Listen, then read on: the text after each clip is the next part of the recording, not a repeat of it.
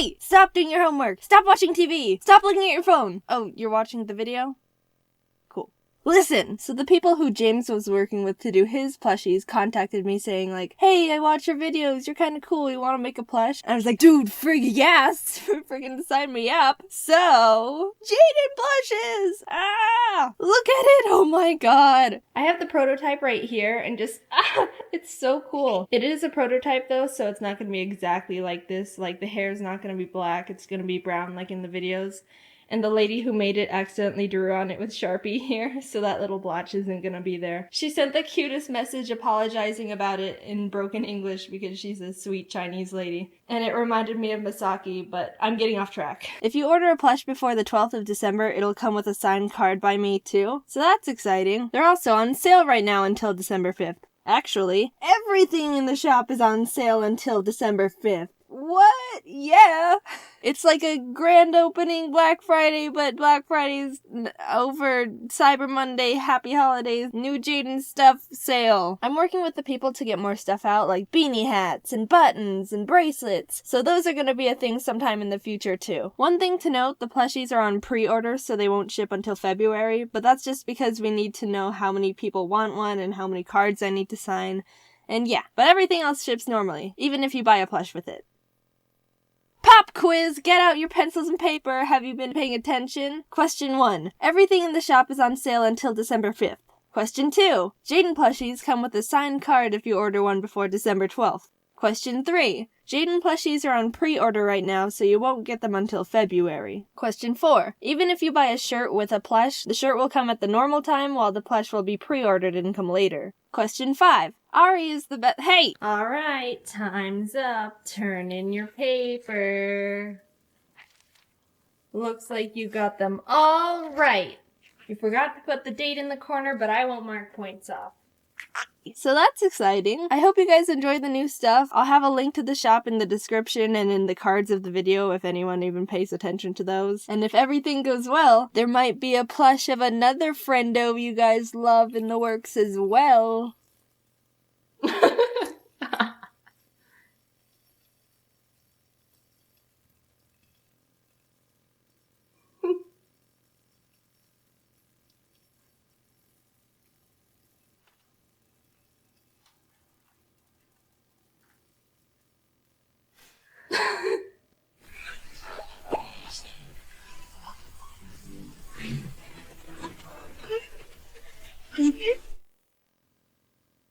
You like the plush, Ari?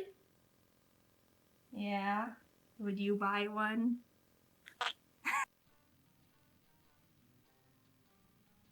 So, I was eating at this restaurant with my best friend Kate.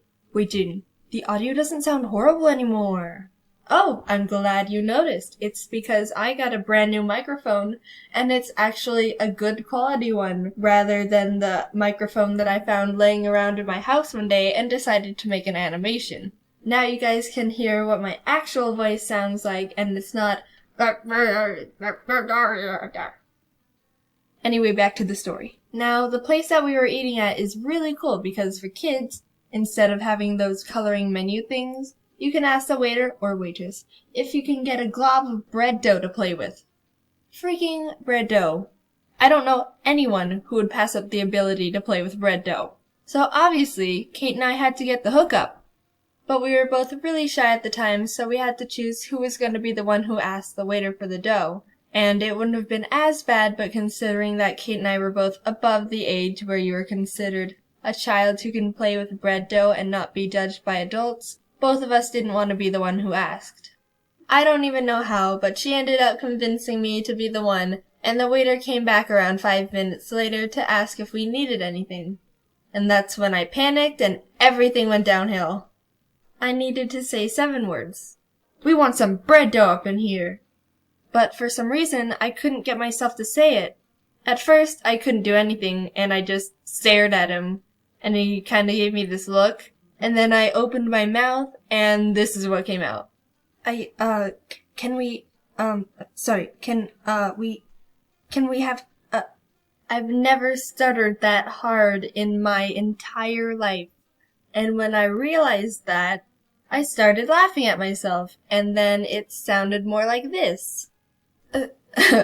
Sorry, can we, can we, sorry, Kate's mom had to just cut me off and translate to the guy what I was saying, and after a look that tried to hide his judgment of me, he walked away. I was so embarrassed, but we all got a good laugh out of it. And hey, bread dough. Automatically worth it.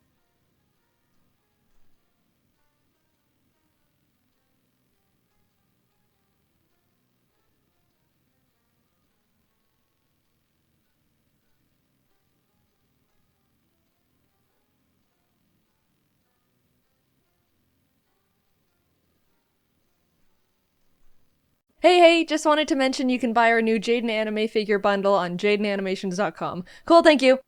Game shows. People's favorite way to fantasize about how to win a lot of money and look really cool in front of the entire country. Everyone is sat down in front of a good old Deal or No Deal and watched the middle-aged white people pick the obvious wrong cases while Howie Mandel just smiles. And if you were on that show, you could do so much better because lucky case number 24 has never let you down. Well, today I'm gonna live that fantasy and prove how easy it is to actually win money on game shows. With my friends Jordan and Kelsey, we're gonna simulate 3 of America's favorite game shows and see how much money we can collectively win. Let's see how hypothetically rich we could have gotten. The first game we tried was Family Feud. 90% of you guys know Family Feud, and I see you, but for the ones who don't, the show asks 100 random people survey questions, and you have to guess what their most common answers are to get points. I thought this was gonna be easy. Steve Harvey sets you up with a dirty question, you scream naked grandma, and then they give you money. But the moment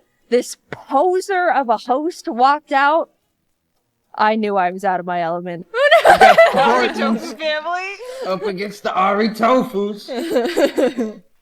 Let's play family. That's not Steve Harvey. The game lets you build your family, and I was just gonna make me and my 2 birds, Ari and Tofu, and randomize the last 2 members. Looking back, I probably should have just made Jordan and Kelsey because they were right there. But somehow the game randomized to Walter White, so we just kind of went with it. You can see them, like, the stretching. Walter White! That's Walter White! It's really him! That's good. Look, it's so good.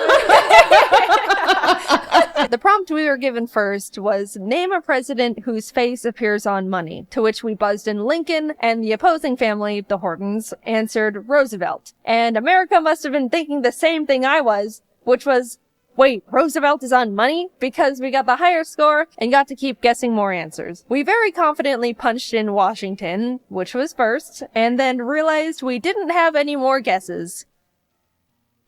Obama? After 3 strikes of wrong answers, the Hortons buzzed Hamilton, which is stupid because Alexander Hamilton wasn't even a president to begin with. Everyone who experienced 2015 knows that. Does that mean they steal all the points? No. If Hamilton? Well, like the Alexander. It's time for you to score some points. If I know something, Hamilton is not a president. Like the Graham Bell. Alexander Graham Bell. No. They took all the points. BS! Name a president. Alexander Hamilton. Ding, ding, ding, ding. Here's all the points. America is so dense and uneducated, they are literally pumping wrong answers into Family Feud, and I am suffering because of it. Name a fruit. Hot dog. Going into round 2, we were down just a bit at 0 points to 96, but we swept the next prompt. Something that helps a baby go to sleep. Milk. Round 3, hit the fan again. Something you might lose as you get older. We were on a roll with hair, teeth, memory, hearing, and memory. We got a strike because I said parents, and even though that's literally 100% correct, guaranteed, it wasn't on there. There was 1 answer left we needed to figure out, and we came up with vision, which we were very confident in, but received another strike. Flabbergasted. How is hearing on there but not vision? We threw out a half-assed walking, got our last strike, and it was given to the Hortons. Strangely enough, they ended up passing. Guess they couldn't think of anything. But you know what the answer was revealed to be? Eyesight. America is so lucky the Hortons passed on answering, because if they answered eyesight and took all our points again after we said vision, it would have started my villain arc. With a strong point lead of 224 to 96, we are now entering a double points round. What's something people alphabetize? Names. Soup. 4 Americans thought they were being funny in the Family Feud surveys, and I am yet again suffering because of it. So the Hortons can play, but they end up passing again for some reason. That family only alphabetizes soup. We tried music, children, we ran out of ideas and just said soup again. Nothing was right. The answers ended up being address book, files, recipes, lists, and spices.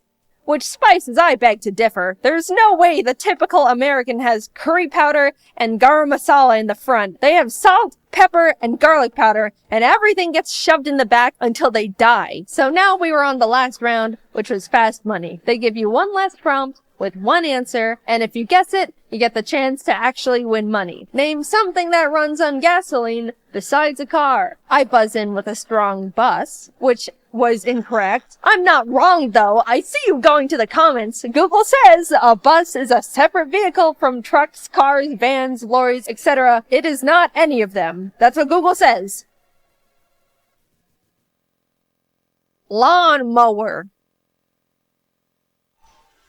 Dude, whatever. All we proved was America's bogging down Family Feud with their stupid wrong answers. I don't want to win that dumb freedom money anyway. With $0 in our pocket, we moved on to The Price is Right. I've actually never watched this game show before, so I was learning as we went. 4 lucky contestants from the audience are given a random item, and the closest one to guess the actual price of it without going over, is selected to come up on stage and play more games to earn money. And I learned that even if I was one of the lucky 4 people selected, I wouldn't even get the chance to be on the actual show. The game gave me 6 chances to be the closest one to the price of the items, and I lost every single one. But hypothetically, even if I miraculously was the winner and taken on stage, I still would have won nothing. I tried twice for content and still ended up with $0. So we're entering our last game show of the day, and we've got a whopping $0 to our name after being on 2 of the most popular shows created. We really need to make this one count, because I am going to look like such an idiot if I was on 3 game shows and came back with 0 money. We walk out on stage. The spotlight finds us. Jeff Foxworthy raises the microphone to his mouth and welcomes us to Are You Smarter Than a 5th Grader? The show where you're given trivia children up to grade 5 are taught. Answer them all correctly and we could be leaving the show with $1 million in our pockets. But fail and you're doomed to know you're not smarter than a literal child who has to raise their hand to go to the bathroom. That's Jeff's favorite line to drop when people lose. He says it all the time. It's like his go-to roast. Every couple of questions, you have to pick a child they have provided to help you out. You're given the chance to either peek at their answer or copy their answer, but you can only do those once. They're like your child lifelines. I picked Jeremy as our first little buddy. I liked his enthusiasm, and he gave us a really good high five. The subject we chose was under 4th grade math, and the question was, how many lines of symmetry are found on the following shape? It showed us a picture of a pentagon. I accidentally thought it was a hexagon at first, which was not my finest moment. And then it glitched and never went away. We couldn't get the pentagon to disappear and literally couldn't read the multiple choice answers. Our thoughts were, since we wanted to punch in the answer of 1, yes, I know, another not the finest moment. Look, I was stressed, okay? The Pentagon was freaking me out. I wanted to say 1. Surely they would have put the answers in ascending order, A being the smallest number, and D being the highest. So we locked in A, hoping it was 1. Lock in. Oh, man. Locking in. So no! Let's restart. Let's restart that there. First of all, 7 was completely the opposite of what we were trying to say. Second of all, we wouldn't have been right in the first place. And third of all, Jeremy ended up saving our hides. So besides being able to either peek at or copy your student's answer, if you ever get something wrong but the kid gets it right, you get to be saved and are still in the game. Like the rest of the lifelines, it can only be applied once, and Jeremy was here to be our Pentagon-knowing hero. Anyway, we restarted. That attempt, we weren't counting that one because that was just a practice round, and the forever lasting Pentagon wasn't fair. It messed with our heads. But this one's for real now. Attempt 2 started and was going well. We ended up getting to the 6th question without any problems. But of course, as our luck would have it, we were given another glitched question where they gave us an image, and then we can't read the answers. This time the question was from 4th grade social studies. What is the shape of the following landmark? And then it showed us this. I didn't know what it was called, but Kelsey was sure it was the obelisk, and we could barely see that as answer C. Even though we were 99% sure we should just lock in C, I wanted to play it safe and copy our chosen student Alicia's answer. So we copied her, and Jeff Foxworthy revealed the correct answer, which was C, obelisk. Jordan, Kelsey, and I all celebrated because we were right, but in a very unfortunate turn of events, it was revealed that Alicia punched her answer in as B, pyramid. What, you little... Oh my god. Attempt 3. We really wanted to do one attempt each with the game shows because on national TV you've only got one shot to make your money. But I don't think there's ever been times on Are You Smarter Than a 5th Grader where Jeff Foxworthy tapes the obelisk to your face and makes you guess on while you're locking in. This time, I'll say it now, we didn't get any questions where the pictures perpetually blocked the answers. It was all a fair fight, and whatever we win on this try is what we're going with. And it was going well. Really well, in fact. 3rd grade animal science. Which of the following animals has 8 arms? Ha! Octopus. I knew that one. 3rd grade music. A symbol that represents the duration and pitch is also known as what? Musical note. Then we got stuck on 5th grade measurements. 9 meters is how many yards? I don't know that. I am an unfortunate slave to the imperial system. So we decided to copy Juliet's answer, which was 9.8. She was right. We got to move on, even passing the $25,000 benchmark question. That means if we end up flunking out from this point on, we still get to leave with $25K. Solid, but we're going for that million. By the way, I had no idea you could win that much money on this show. They could ask you, what's this? And then you say the color wheel, and then you can walk out with $300,000. That's absolutely bonkers. Anyway, we were getting far. Really far. 50,000, 100,000, 175,000, 300,000. We were still in it. The $500,000 question arrived. 4th grade inventors. Which inventors' improvements to the steam engine were instrumental in starting the Industrial Revolution? We didn't know. None of the choices seemed right, as in, we didn't know who any of them were besides Benjamin Franklin, and I don't think he did that. After a lot of back and forth, we decided to guess on Robert Fulton, which was the wrong answer. We were out. But then we realized we still had hope. We hadn't been saved yet. If the student we chose during this round got it right, we can still keep going. Jordan, Kelsey, and I looked to our side to realize Alicia. The girl who thought this was a pyramid.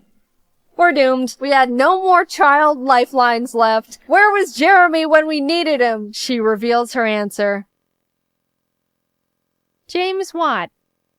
She was right! We were saved! You were just saved by someone who needs to raise their hand to go to the bathroom. Jeff, we made it. We got to the $1 million question. Apparently, they tell you what the subject is gonna be, and if you don't want to take it, you can still walk away with $500,000, which is very generous. But the catch is, it's not multiple choice. You have to submit your answer yourself. Which, being real, if I was really on this show, I would just be like, alright, cool, see ya, and settle on the $500,000. Are you kidding me? That's $500,000. I've proven enough here. I'm going home now. But for the sake of the video, we went all in. The subject was earth science. And the question was, what do you call the process of heating water into steam and then cooling it to purify it? To which I was like, I don't know. But miraculously, Jordan knew it. I might know this. Fucking, Oh my god, I don't know this. That's distillation. Is Good it? job, babe. Yeah, right? How do you spell that? DIST. Isn't that what you do to alcohol? Yeah, ILL. Distill. I'm pretty sure. It's a better word than I would have said. I would have said, Jeff, I don't know. Locking in. I hope so. I hope. I hope they're not sounds like, right. actually it's distillation. Here's the correct word. Condensation. Now locked in for the final time. Oh my God, fingers crossed. Is on the line. Everyone First in of the all, audience crossed their congratulations for arms at the getting same to the end of the time. line. They're It's not pissed. easy. You will lose $475,000 and walk out of here with $25,000 is still a $25,000. juicy amount. That's a good amount. Like, I'd still be happy. Like, very happy. Me too. No, I'm sorry. No? What? What is What it? is I can't believe what a moron I am. You're this not is a my moron. bad. Show us the What- correct answer, please. I swear to God. We were right. We were right. We were right. No. We won that million. I don't care what the game says. We won that $1 million fair and square. It's distillation, not distilling. Shut up, Jeff Foxworthy. Go back to making barbecue sauce. So let's see what we made. Family Feud? Nothing. Price is Right? Wouldn't have even made it on stage. Are You Smarter Than a Fifth Grader? Hypothetically, $1 million. I'm happy with that. Thanks for watching. I wanted to mention again, we're selling a really cool Jaiden anime bundle that includes a new figure, vinyl record with Japanese and English versions of our Rise Above song, Ari cards, stickers. Go to JaidenAnimations.com and follow our shop Twitter at JaidenShop for updates and sneak peeks on what we're working on. Alright, thanks for letting me shill. Bye bye. You already know I like art. But there's other things to me, you know? Aside from art, I like other things too. Like art. In instrument form. When I was 5 years old, my mom put me in piano lessons. And even though I didn't understand what piano really was at the time, it just became a part of me as I grew up, and I still enjoy it to this day. If you didn't know I play piano, then you must be very new here. Do your research. I literally posted a piano video like, 6 videos ago? Nah, just pulling your leg. It's fine if you didn't know. I'm glad you're here. Welcome. But I mean, it was only 6 videos ago.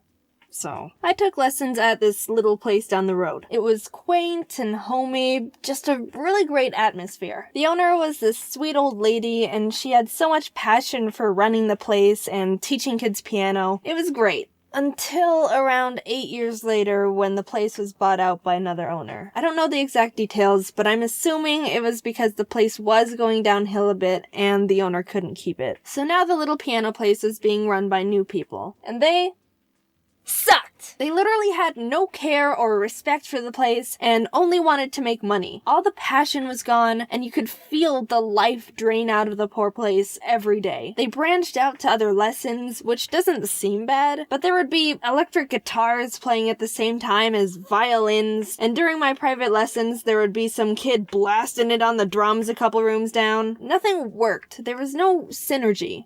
But no, it got worse. The new owners renovated the place to add dance lessons. So not only are there frickin' drum solos playing at the same time as one-on-one piano lessons, but now there's an extra layer of background noise of bad hip-hop music. I remember trying to play a Mozart piece I was assigned, and halfway in we were interrupted by a lot of people were complaining, but the owners didn't listen.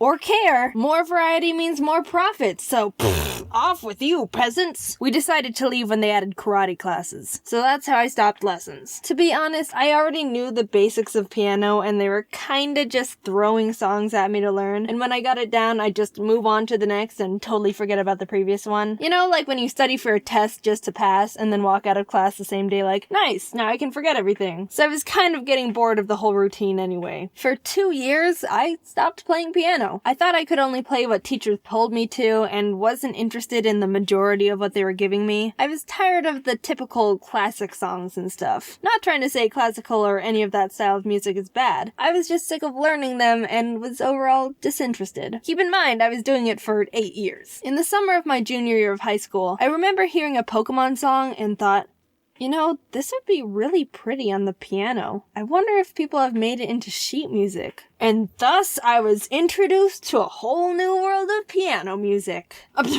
Jaiden, you aren't a real pianist unless you only play Beethoven and Chopin and Mozart. Anything else is a disgrace to the piano.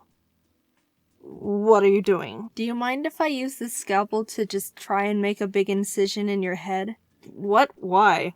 You seem a bit close-minded. I started downloading a bunch of video game sheet music I was attached to, and I was re-inspired to pick up piano again. Yay, happy ending! Don't give up on your dreams, kids! Sparkles, fireworks. But what you don't know, unless you know me personally, or have been stalking me for the past 14 years of my life, is that I've actually had my fair share of playing a lot of other instruments too. I was a bit of an instrument dolphin, diving into one instrument, dropping it, and diving into a new one. Repeat cycle.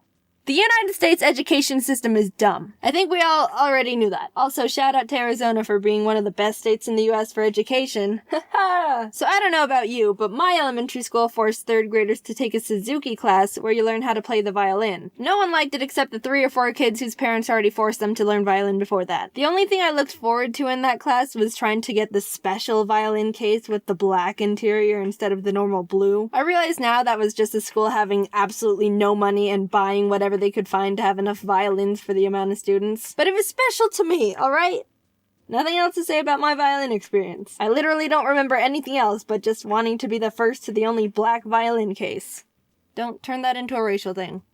Looking at you, Wall Street Journal. In 4th grade, they let us choose if we wanted to stick with the violin or switch to a viola, cello, or bass. I chose the cello. Nothing else to that story either. I just played the cello for a year and then dropped it. There was this one girl in class who was literally the smallest out of everyone. Insert easy typical short joke. She chose the bass. The thing was frickin' 2 times the size of her, height and weight-wise. It was almost torture watching the poor girl haul this obnoxiously large instrument to class every week. So that's how the Egyptians built the pyramids. The school also forced us to learn the recorder. That was a nightmare. All I remember about those days were... guitar! Dudes, calm down with the instruments. What are you trying to do? Turn us into a parade? Again, the school was shoving more instruments down our throats when they barely had the budget to pay for complimentary pencils in their own classrooms. Hey, I don't think you need to be throwing away your money to random crap. You know, I think there's some other people there who could benefit from a bit extra in their salaries. So the school bought guitars, but not enough guitars. They couldn't afford enough for all the students in a class, so we had to share them in groups of 3. 3! Not even 2!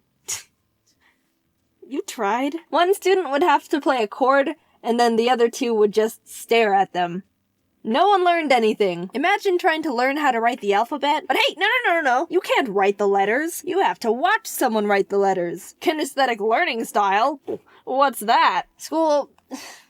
What are you doing? Are you actually trying to be low on that education list? You know you're supposed to try for first, right? It's not a high score kind of thing. You're not supposed to go for 50. Finally, of course, there was the typical band option in 5th and 6th grade. The instrument I chose was the flute. The main reason was because when the band teacher came in to show us all the instruments we got to choose from, he let us try and play them without any experience. And when he was explaining the flute, he was like, okay, now the flute is one of the hardest to pick up. It's a bit more complicated than it looks. You've got to figure out the exact special way to align your lips to make the sound because it's very particular. Holy Mother, I am the chosen one. This is a sign from the heavens. Great God, Apollo has destined me to play this flute. Get wrecked, mates! I actually really liked playing the flute. Since I already knew how to read sheet music from my piano lessons, I was already a step above most of the students, and I had fun. But I had to drop it after 6th grade because taking band in junior high didn't fit into my schedule. Instead, I chose to take an art elective. And you know where that led to. Alright, serious business to talk about here. It's actually important. I've noticed a lot of people have been going out of their way to send threats and really horrible messages to other people that, I guess, create similar content to mine. And I just wanted to say, dude, stop. I'm getting embarrassed on behalf of what you're doing. These people aren't copying me or anything. They're just having fun making videos. Calm down. They're getting really unmotivated and sad. You're kind of ruining it for everyone. You may not believe it, but what you say and do online does have an impact on people. You have the power to really hurt someone, but at the same time, you also have the power to make someone happier. So I mean, it's your choice if you want to create a good impact or a bad one. I don't really care what you do. I'm not here to be your mom. Freedom of speech and everything. But, I don't know. Stop comparing everyone to each other. Just let them do their thing. They're not pretending to be me or anything. There's a difference between taking inspiration and straight up copying. Think about it. If everyone was copying each other, then there would only be like a few channels on YouTube. Only one animation channel, only one gaming channel, only one vlog channel, etc. Everyone else is a copy in your eyes, right? What makes channels different are the personalities behind them. Content can be similar, but everyone's so unique identity and charisma-wise that every channel is kind of in their own category. Just everyone chill, okay? Cool. Have a good rest of your day. When Carl Jacobs popped up in my DMs asking if I wanted to be in Mr. Beast's upcoming video, I'll be honest, my gut reaction was fear. Mr. Beast has basically become YouTube's own mad scientist. He can snap his fingers and shape reality at this point. Despite part of me thinking I should just stay in the comfort of my own home, I felt really honored to be invited and kinda just wanted to show up, say hi, and then realistically go home within the first round of eliminations. I accepted the ominous invitation, and before I knew it, was flying to North Carolina being handed a custom uniform, all before even knowing what I actually just signed up for. I didn't even know if there was a prize for the winner at this point. Walking into the green room, I was expecting to not know anyone, but to my relief, I saw a lot of familiar faces. I even used this time to ask Matt Pat what it was like to meet Scott Cawthorn, and he told me FNAF secrets. So already this trip was more than worth it. Eventually, we were herded down a long, mysterious hallway until we saw it. The Mr. Beast cube. After everyone was filed inside, we were told the last person to leave the cube would be deemed the winner. And also win $1 million for their subscribers. This is for $1 million? The challenge began. Immediately, people started jumping in the giant pile of real money that was inside, throwing handfuls of bills in the air, laughing, mingling. To pass the time, James and I drew our cartoon characters out of dollar bills on the floor. The staff came in and ended up giving everyone their own personal vlog camera to document their POV of the challenge. And I think I genuinely was the only person who didn't record a single second of footage on that thing. I just thought, I'm not going to use this footage because I'm not going to make a video out of it, and they're going to have plenty of other people's footage to use. In hindsight, maybe it would have been a good idea to record something, just in case. I don't know, maybe the Mr. Beast team would end up actually wanting to use some of my footage. Who's to say? After maybe an hour or two, Jimmy came out for the first bonus challenge. A single free throw. Miss and you're eliminated, but make it, and not only do you get to come back into the cube, you also win a Cybertruck for one of your subscribers. They had 50 people's subscribers just in a room waiting for something to happen. I'll be honest, when Jimmy explained the extra credit challenge, I was like, hell no, I'm not going up to miss a free throw and leave immediately after nothing's happened yet. If my subscriber back there knew what was going on, they 100% would have understood they weren't getting called up for nothing. If I remember correctly, maybe 2 people ended up making their baskets and 3 people were eliminated. I could be wrong. I don't remember because I didn't vlog it. While chatting with friends, Ludwig walked up and asked if I wanted to do a dice bet. With nothing else to do, I agreed. And to no one's surprise, I lost. And an evil expression washed over Ludwig's face. Alright, since you lost, I want you to walk up to Kai Sanat and introduce yourself with, "Hi Kai, I'm Jaiden. So which of my videos have you seen?" Maybe I should have just missed a free throw. "Hey Kai, there's someone I want you to meet." "Hey man, I'm Jaiden. Nice to meet you. So, which of my videos have you seen?" Excuse me? Holy shit, I'm gonna kill myself. "Oh, so which of my videos have you seen?" "Oh, I'm sorry, I haven't seen any, I don't think." "Ha! That's okay. Nice meeting you, bye." Kai was super chill and nice about it, but oh my god, I wanted to rip my skin off. I'm stuck in this cube with him until further notice, and it's all Ludwig's fault with his stupid dice. I hate it in here, let me out! Oh, hi Jimmy. We were told to gather up in groups of 5, designating one as a team captain who will have immunity for the next challenge. I was with James, Schlatt, Ludwig, and Charlie Moist Critical, using the dice to choose the captain. This time, I actually rolled highest, but reassigned it to Ludwig because I couldn't cope with the idea of possibly being responsible for a teammate's elimination. And then it was revealed captains would just have to assign their teammates a shape for the Squid Game Honeycomb Challenge.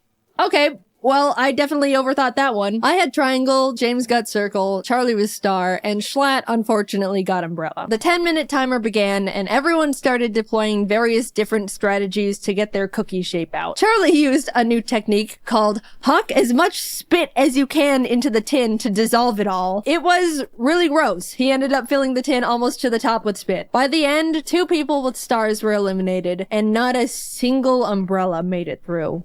Bye, Schlatt. It was very funny seeing Mr. Beast lift the lid off Charlie's tin and immediately reel back in disgust, though. A total of 14 out of 50 people have now been eliminated, leaving 36 people. Honestly, that was good enough for me. Losing at any point going forward was already further than I was anticipating. We were fed our little thing of rations and left to wait again. It probably doesn't seem like long in Mr. Beast's video, but it was like 9 p.m. by the time we began the second real challenge. After being directed to choose a partner, James and I shook hands, ready to take on the next game as a team, and froze as it was revealed we had just chosen our own opponent. Another Squid Game tactic. I probably should have seen it coming, I just didn't expect the double up. The Beast staff revealed the next challenge as they rolled in a giant Jenga tower. Winner stays, loser walks. Unfortunately, the very first game of giant Jenga between KSI and AJ ended up taking literally 2 hours. Doing the math in our heads, we all kind of figured we probably didn't have the time to play Jenga for the next 30 hours. But just as AJ won, KSI hoisted him over his shoulders and ran out of the cube. No! Huge drama! Everyone was freaking out. AJ was stunned. No one knew what to do. Was that legal? Can you just carry people out of the cube? Jimmy had everyone take a vote, and pretty much everyone opted to bring AJ back in. Yes, out of the kindness of our hearts, but also out of fear of being manhandled. So since giant Jenga was a bust, production ended up scrambling to try and find like 12 sets of normal Jenga at midnight in North Carolina. A feat that seems impossible, but I feel like Jimmy could just call up the president of Jenga and have it all delivered via helicopter within 30 minutes. It took a bit, but the slightly larger than normal, yet still reasonably sized Jenga towers were all set up. As our game was going on, James and I ended up making a pact that whoever was eliminated would relay to the outside world that the other was okay, because we didn't have our phones, by the way. Our friends only knew we were in the Mr. Beast cube and haven't responded for 14 hours. Our game of Jenga was pretty intense. Eventually it got to the point where as I was watching James pull out a final piece, I realized there wasn't any left for me to safely remove. I'm about to be eliminated. And a flash of bliss washed over me. Sure, I'll be gone, but that's okay. I'll be set free into the outside world again. The cube is harsh, unforgiving. It's taken so many of my friends from me. The glass floor is hurting my butt. I'm ready to go now.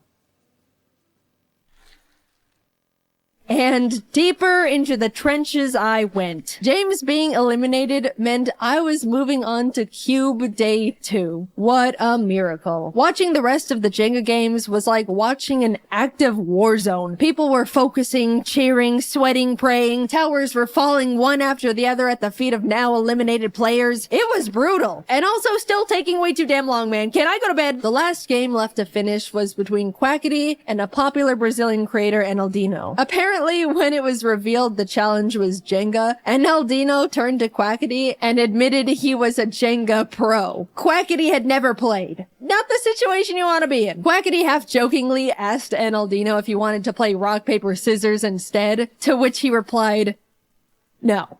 Which, you know, fair. But 3 hours into this single game, the two of them were neck and neck. Genuinely the most cracked round of Jenga possibly ever. Everyone in the cube was gathered around watching Quackity slowly pulling out the very last piece in this skeleton of a Jenga tower. Just as he was about to make it, Enaldino asked, rock, paper, scissors? Quackity looked up at him. Muito tarde. It was over. Enaldino tried to hang in there, but in the end, he fell. 18 people were now eliminated. Alright, it's 3 a.m. Let's go to bed. I genuinely thought they would let us go back to our hotel rooms for the night, but Man, now this is just great. I won myself a ticket to a night in the Mr. Beast cube, sleeping next to a bunch of people I barely know, and I was probably just gonna get eliminated first thing in the morning anyway. As I was getting ready for bed, Kai walked by. Hey, I gotta check out your videos sometime. Oh, I'm sorry, man. I lost a bet to Ludwig and he made me say that. Oh, shit. Okay, damn.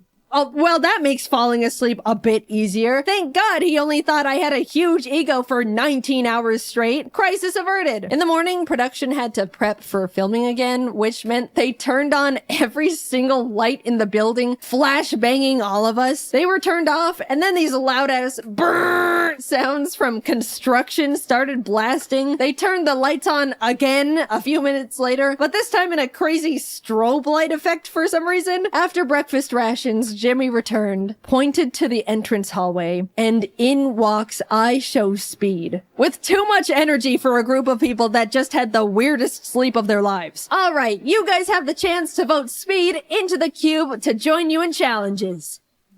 The kind thing to do was to let him in, but we all just survived trenches no one could even understand. We were trauma bonded together.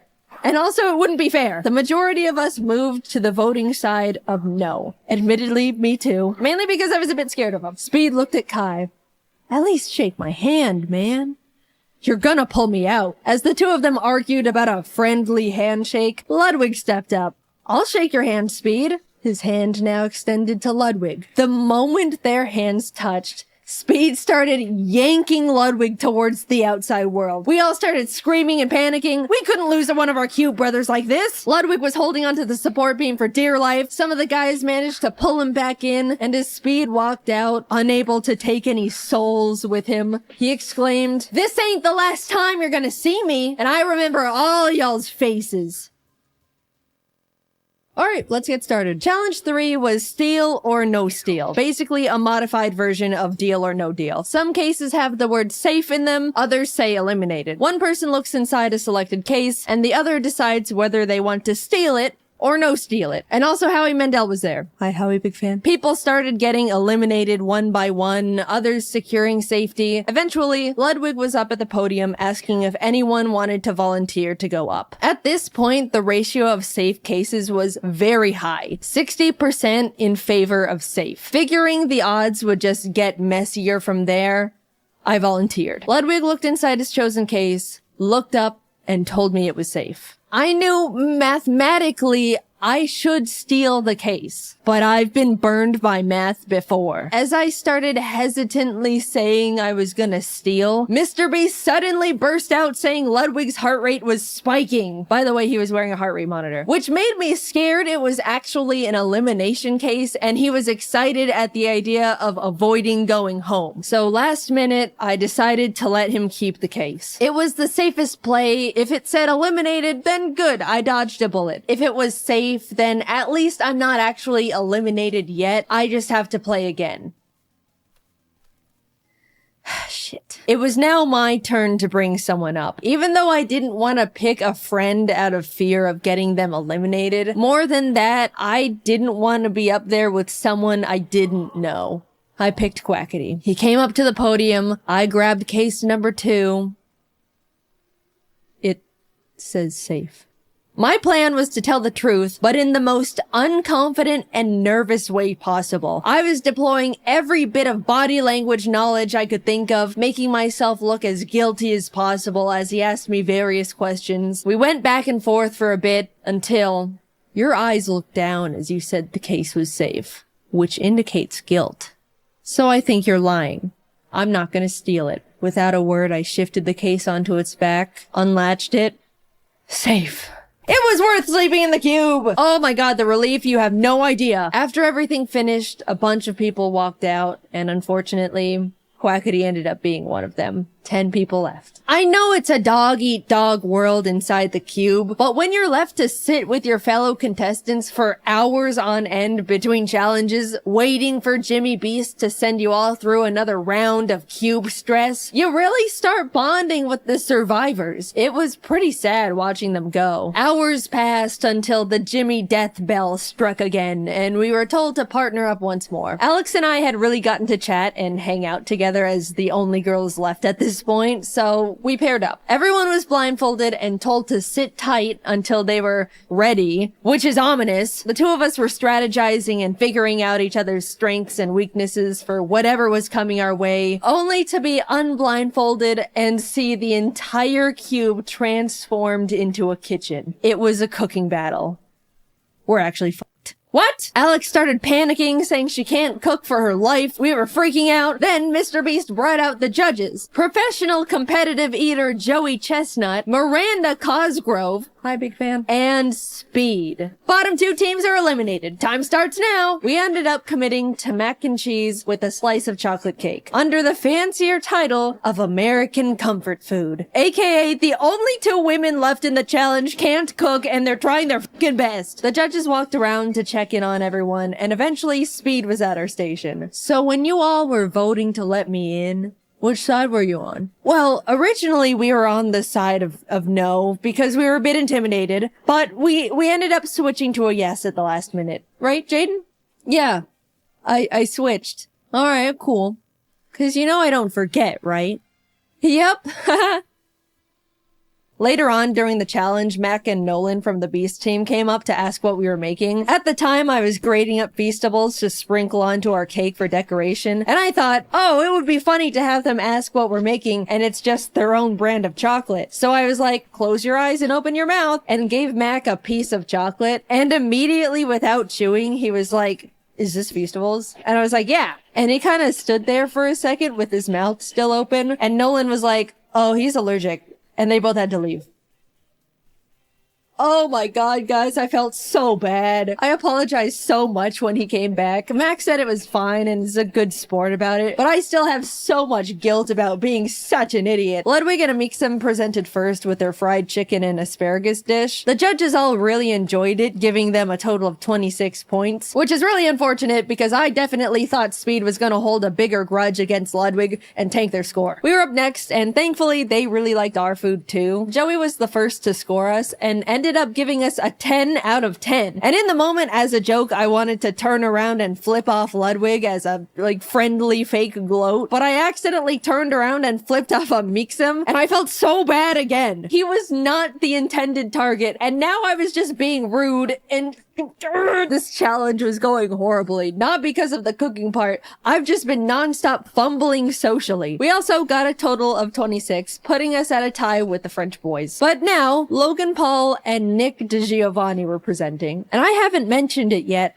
but Nick is actually a goddamn chef. They even gave us all his own cookbooks as a helpful tip for the challenge, which is just a knife twist in my opinion. So yeah, they knocked it out of the park, got a 29. The judges were licking their plates. After them was Kai and AJ, who had a great presentation, but their food, not so much. They got a 16. After eating, Speed got up and started smashing the plates on the ground, and Logan Paul saw this and got really excited because he wanted to smash plates too. Without thinking, he ran out to join Speed, and we all shouted at him in panic. Confused at the sudden change in the air, Logan looked back at us before realizing he left the cube. To this day, none of us are truly sure if he did it for, the content or it was a genuine accident. In his defense, the set was so cosmetically different that it really did feel like we weren't in the cube anymore. Either way, he content created too close to the sun, and even though he had a guaranteed spot in the finals, he was eliminated. The last team of Rubius and Spriter went up with their Spanish tortilla, but turns out Spriter is a huge fan of Speed, so he made a special Thai dessert just for him that the other judges weren't allowed to eat, which is honestly hilarious. We all held our breath as the judges flipped through their scores.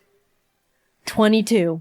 Alex and I made it to the finals. I never in my life thought I was gonna be getting this far, and suddenly realized I need to actually think about what I would do if I won. I went into this thing not even knowing if there was a prize at all, and was now facing the reality that I could win the whole thing. Hours passed as the five of us sat together in the cube until Mr. Beast emerged for the final time. Someone was about to win $1 million for their subscribers, and it all came down to this last challenge. Honestly, among the group, there wasn't a single person I thought didn't deserve to win. Everyone left were good people who all wanted to do something really positive with the money. It was great getting to know them all over the course of 2 cube days, and I was really proud to be standing next to them in the finals. 5 briefcases were piled in the center, one for each finalist. We were to each take one, peek inside our chosen case, and within the next 10 minutes, discuss who to vote out. If you're voted out and your briefcase is empty, you're eliminated. But if you're voted out and your case has the $1 million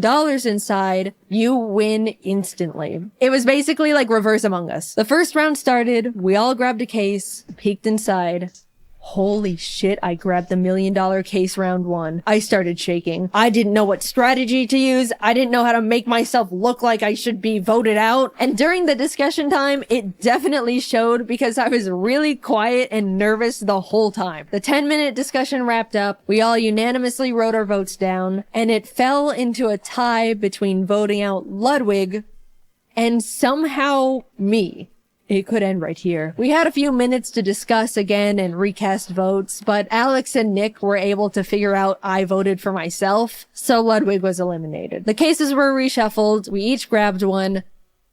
I pulled it again. In that moment, I froze. Since I was in the hot seat last round, I was probably gonna fly pretty under the radar this time. Someone else is gonna be voted out, and I statistically will not see this case ever again. If I'm not voted out here, I basically lose. The second round began, and it was pretty much a blur from there. I was trying to talk more because being quiet last round got me found out, but was still flying too under the radar. Amidst trying to keep up with the conversation, strategize, and hold myself together, I couldn't find my win con. But with a few minutes left, Amixem said something that I think shifted the entire game. What are the odds Jaiden pulled the $1 million case twice? There it was. Gambler's fallacy, save me. Save me, gambler's fallacy. I couldn't mess this up. I don't know what to say to that one. Everyone's attention was now on me, and I could tell they were all thinking about what was just thrown into the ring. We all looked down at our papers. I wrote my name as quietly as possible, worrying the sound of the letters were gonna out me. Jimmy read them all out. Jaiden. Alex. Jaiden. Jaiden. They voted me out. I slowly walked to the middle of the podium with my briefcase. In that moment, I was the only one who knew what had just happened. Everyone leaned in as I unlatched the case and revealed the $1 million. I won! Confetti cannons blasted. Everyone immediately started congratulating me. All the eliminated contestants left in the green room ran out screaming and jumping around me in celebration. I started to tear up for some stupid emotional reason. So yeah, I won $1 million to give away to my subscribers. That is a Looney Tunes amount of money. First of all, top 5 all agreed that whoever won the $1 million would give the other 4 $100K each to do something for their subscribers too. So a total of $400K will be going to Ludwig, Alex Botez, Amixem, and Nick DeGiovanni. With the remaining $600K, I decided to put it towards paying for as many people's art degrees as possible. It's really scary going into the art field right now between the animation industry hitting their rough patches, AI threatening to take artist jobs. The overall career path is extremely intimidating and difficult to break into. I'd really like to encourage and make it easier for some of the up-and-coming artists by being able to send them through art school stress-free. I have no idea how to set it all up, but I'm currently working with as many qualified people as I have available to me to make it happen. As my and Mr. Beast's team figures it out, I'll keep you all updated through my Twitter. We'll get it sorted. I entered the Mr. Beast cube ready to just talk to my friends and screw up in the first challenge, but instead I was isolated from the world for 48 hours, watched my peers fall one by one in front of me, and left with $1 million for my subscribers. Thank you, Carl, for inviting me. Thank you to all my friends who made the cube so much more enjoyable. Thank you, Mr. Beast, for creating this incredible opportunity I can now use to support artists. Despite being put through cube trenches, I had a really great time. And of course, huge thanks to the Beast crew for making it all happen. It was something I'll never forget or experience ever again. Hopefully.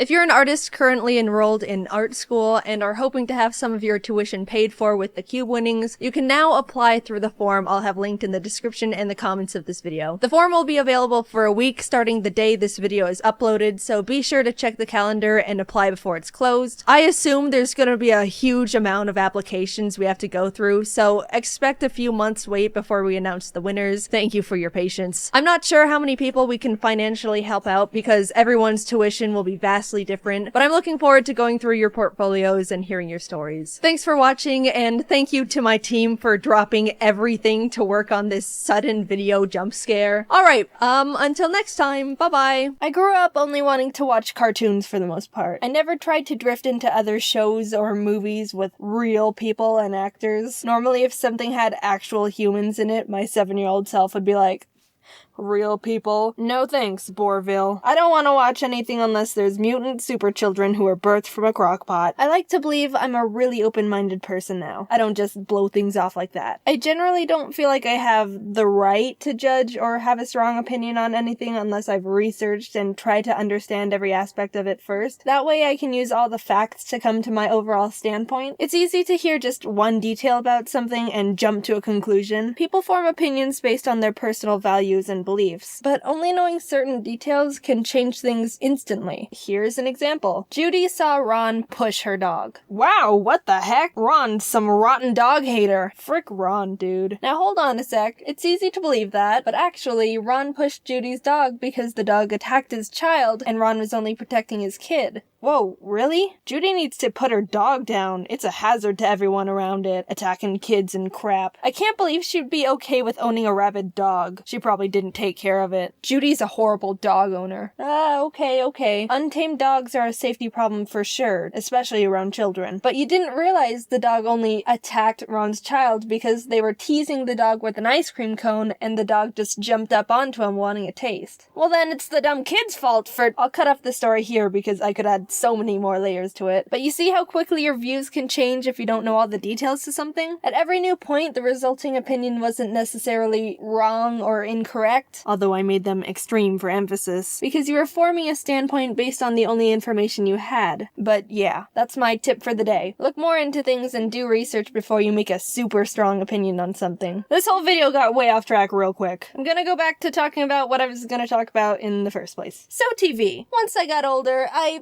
still mainly only watch cartoons. But I've developed an extreme love for documentaries. You don't even realize you can be interested in something you never even realized you didn't care about until you watch a documentary about it. Like one time my best friend Kate and I sat down and watched one about the voice and puppet actor behind Elmo.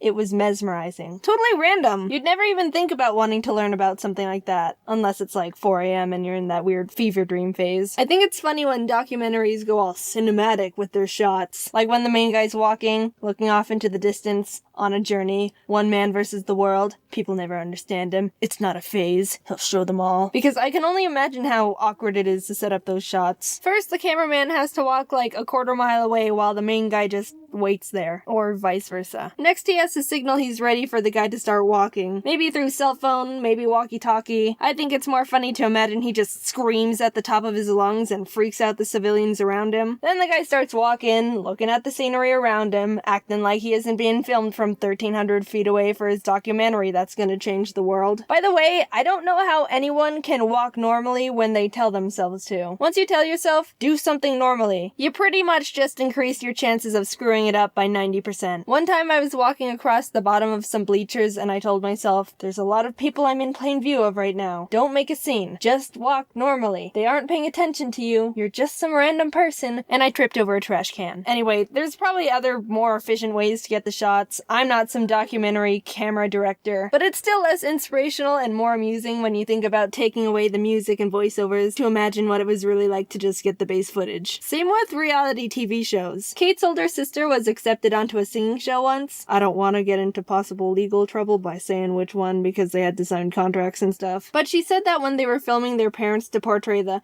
"Oh, we're so proud of her for following her dreams" kind of clip, they had Kate and her brother in the background to make it look all casual. They told them to just look like you're talking to each other while we film the foreground. So we can talk about anything and no one would know. Watermelon, watermelon, watermelon, watermelon, watermelon, water. I'm not big on most reality TV shows because as real as they might be, some are completely set up, some aren't. They're all dramatically enhanced to some degree. And there's a point where you start noticing, and it's hard to take anything seriously after that. What I find the most amusing are the sound effects and how crazy they are. I've been obsessed with watching Gordon Ramsay's Kitchen Nightmares show, so I'm gonna use those as examples because I've watched so many. Why are you so stubborn? I'm not stubborn. It's like no one's striving to be better. You tell me how you feel about the frozen food. I hate it. Huh? Made yesterday? It was actually made 3 weeks ago. With salad. That was quick. Not bad. Thank you, my darling. Enjoy. Thank you. Jesus.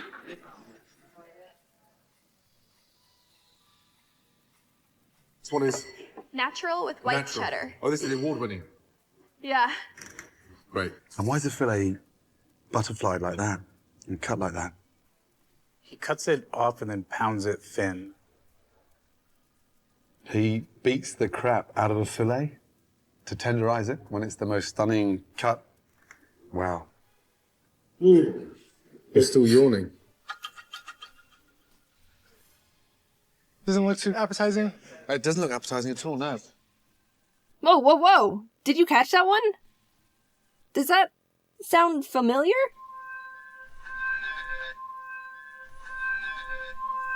Kitchen Nightmares uses the same sound effect of some kid butchering the recorder as the pigeon documentary I talked about in my thesaurus video. Is there some, like, YouTube music library, but for documentaries we don't know about? Hey, Craig, what's the sound effect you used 43 minutes 8 seconds into your Rubber Ducks documentary? Oh, it's Maracas _ 05. Ah, thanks. Yeah, I tried Maracas _ 02, but it didn't have the exact effect I was going for. In the UK, they don't use nearly the amount of dramatic sounds American shows use. Just look at this old clip from the UK version of A Kitchen Nightmares. Does this make you feel better shouting in front of the blue I'm not shouting in front of anybody. Is that you have to show off? I'm... How bloody Don't dare be stupid. Don't be so stupid. No over-the-top dramatic crap? It's almost pure. Here, I'll fix it American style. in front of anybody. Is that you have to show off? I'm... How bloody dare Don't be so stupid. Putting everything aside here, I freaking really love all of Gordon Ramsay's shows. I have a problem. I've watched, like, all of the Kitchen Nightmares. I love MasterChef. I love Hell's Kitchen. I love Hotel Hell, even though I've only seen, like, 1 or 2. I haven't watched Gordon Behind Bars yet, but I still love it. I've never had the answer to this before, but if someone came up and asked me, who's your favorite celebrity? I think I'd have to say Gordon Ramsay. Ironic, considering he's a chef and I don't eat the standard American diet. But he's a really great person from what I've gathered. Someone might think, oh, he's just a big jerk who yells at people. No, you've got to look deeper than that. Where is your character analysis? He's a genuinely great guy who's passionate and takes pride in what he does. He's not cocky or arrogant. He's always willing to learn more, and how this turned into me talking about how great Gordon Ramsay is. Gordon, you're welcome for sticking up for you. Even though you can obviously handle it yourself. Anyway, I've gotten off track enough in this video. If you're ever bored, I recommend just binging the whole Kitchen Nightmares YouTube channel. They've got, like, one of the funniest comment section communities on the entire YouTube platform. Shout out to Kitchen Nightmares and Gordon Ramsay. If you ever see this, I love all your stuff and you're considered my favorite celebrity, I guess, now. I don't know. You know, I've never given shoutouts or anything like this before, and it's a bit funny the first one I'm doing out of all the people is to Kitchen Nightmares and Gordon Ramsay. How about, yeah, let's end the video with a shout out from the comment section. Yeah! Let's see, this person said to give a shout out to me. Alright, big ol' shout out to me, everyone. Okay, no more shout outs, so don't ask me. Bye. Just because I know there's gonna be some people out there who are gonna be like, Jaiden, you said you don't like reality shows because they can be staged or exaggerated, but then you say you like all these Gordon Ramsay shows. What the heck? Yeah, I normally am not a fan of reality shows, but I like these ones, okay? I can accept the fact it may or may not be dramatically enhanced and still enjoy it. So, Also, by the way, since you're here, my buddy Ryder, or Foot of a Ferret, made a brief history of me, so you should check that out. He's a cool dude. Sorry if this sounds weird. My wisdom teeth are like, hey, we're gonna rip through your gums right now, and I'm in excruciating pain and can barely move my jaw. I've been putting off scheduling an appointment for the dentist to rip them out because I didn't want to be in pain recovering for a week. But here we are, man. Irony, am I right? Lesson learned. Teeth are jerks. Why can't they just cooperate with the rest of your body? Like, my arm never decides, hey, we're gonna grow another finger, because it freaking knows I don't need another one. This is a group body effort, teeth. Stop bringing down the team. Also, see you at VidCon Europe. Hey guys, do you remember Kate from Embarrassing Moments #1? She was with me when I was making a fool of myself. Hello. Well, she works at a popular frozen yogurt place and has some pretty crazy customers with some pretty funny stories. And I wanted to share one of her stories with you all. Everyone say hi to Kate. Hi, Kate. Okay, so it started when an old man and his elderly family and friends walked into the store. Now a little background on yogurt handling. Every night at 8:15, one of the employees has to clean and drain one machine that holds a yogurt flavor. This means that customers can't order that flavor for the rest of the night. My coworker, we'll call him Kevin, was over draining the salted caramel flavor, which just so happens to be the most popular yogurt flavor. Since Kevin was over handling the machine, I was the one who had to take the customers' orders. Hello, what can I get you? Give me some of those salted caramels.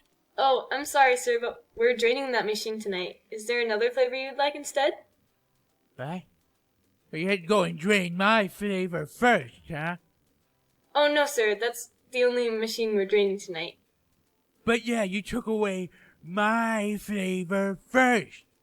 I looked over at Kevin, who was overhearing the old man's nonsense. We made eye contact, like, what the heck? And he walked over to the old man and started explaining why he had to drain the machine, emphasizing the fact that we only have to clean out one machine a night. But you had to go and drain my flavor first. By this time, we figured that the old man was just crazy, and there wasn't any way we could reason with him, so we stopped trying to explain, and Kevin started suggesting other flavors he might enjoy other than salted caramel. Is the vanilla any good? I want that. Okay. Then after the old man's group finished their order, they all grabbed the yogurt and walked outside. Did you ring anyone up? They all left pretty quickly. No. Did you? No. Turns out they all left the lovely old man to pick up the entire check by himself. Serves him right. After figuring out all the costs of each order, Kevin says, Okay, so your total is going to be $27.89. Are you lying to me, Kevin? What? You made it extra expensive, didn't you? No, sir, I wouldn't do that. Is he telling the truth? Because I got a feeling. I don't like that look. No, sir, you can trust Kevin. He's very trustworthy. Kevin started trying to explain even more, but the old man cut him off again. I don't trust you. Okay. So now it was just me and the old man. So your total is $27.89. Well, thank you, Kate. While paying, he tried to make a little bit of pleasant conversation with me, as if that whole dramatic situation didn't even occur. And then he gave me a tip. Yeah, just make sure that dimwit co-worker don't get none of that cash, all right? Kate, you earned it. That's just for you. Oh, thanks, sir. Have a nice day. Okay, you too. And then he walked away. So basically what the moral of the story is old men can take their frozen yogurt very seriously. So be careful out there, everyone. Hey guys, welcome back! It's really been too long, and I apologize for not uploading an animation for 2 freaking months. But I hope you guys can forgive me, and I will try to upload more during the summer. Anyway, I have a few important things to say. 1, do you notice this beautiful fan art that I put in the end card? I decided that I want to include your talent, so if you want your fan art featured at the end of an animation, I have a link for that in the description. Also, if you haven't seen my FNAF 3 animation for Cupquake, you can find that in the other animations I've made playlist on my channel. Basically, if you haven't seen me upload something in a really long time, you should check that playlist, just in case I made an animation for someone else and it's on their channel. One more thing. I opened up an ask.fm, which is like a little place that you can ask me silly questions. I've only announced this through Twitter so far, and I've already answered so many questions, and it's so much fun. Anyway, thank you guys for watching. Don't forget to follow me on Twitter for little updates and silly things I might say at Jaiden Animation, because I can't fit the freaking S of Jaiden Animations in the Twitter tag, which really bothers me, but whatever. Also, if you're into artsy stuff, you can check out my DeviantArt, where I can fit the S, so that one is Jaiden Animations. Anyway, I'll see you guys later. Goodbye! Do you want to join soccer? Not really. My mom had me in physical activities before I was even able to comprehend the idea of free will. But that's not anything I'm complaining about. I really enjoyed most of them, and it got me being active really early in life. If Mom didn't do that, I definitely would have just sat on the floor of my room and played with a light bright for 15 years. When I was 4, my mom was like, "Alright, up and at 'em, future diva! Time to get those feet a-tapping!" Since I was so young, I really don't remember anything about dance classes. I know we had a tumbling part where we would spin around or do somersaults. And I think there was a giant foam cheese wheel I would run full speed into. I don't know what that was all about. I also have this distinct memory that when I was on my way to class, I was chewing gum in the back seat, and for some stupid reason, I took it out of my mouth and started playing with it, except it started sticking to my fingers the more I tried to get it off, and by the time Mom opened the door to let me out, one dance recital, I was doing this routine with other girls in front of the parents. I was in the center like the little queen I was. And apparently, in the middle of the performance, the girl on the left froze up and stopped dancing. Megan, I swear to God, if you ruin my big moment, I'll put gum in your hair. I guess it wasn't that big of a deal, but there was a part where we had to start shuffling to the side, and she still wouldn't move. So what did I do to continue the show?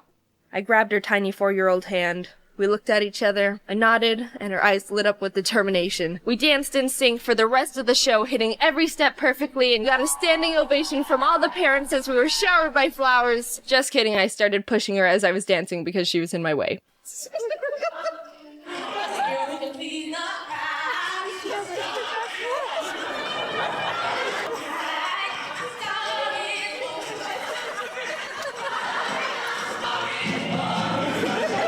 After blowing it out of the water and becoming too good at dance with gum webs and shoving away the competition, I dropped it and started cheerleading.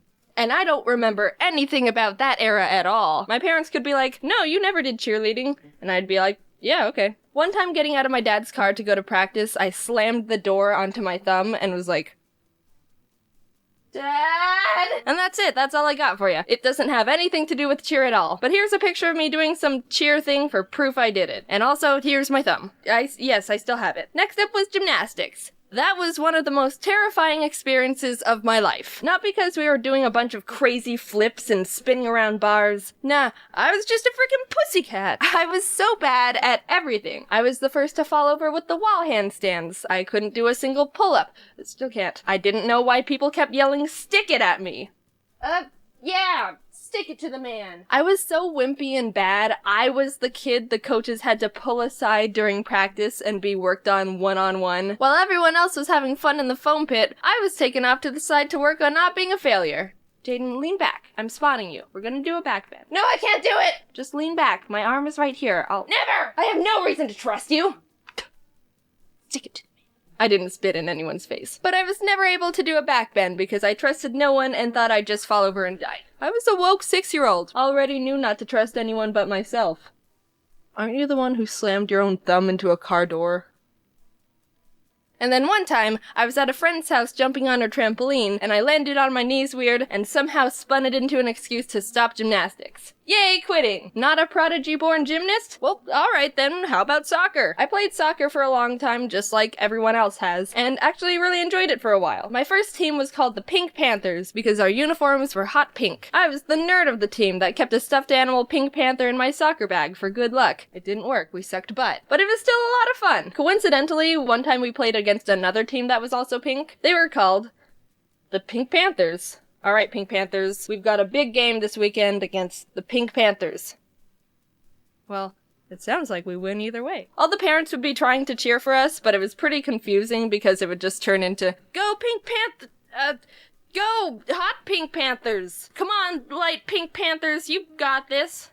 Don't pass it to the other team. That's your own goal. Whatever. I ended up not liking soccer after a while because everyone was getting more and more intense about it. Freaking destroy them, Amelia! Kick their shins! Yellow cards are just warnings! How about we just have fun, guys? I couldn't keep up with the burning hunger for victory everyone else started developing, and I started getting really scared. Whenever there was a one-on-one charge to the ball, I would run at full speed to look like I was dedicated and wanted to win. But at the last second, I just run past him because I didn't want to get plowed or kicked in the face. And then I kept running and ran all the way home. Call me selfish, but I wasn't taking a soccer ball to the face for this madness. I wasn't that devoted to the team. Like, I don't mind losing. During soccer, I also tried karate for a couple years, and enjoyed that too. Until it started getting more extreme and everyone was gaining an undying thirst for intensity again. Hey, this is kind of fun. There isn't much to say here. I enjoyed it for a long time. My brother and I were in the classes together. That was some fun sibling bonding time. Yeah! We participated in little tournaments where we would perform our forms and spar each other. Sometimes we would have to perform forms to music, and it was like a little dance recital, except without any 4-year-olds that needed to be shoved off the stage. And I'm not gonna show any footage of those tournaments because it's very embarrassing, and I don't need that on the internet. They were taking them down. It's an ocean Chinese heart. Everybody is their heart. Waiting to escape. Finally, in 6th grade, I dropped everything and started up tennis, which was the first sport I actually got the hang of and loved. I even joined the high school team, which was cool. One time when we were practicing after school, the guys' track team was doing warm-ups by the courts, so they were all lined up behind the fence in the sitting area. It was pretty chill. We were doing our own thing and stuff, but every once in a while, one of them would make a stupid comment like, "Yeah, you go, girls. Come on, hit it harder." No one took note of them because they were just pesky boys and we were too busy kicking butt. But at one point, I smacked the ball hard enough that it bounced and stuck right into the fence where one of their faces were. I don't like showing off in front of guys or people or anything. That's not at all my thing. I can be attracted to all genders, which is normal and not a big deal, and would still rather just stand in a dark corner and not draw attention to myself and be invisible. But the shock on his face and the fact he stumbled back a bit out of surprise, freaking hell yeah. That made me feel like All Might for a sec there, with his sassy attitude and taking no bull from anyone. Haha! I am here! Little side story. Tennis practice in the Arizona summers were frickin' brutal. It would be 116 degrees outside and we would be playing for 3 hours. There were points where people would be in the middle of a match, go off to the side to throw up, and then get right back into playing. 15 love? And that's it. That's all the sports I've been involved in during my lifetime so far. I'm glad I have all those experiences because I feel like they gave me a lot of spice and variety to my life during those times. It's really important for your health to keep active, and I had a lot of fun just being a kid running around and doing sports and feeling great. And now I do nothing but sit behind a computer and draw for 11 hours straight. The end. Oh hey, funny seeing you here. It's been a while. Sorry about that, but also, I'm not too sorry because I was away on family vacation and I had a good wholesome time because I love my family and want to spend time with them. Anyway, it's been forever since I've done any sort of sports whatsoever because I stopped pretty much as soon as I left high school. There would be a few times where my friend Kate and I would try to go out and play tennis again and be like, yeah, it'll be fun to hit the ball around, just like old times. And then we'd suck because we haven't even looked at a tennis racket in like 2 years. One time in 10th grade, there were these two guys in my chemistry class talking about sports, like the stereotypes they were, and one of them was like, is tennis a sport? And I'm thinking to myself, no, that wasn't a real question. He's goofing. And the other was like, I don't think so. And in my head, I immediately stabbed myself in the brain. Tennis is a sport. It's not an opinion. And I've got hard proof. Hey Siri, is tennis a sport? Which league? ADP or WTA? ADP? The US Open took place between August. She didn't even question it. She just went, what league? Boom, not even open for discussion. Siri, shut that down real quick. Thanks for watching the video. Talk to you later. Tennis is a sport. If you disagree, you can fight Siri. Bye.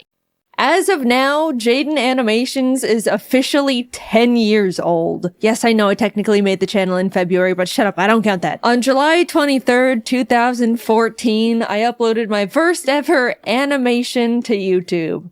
Hey everyone, My name is Jaiden, and welcome. Alright, that's enough. You get the point. It's kind of old news that a lot of content creators have started retiring, especially after hitting the old 1-0. Making content on YouTube for 10 years has significantly changed the entire trajectory of my life. I started Jaiden Animations when I was 16. At the time, I was super shy, quiet, anxious, knew nothing about the world. I could count the number of friends I had on one finger. But not in a sad way. I liked my simple little life. For the longest time, I didn't even realize YouTube had channels or that people were uploading things like vlogs and series and skits. I mean, it was definitely less established at the time compared to now, but I saw YouTube as just the place to watch funny cats and compilations of people getting hit in the crotch. The way I found out about this whole online world was after coming home from school one day to find my laptop not turning on.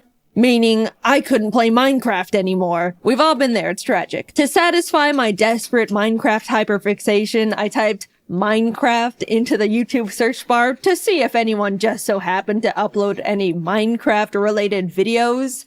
And oh, were there people uploading Minecraft-related videos. My world expanded exponentially at that very moment. YouTube channels, subscribers, people uploading content for an audience that looks forward to their videos. The first channel I ever subscribed to was a Minecraft YouTuber who...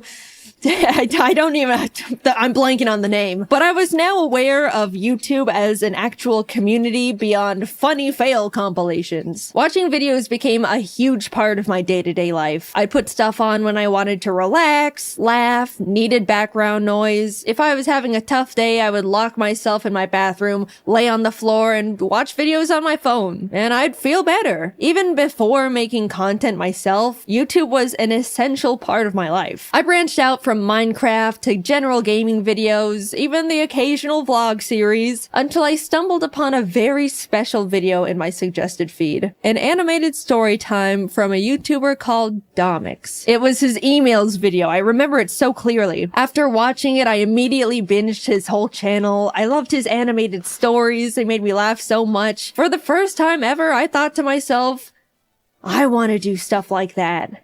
I want to animate. And around the same time, I was really into Aya's Cupquake's Minecraft Oasis series and had even sent in a few fan arts I drew for her. She posted a couple at the end of her videos, which genuinely made me so extremely happy. I was totally freaking out. Anyway, in one of the episodes, she mentioned that she wanted to find an animator to animate some of her funny Minecraft moments. And suddenly, I saw the stars align in front of me. I sent her a little message attached to another fan art, basically saying, "Hi Cupquake, I'd love to animate for you if you're interested." And she ended up reaching out and was like, "Hey, we love your style and would love to work with you. Do you have an animation portfolio we can look at?" To which I responded with, so I've never actually animated before. But I'm learning, and honestly, they shouldn't have hired me. I wouldn't have hired me. But somehow I had secured my first animation job. And for my favorite YouTuber, this was by far the biggest thing to ever happen to me at the time. I wanted to make the best animation they could ever ask for. Now, I just had to learn how to animate. No joke, I literally typed "how to animate" and Adobe Flash tutorial into the YouTube search bar. That's how I learned. No class or school or nothing. I vividly remember opening Adobe Flash for the first time and wishing I could just skip forward in time to when I already knew how to even use the program because I was so confused. Humble beginnings, what can I say? And honestly, that's all it takes. People ask me all the time how I learned to animate, how I do this and that, what program to use. But you already have the biggest source of free online information at your fingertips. Just type whatever you want to learn into the search bar and people will literally teach it to you, no strings attached. While working on the animation for Cupquake and her husband Red, I talked to them about how I also wanted to make YouTube videos, that I wanted to animate little stories but was too nervous. They were both really supportive and encouraging, saying they'll put a link to my channel in the description of the animation to help me and stuff. I'll be completely honest, if Cupquake and Red didn't hire me and offer to help give me that initial push to start a YouTube channel, I wouldn't have made Jaiden Animations. Like I mentioned, I was quiet and soft-spoken. I didn't even get picked on because nobody knew anything about me to bully me with. They had nothing. In what world would a tiny little 16-year-old dust mite of a girl feel confident enough to start an animation YouTube channel where she talks about her life? Especially for what would be a single-digit amount of people for who knows how long. I'll tell ya, she does it in a world where she feels encouraged and inspired by the people she looked up to. There's so many timelines where none of this ever happened. So much had to come together just for me to start. And against all odds, it did. I finished the animation, they posted it, and I spent pretty much the entire month reading every single comment. Everyone loved it, it was doing really well. I remember messaging Cupquake a giant soppy thank you paragraph when the video hit 1 million views. By the way, the entire animation was made on only 3 layers because any more would make my brain confused. I genuinely cannot believe they hired me. At the same time, I posted my very first video as Jaiden Animations, introducing myself and announcing that I'm gonna try out making animation videos. It's funny looking back at because if you don't know all the context, you'll watch my first video and be like, who is this dumbass talking to? She just started the channel. There's no audience yet. The shout out Cupquake gave me in the description gave me the boost I needed to shake the second thoughts. I gained 2,000 or 3,000 subscribers right out the gate, and ever since then, I wanted to keep making more content, and I was really excited about it. I made more animations for Cupquake for a couple of years alongside posting my own stupid little videos until eventually parting ways with them to focus entirely on Jaiden Animations. Working with them was amazing, and those animations did overwhelmingly well at the time. Like, I look back and am still shocked. I apparently peaked with that damn 2014 FNAF animation. Come on, Nuzlocke. Surpass it, please! Free me from these shackles! By this time, I was in college now, and even though I wasn't able to post very much at all, things were doing really well. I remember sitting on the top of my dorm bunk, secretly celebrating hitting 100,000 subscribers, a milestone I was beyond thrilled about, and honestly was my biggest goal at the time. Somehow, my roommate ended up finding out about it and immediately told every single person on our floor, which embarrassed the hell out of me. But at the same time, I was sheepishly proud of myself that people thought what I was doing was cool. Along with new experiences, for the first time ever, I was making online friends and becoming part of a growing little animation community. Cypher Den, Tony V Toons, Lightsen. I even stumbled onto James randomly after being recommended his ASMR video. I specifically remember going through his channel and thinking, I can't believe this guy doesn't have more subscribers. He's so funny. And well, would you look at that. After finishing my first year in college, I ended up talking to my parents about taking a gap year to see where all this YouTube stuff could go. They were, of course, hesitant at first. Making videos on YouTube for money?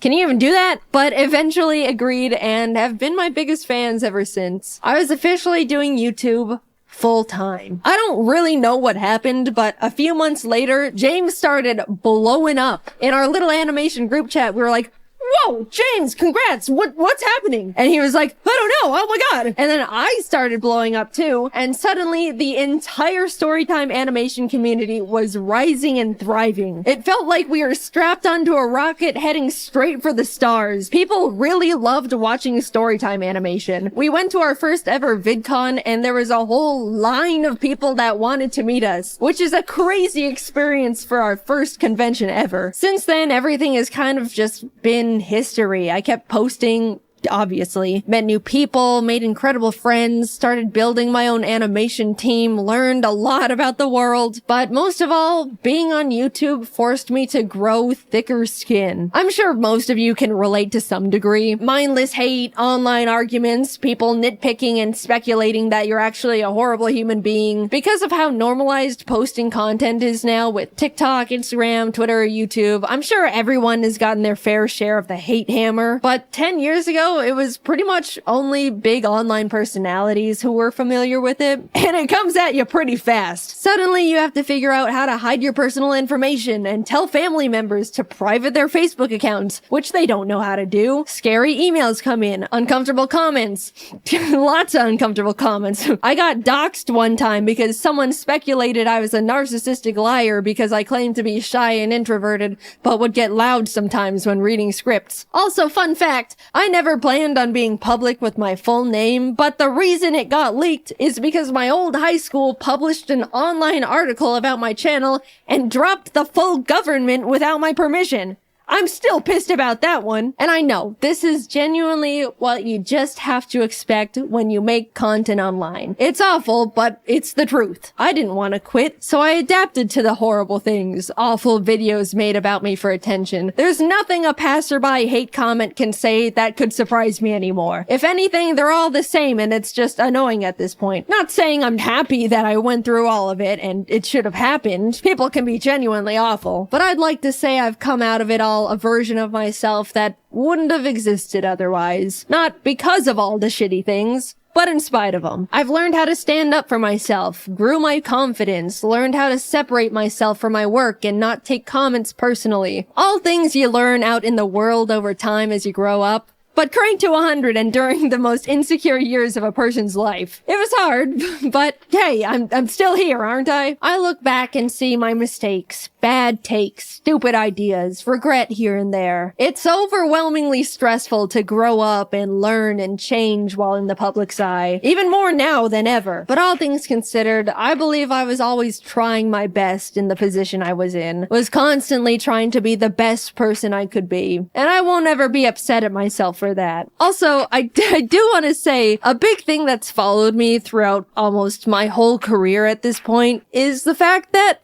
yeah, I've talked about mental health and things I've struggled with at the time, like anxiety, depression, rock bottom confidence, etc., etc. I've definitely spilled my guts out on the floor in front of the internet a couple times in my day, and there's no part of me that regrets it at all. A lot of people have told me that they felt more understood or learned things about themselves through those videos, but as a now adult that's had the time to grow and adapt and overcome these things, man, you guys kind of still think I'm a little bit pathetic. I see comments all the time when I'm in my friends' videos or being involved in a big event, and so many people go, wow, I can't believe how far Jaiden's come from being this puny little scared teenager. I'm so proud of Jaiden really stepping out of her comfort zone here.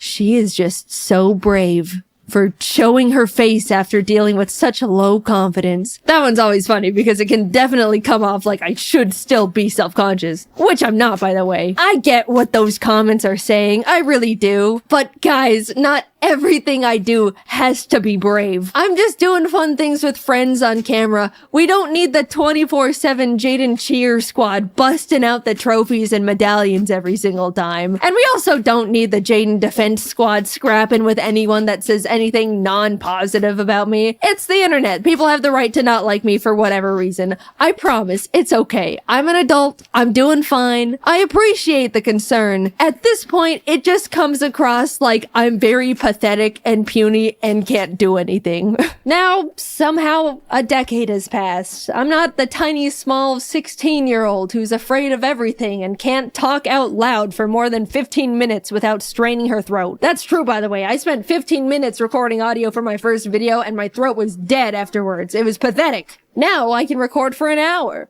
which still hurts my throat. You can probably hear it, but that's a 400% improvement right there. I'm 26, created hundreds of hours worth of content, have the most wonderful team in the world behind me, am surrounded by amazing friends, live with the most important person in my life, with the most important little creatures in my life. I've gotten to meet content creators I've looked up to, got to tour and travel the world with talented friends, talk on panels to hundreds of people who wanted to hear what I had to say, been able to tell the people that inspired me how big of a role they've played in my career, and even got to stand next to them as an equal. I'm happy. Sure, it's always been and still is difficult dealing with the stress of being in a big spotlight. I went through some bad stuff, navigated rocky mental health, trusted people that hurt me, had to pretend not to be affected by things that were genuinely hurtful just to not empower people that wanted to see me break, all while in the eye of the public where one wrong step could crumble everything I've ever created. But I'm really happy with the place I'm at, the person I've become, and the environment I've built around me. So, what's that leave me with now? A full decade, man. Damn.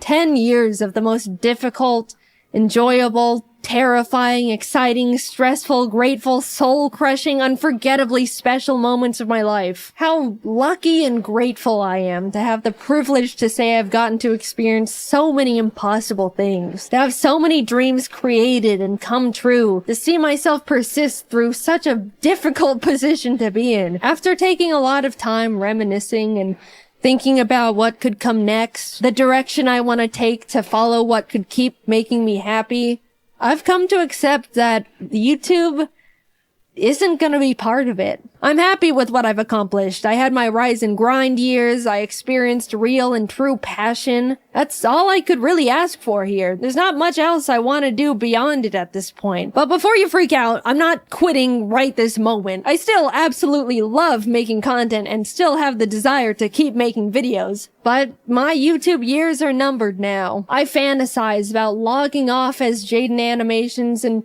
becoming a normal person again. I want to move to a random-ass town in a random-ass place, have a little house with my creatures, have a normal job with normal hours and normal problems, live a life where people don't know who I am before I introduce myself. Not saying I don't like being recognized. You can come up to me, I promise. I don't mind. But eventually I just want to feel like a person again. Normal is rapidly changing nowadays, but I don't want this chronically online lifestyle forever. How nice it would feel to one day not have to triple check every single thing I say in fear of people's pitchforks, or fear for my safety when people maliciously leak my private information, or even be constantly surrounded by strangers' opinions on me and every version of myself I've ever been, every moment of my life. I hold it all together pretty well, I'd say. I mean, it's my job to. And none of these negatives have and ever will outweigh the positive aspects of this incredible opportunity that you guys have allowed me to have. I don't want to come across like I'm complaining. I very much understand this is just unfortunately part of it all, and I'm very privileged and very grateful. But I can't do it forever. And I don't want to. I want to feel like I have the time and mental energy to pursue new hobbies, experiment with other things that can make me happy. Making content for YouTube never leaves my head. It's the case for every single content creator on the platform. There's no clocking out, there's no weekends, there's no breaks. You can't just leave an office and not think about it. You're constantly brainstorming ideas, managing everything, schedules, employees. Sure, you can work and live anywhere you want, go on vacation at any point, build your own schedule, but it's always there. Like a black hole in your mind. It's just so exhausting. I haven't felt like I can sit back and enjoy something in 10 years because I simply do not have the time if it isn't for a video. Yeah, that's just how self-employment works, but don't forget about all the other fun stuff I've already mentioned on top of it all. I don't know what I want to do career-wise after retiring from YouTube, but I romanticize the idea of just getting to rediscover myself. Maybe I want to learn how to make custom plushes and open my own little shop, take art commissions, be a teacher, maybe an art director. It's gotten to the point where I think about that little life every day, and I'm actively aiming and walking towards it with every decision I make. Oh, let me tell you, I genuinely cannot wait to live it one day. But there's this other side of me that's so terrified. I've spent my entire young adult life in front of an audience doing pretty much one thing. I don't know what it's like to live without a platform, surrounded by a huge audience anymore. It scares me. Like a lot. I don't want to need this, but I'm scared that I do in some way. When the time comes, I'll definitely work on that fear in therapy or something, but I do think about it a lot. I'm not done with YouTube just yet. I still want to make animations and tell stories, animate little gaming videos. I still just love it so much, and I'm not going away just yet. Sorry to disappoint some of you. I just wanted to let you guys know how grateful I am that you've helped me be right here. I've gotten to meet hundreds of people who told me how much they liked my videos, felt inspired, discovered something about themselves, even did something as small as laugh at one of my stupid ass jokes. I can't wrap my head around the idea that a lot of you grew up watching my videos and are like functioning people in society now. That one always feels like... I know you're not calling me old, but you're calling me old. I'm grateful for all the art people have drawn for me. Even now, it's still so surreal. From the cute little doodles from kids to jaw-dropping, fully rendered pieces from artists of all ages. Like, you guys are better artists than me at this point. What do you mean I inspired you? Why does my art look like that then? The whole reason I show fan art at the end of my videos is because I look back at the feeling I got when Cupquake put my art in her videos, and I want to be able to give that back to other artists. People have told me they watch my videos to laugh, listen to while working, to feel better after a crummy day. All the ways I used to consume YouTube back in my day. Even though it's easy for me to tell myself, they're just little stupid videos I make. What's the big deal? It kind of also feels like I get to contribute to a cycle I used to be on the other side of and pay it back. I don't know, it just feels good knowing I've made stuff that's made people feel better in a way that other content creators used to make me feel better. I've rambled quite a bit, but thank you for letting me make these silly videos for 10 years. I never would have thought any of this could have happened to little old me, and definitely not for this long. I absolutely thought I would have been tossed aside and forgotten by now. I look back at when things were starting to roll, and I was like, I've got like a 3-year shelf life left. I'm forever grateful for you, my friends, my family, my team. I don't know what my life would have looked like if I didn't type Minecraft into the YouTube search bar when I was 14. Who knows how much more time we have with each other, but just know it has been and still is an honor to be here. And until then, I'll be doing my best to keep doing what I've been doing for 10 years and just make these silly little animations. You know, the timing is a little awkward to have just won a giant MrBeast YouTuber challenge that put a lot of eyes on my channel, only for the first thing for me to put out since winning is me talking about how I'm really tired and want to retire one day. That was not intentional, I'm sorry. But yes, the next video coming out will be about me winning the MrBeast Cube. We're still working on getting the money all set up to be given away, so you can stop emailing me asking for money. It's not gonna work like that. Anyway, thank you to everyone who's been with me at any point of my YouTube career. I've still got a little bit more juice left in the tank. I'm forever lucky to have lived the life I have and to continue living that life. And I appreciate you guys for sticking around. I'm excited to spend a bit more time with you all. So I'll see you in the next video. Bye-bye. Dungeons & Dragons is like a board game without the board, and you play using your imagination. If you think of something, it can just happen in game. D&D is very popular. Almost everyone I've ever met absolutely loves it, and I have never played it before, even though I always thought I would really like it. People would tell me stories of their games, like, so this one time me and my party were entering a cave, and there was a big ogre guarding some treasure, but I used my charisma stat to seduce him, and we ended up eloping together. Dude, if you don't think that sounds crazy fun, then I don't think we would get along, and you should probably unsubscribe. But if you do think that sounds fun, then hey. Sorry, I've never done that before. It felt weird. I decided to reach out to Charlie, aka Slimesicle, aka Charlie Slimesicle, because he's super into D&D, and we ended up forming a little group of me, Alpharad, Ronbu as the players, and Charlie as the Dungeon Master, which is like the game organizer / manager / god. We all created our characters, and into the world we were teleported. The clouds part over a vast, lush forest. In it, a giant ancient oak tree can be found looming over all the other trees. The inside has been hollowed out, and a sign hangs on the side reading Old Oak Inn. Inside, many creatures of various origins are relaxing, drinking, socializing, but one stands out. A cat, equipped with various instruments, sits at a table, leaning over their cup of milk and scanning the room. They spot a dragonborn drinking at the bar, alone, seemingly pondering life. From the other end of the bar, a man in a suit approaches the dragon and starts a casual conversation. Do you know Mark? No, I don't. Who are you? I'm Paul. I'm an assistant manager at Ye Old Mart of Wall. 43 years old. My wife passed away during childbirth. My parents died. And my only child, Paul Jr., Ran away at age 6. I'm living a deadbeat life, not even able to go up in the corporate ladder because my manager, Mark, prevents me from doing so. So here I am, drinking away my woes. I'm Zoot. Hi, excuse me, are you two new around here? Born and raised. I wish I was. Okay, so I've been stuck in a time loop for what I believe to be the past 3 years. I've relived the same day over and over. I suspect my neighbor Thomas somehow trapped me here, but I don't know how to escape. I can prove it. Look, over there. In about 5 seconds, there's a 70% chance a waiter is gonna trip and drop their glasses onto the ground.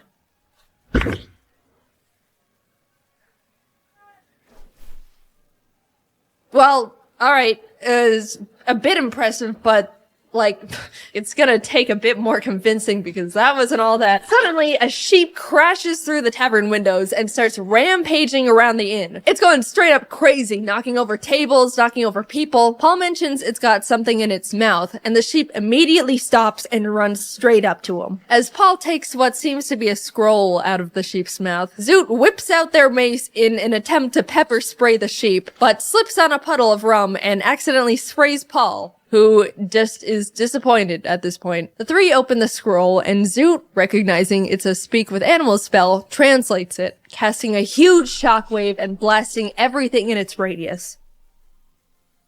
Hello? Can you understand me now?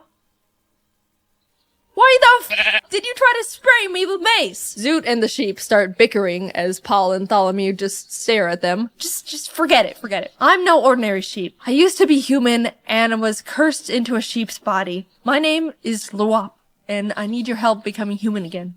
Please. Alright, Lop. Well, it's Luop. Come on, guys, let's go. And for some reason, they all went along with it, still not understanding what the hell is going on. Maybe, they both thought, they could find their arch enemies, Mark and Thompson, along the way. The group is walking through the woods. Tholomew is very on edge, feeling like something isn't quite right. The tree line is shifting in unnatural ways. Oak trees are turning into birch. The bushes are rustling. Zoot spots various random animals along the path and picks up a turtle, which they add to their inventory. Paul tries to pocket a turtle of his own, but it turns out to be a rock, and is then mauled by a cougar. He ends up unharmed, though his adventure suit he changed into is now ruined. Zoot feels bad about Paul not getting a turtle, so they offer to let Paul name theirs, to which he chooses Paul Jr. They eventually reach a clearing with a large stone outcrop covered in engraved shifting runes. Carved into a stone is a large bronze door with a face on it. Hello! You should try to impress it. Oh, okay.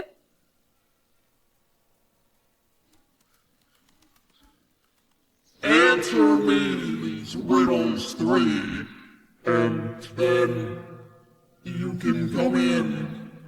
I'm a riddle door. The alphabet goes from A to Z, but I go from Z to A. What am I? The alphabet backwards. Wrong! The answer was zebra. Who is next?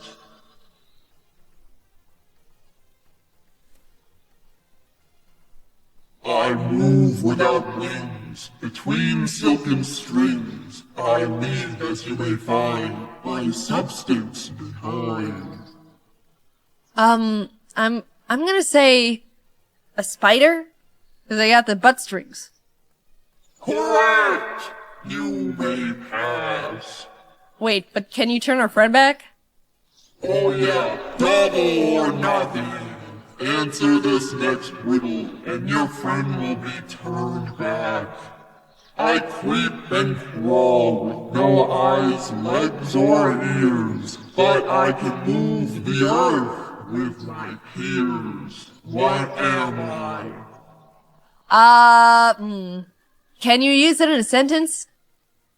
The answer to the question? Yeah, like spelling bee style.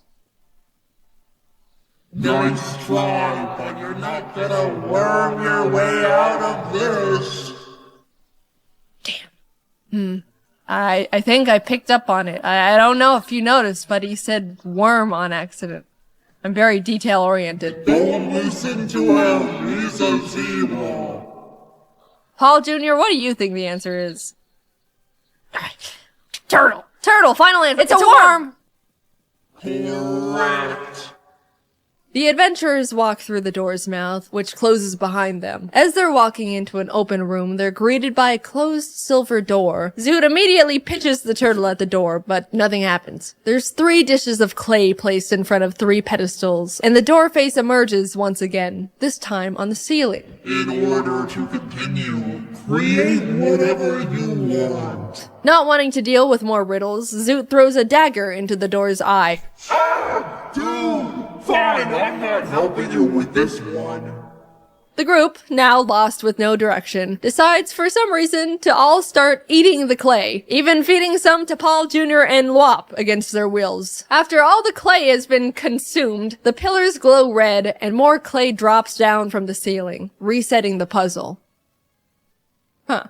Out of ideas, they decide to do what the door face suggested. Tholomew sculpts a crown, Zoot rolls out a worm, and Paul builds a penguin. They all place their creations on pedestals, which sink in and beam green before the lights turn out and everything goes dark. They flash back on and suddenly all their creations have come to life in weird clay flesh bodies. Paul cleaves at his penguin with a great axe, nearly cutting it clean in half, revealing that the inside is just more clay. The worm monster looks at Zoot and says, "It's wormin' time!" Causing Zoot to scream and sending a shockwave towards it, immediately exploding the worm and splattering clay everywhere, living as a normal-sized worm now. The worm lunges and wraps itself around Zoot's throat, trying to choke them out. Tholomew rips the arms off the crown monster and dodges its follow-up attack. The penguin reforms itself, sprints full speed at Paul, but slips and splats into a pile of clay on the ground, to which Paul finishes off with his axe. Meanwhile, Tholomew attempts to rip the legs off the crown, only for the crown legs to turn into arms, grabbing Tholomew and climbing onto their head, causing them to lose their mind, viewing the other party members as enemies. Paul shifts his attention to Tholomew, throwing his great axe horizontally at the crown. Unfortunately, it goes a bit low and the handle smacks Tholomew directly in the face. Zoot gets a grip on the worm, ripping it off their throat, and breathes acid onto it until it's reduced to ash. Tholomew blows on their bagpipes to attack Paul, sending out a thunderous shockwave that shakes the cavern. Paul is able to hold his ground, runs up to the two, and successfully cleaves the crown off Tholomew's head. All the clay monsters have been defeated. The silver door opens, and everyone cheers together in celebration. The adventurers enter the new room to be greeted by wooden structures, spiral staircases, platforms, and a golden door at the very back wall. It looks like a camp is set up inside the area, and voices can be heard above on one of the platforms. Tholomew scans the area looking for traces of their neighbor, Thompson. Not only do they discover a pack of goblins that have inhabited the area, but he also recognizes a familiar boot print in the clay. It's the same type Thompson wears. He's been here. Paul climbs up to the goblin platform and sparks conversation. The goblins are confused and a bit wary of the intruders, but introduce themselves nonetheless. I'm Gob, that's Glob, that's Gobble, that's Gobble Gob, and that's the Peeler. And who's that? That's Bloyle. So your names are Gob, Glob, Gobble, Gobble Gob, Peeler, and Boyle? The Peeler. Got it. So your name is the Peeler. You don't know anything about Marker Thompson. I only know about one thing. And that's peeling! Ah, great, there you go.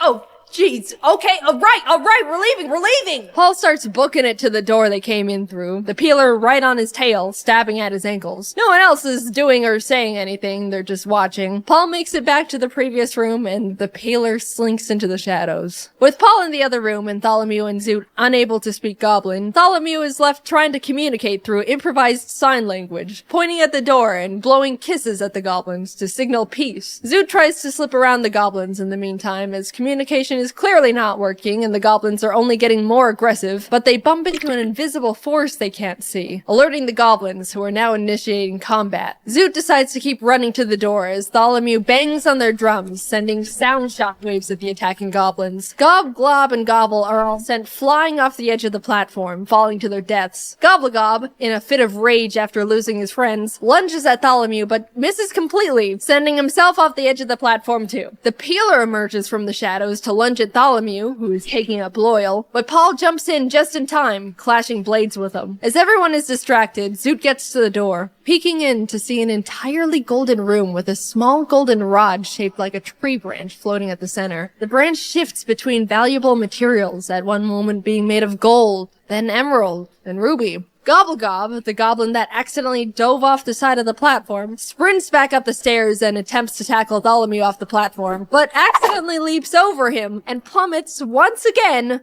over the edge. This time to his demise. Paul and Tholomew perform a clumsy team attack together and finish off the peeler, ending the battle, but because of the uncoordinated attack, Paul's axe is now peeled. They all hurry over to Zoot and enter the golden room together, trying to figure out how to get the artifact down. Zoot suggests they all toss Lop into the air to get it down, so Paul Solongi Bowser's the sheep into the air, but in the complete opposite direction. Tholomew quickly runs over and breaks his fall, and before Lop can say anything, they throw him again, this time hitting their target as they both fall to the ground. No one stops Lop's fall this time as he lays motionless on the floor. As Tholomew is healing up Lop, Zoot approaches the wand, only for it to be snatched by an invisible force. An unseen figure then reveals itself. Well, hey there, neighbor. Oh, and Paul. It's me, your good friend, Mark Thompson.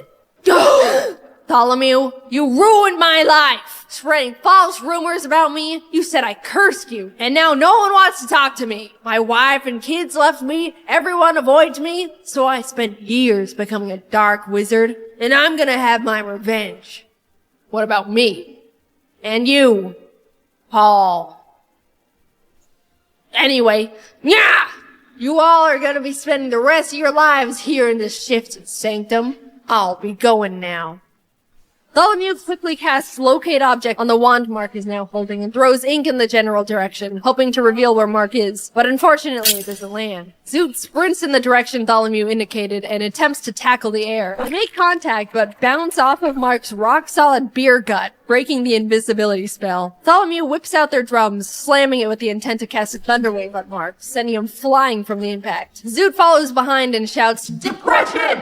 casting a command spell on him. He stops in his tracks, facing Zoot, and says, "I'm so sad."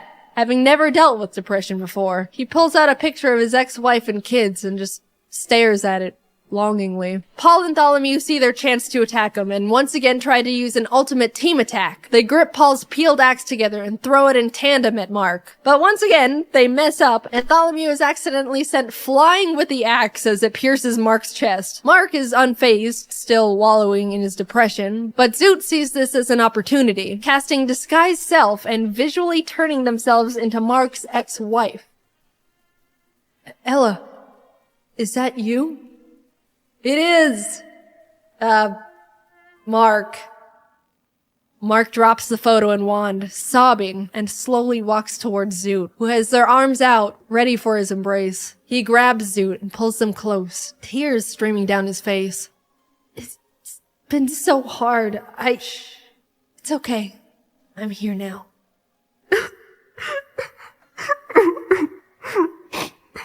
Zoot pulls back, just a bit, just to look into Mark's eyes, which are sparkling with tears, and proceeds to acid blast him point blank from the mouth.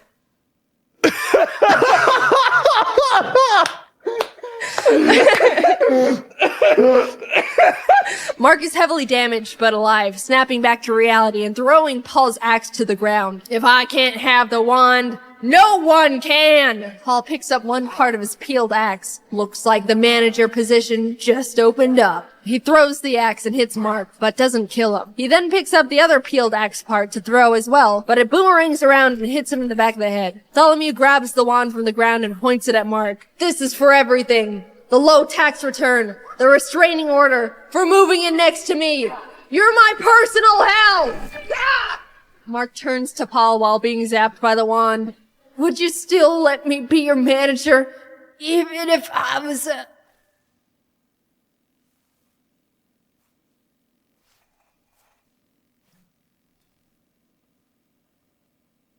You're fired. You guys did it!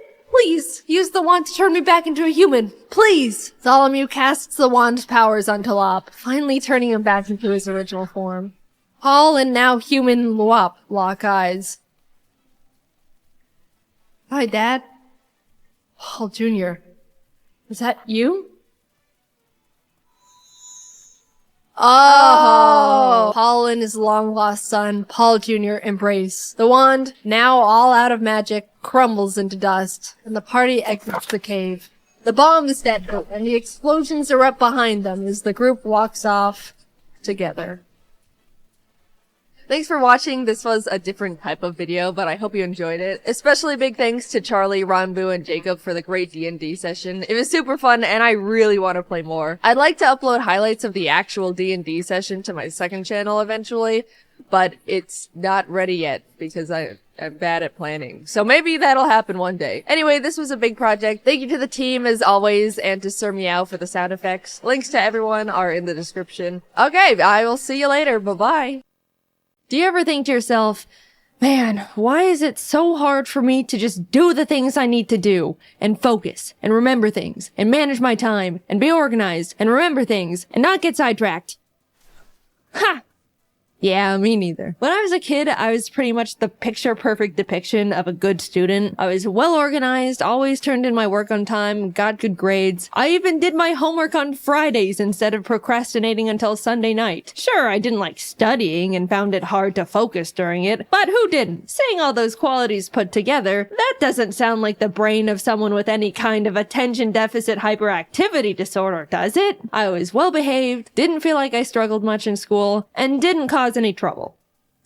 That is, up until I moved out of my parents' house for the first time to go to college. Gradually, I started slipping. I began skipping classes a bit when I just didn't feel like going, would wait until the last moment to start classwork, and lost a lot of motivation because I wasn't interested in any of my schoolwork. But overall, even though it was pretty out of character for me, I chalked it all up to the fact I was simply over going to school. At the same time, my YouTube was really kicking off, and all I wanted to do was that. Of course I wasn't gonna be as good of a student when the silly YouTube videos were doing numbers. I finished a single year of college and convinced my parents to let me take a gap year to see where this YouTube thing can take me. Spoiler alert, the gap year turned into me never going back. I'm a college dropout. So great, I've eliminated the boring school part of my life that weighs me down. Now I can go back to being organized with my new exciting passion job, which entails being my own boss and having to manage and assign myself all of my own responsibilities 24/7.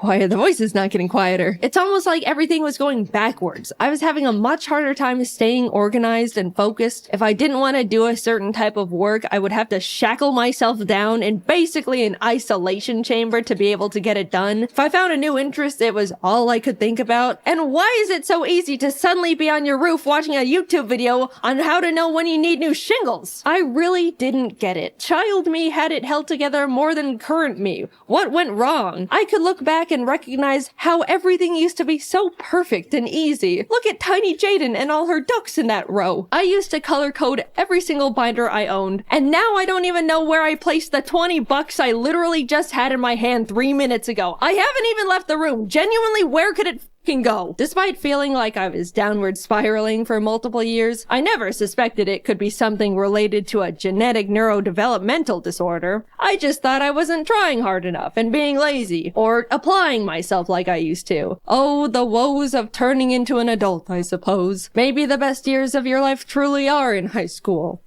How upsetting. I didn't even enjoy those either. But then one day I got a text from my brother. I got diagnosed with ADHD.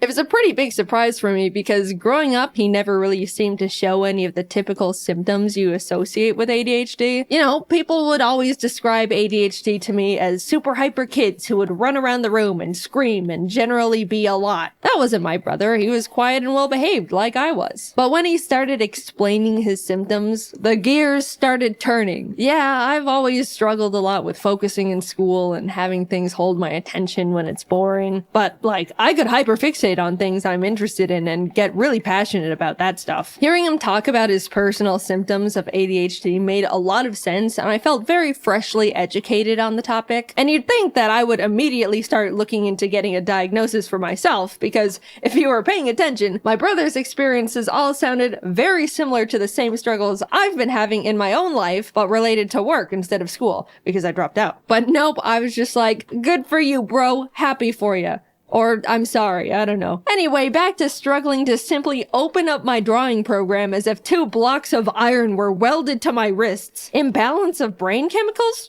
Nah, this just happens from time to time. It's normal. Just the laziness kicking in. I hate Mondays, am I right? Even though I didn't instantly think there was a possibility of me also having ADHD, the mental seed was planted. It's genetic, so I knew subconsciously it ran in the bloodline. It took a few years after my brother was diagnosed for me to really sit down with myself and consider that I, too, could have ADHD. Shocking revelation, I know. Foreshadowing, where did you come from? Things in the focus and productivity department were just getting worse and worse. I had the attention span of a cartoon dog, would completely forget things as soon as they entered my head, would hyperfixate on random stuff like an addict, and there was constant civil war happening inside my head to get one thing done, even though I knew it would only take like 15 minutes.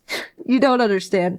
It feels like physical torture to make myself sit down and lip sync a simple scene, like most of the time. You know, the thing I've been doing for 10 years at this point and am definitely used to doing. And yeah, once I've gotten going, then I'm honed in and you have to pry me away from it with a crowbar. I'm aware of that part. But nah, I'm still gonna scrap with myself to plant my ass in that chair because I don't even know why at this point. The biggest thing holding me back from feeling like I had ADHD has always been the simple memory of being in school and having my shit together. I know what it feels like to be on top of things and to be organized. I had it all in the palm of my little child hand. I just needed to summon it again with a bit more effort. But a light switched off in my brain and suddenly I'm just not capable of the things I used to be. And it feels pathetic. Simple tasks are such a mental burden, it feels like I'm out of control but can't do anything about it. So finally, I figured I would try and get myself diagnosed. What did I have to lose? If anything, they just tell me, no, you don't have ADHD, try a little harder and stop complaining. And yes, of course it took me like 8 months after deciding to get diagnosed to schedule the actual appointment. What did you expect? That's like the first checkmark box on the ADHD list. I started seeing a psychologist and he would ask the typical,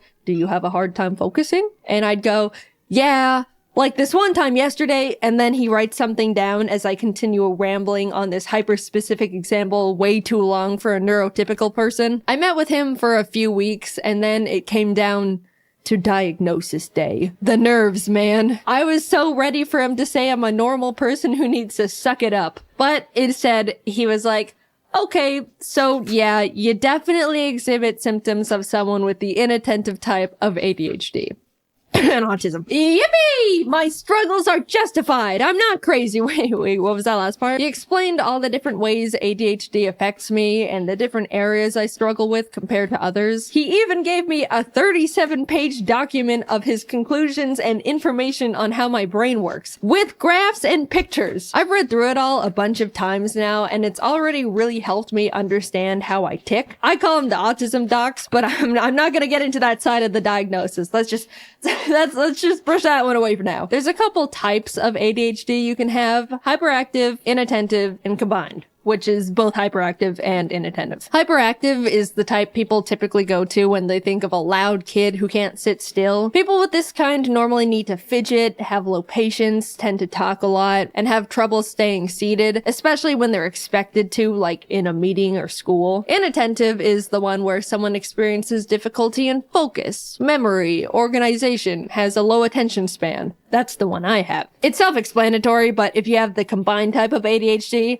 then you got it all. ADHD jackpot right there, my friend. I brought up during the appointments that I used to be such a good kid in school with seemingly zero ADHD symptoms, and how that part has always confused me. And he had a couple hypotheses about it. One, since my mom has always been a big source of my organizational influence, I was able to depend and lean on her for the majority of my school life for it. I felt like I was naturally capable of staying on top of things because she was right behind me the whole time, reminding me and guiding me through stuff. So when I moved out, everything started crumbling, which lines up pretty perfectly to when I did start struggling. Another explanation he gave was the fact that ADHD affects women differently than men, which is also less researched. Love to hear that one. Not only do women tend to be able to mask their symptoms better than guys, so it goes much more unnoticed, but they also experience ADHD differently. And research says there's a chance it can just start affecting women later in life. I'm no ADHD scientist though, that's just what I've been told by specialists. I don't know, I've just got the dang thing. Either way, those two explanations make a lot of sense to me and have since put my weird ADHD imposter syndrome to rest. I didn't really think that getting a diagnosis would change much about how I go about my life, but since getting my ADHD certificate and lollipop, it's completely revolutionized how I think and go about getting things done. It's still hard to get my ass into gear when I need to do one normal thing that's not difficult, but I'm much less hard on myself and will strike almost like these kinds of mental deals to loophole myself into getting things done. Like, for example, if I really don't want to edit a video, I'll say to myself, okay, I know it's gonna be super hard for me to immediately start that task, so I'll get myself into the mindset of getting things done by doing a simple other task I don't find difficult, like cleaning my room. That way, I'll feel productive and can transition that into tackling the original task much easier. It doesn't always work, but it's the mindset change and overall understanding that sometimes I'm gonna have to go about things in different ways that's helped me a lot. Also, after being diagnosed with ADHD, I didn't have much desire to get medicated. I figured just knowing I have it would be enough to get things into gear, and I didn't really need medication that badly.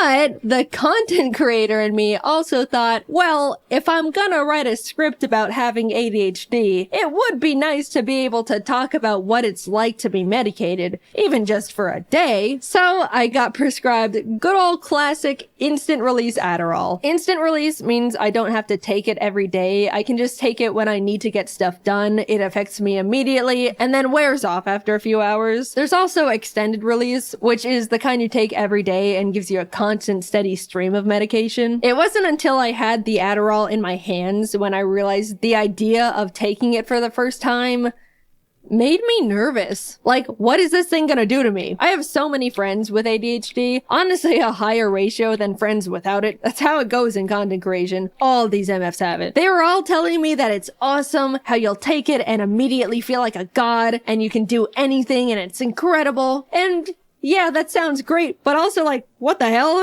What do you mean I take this little pill and suddenly all of my problems seemingly disappear and I gain superpowers? That's scary. That sounds like the thing every adult in a 20-mile radius warned us about when we were kids. Am I gonna feel like a completely different person? I don't know if I'm ready to experience immortality. I put off taking Adderall for so long because I was irrationally scared of the tiny blue pill, but coincidentally, I really needed to get a script done. If I take too long to write a video script, then the team runs out of work to do, and then I have a bunch of people sitting around and waiting for me to give them more work so they can pay their bills and survive and stuff. But for the freaking life of me, I just could not get myself to sit down and write that script. My body and soul found it mentally easier to backflip off a bridge than write words on the computer. After literally 2 months of my brain going, ooh, you better write that script. I won't let you enjoy a single moment of your life if you aren't writing that script.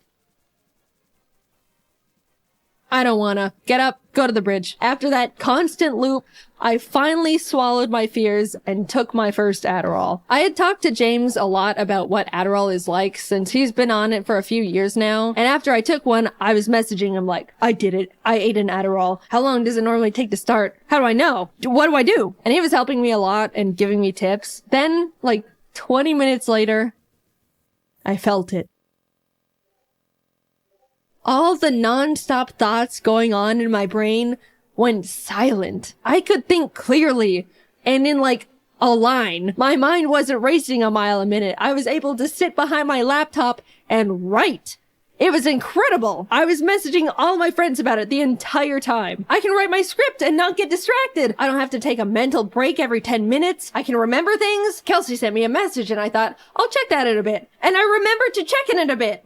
And respond! When I opened a new tab to look something up, I didn't go down a random unrelated rabbit hole. I picked up my phone to check something and didn't impulsively scroll Twitter for an hour. I can write words so easily. How am I doing this? What do you mean I can feel like this whenever I want if I just eat the tiny blue pill? I refuse to believe regular people can function like this on a day-to-day basis. No way. It wouldn't be fair. You guys don't have loud, non-stop voices in your heads preventing you from doing normal things? Come on, just admit it. You can't pick something up and immediately keep remembering what you were supposed to be doing with it. You always forget and feel crazy. Come on. Come on. I was so suspicious that on Adderall, either nothing would happen and I just wouldn't feel anything, or I would feel like I'm a totally different person experiencing some higher-than-life manic episode. But no, I just felt like myself, but with my shit together. And that's the part I couldn't believe. After 2 months of war, I finally was able to plant myself down and write my damn script. You wanna know what script I wrote while experiencing Adderall for the first time? This one. I was struggling to write a script about ADHD, and the thing that finally pulled it out of me was Adderall. Come on, you gotta admit that's funny. Yeah, it was great. I didn't think my head was loud before, or I was that impulsive, or had that hard of a time focusing. But now that I've been able to peacefully sit in one spot for hours and not need to take a break, or check social media, or get distracted by some stupid tangent I don't actually care about, yeah, this changes things. I still can't believe what I was able to accomplish. Writing a script in 3 hours. Compared to my typical 12 hours. AKA one mediocre thing with no struggle at all. And you want to know what I did right after I wrote this script? I immediately got up and cleaned the bird's room. Without rotting in bed for 3 hours beforehand. I just went from one task to another. Without thinking about it. All you neurotypical people must be thinking I'm literally pathetic and useless. But I know my ADHD brethren are out of their chairs right now hearing that. I'm not standing before you all to give you scientific data and information on ADHD, or diagnose you, or even promote prescribed drugs. I'm just here to talk about a big and recent experience in my life, how much of an impact and effect it's had on me, and how awesome feeling normal is. Seriously, being able to take a deep breath in mental silence is incredible. Cherish that feeling if you don't have a neurodevelopmental disorder. It took me 26 years to realize my woes were not actually woes, but symptoms of brain chemical deficiency. I'm writing this video, all things considered, pretty recently after being diagnosed, and I'm still trying to learn how to rebuild my life in a way that lets me optimize my productivity and get things done at a normal level. But so far, I've come so much further than I thought I could simply by knowing what's going on up there in the old noodle. And Adderall. If you're on the fence about being diagnosed with something, I get it. It's scary. It's scary to think you might have it, and it's also scary to think you might not have it. It's an odd place to be. But for me, having a concrete answer from a professional is what got me to finally stop feeling stuck in place and actually start moving forward again. It's been great. I'm excited to keep learning more things about how my mind works and find new ways to improve my day-to-day life. Cheers to getting normal shit done. In case you missed it, I have new merch! For a limited time, you can get yourself a new and improved Ari plush and a completely new soft Ari jacket. I love both of these products, and up until June 23rd, they could be all yours! If you miss it, you'll never know how fluffy and pillowy the jacket is. Oh, it's like a cloud. Or how cuddly and friend-shaped the plush is. Plus, it's a great way to support both me and the team while we continue to make animations for you. Check them out at JaidenAnimations.com. Thanks for watching the video, and good luck simply existing to all my ADHD brethren out there. I'm right there with you. I believe one day you'll respond to that message in your inbox. Hang in there. It's that time of year again. Ari turns 3 this year, which means he'll be dead in approximately 27 years if all goes according to plan. The clock's ticking, Ari.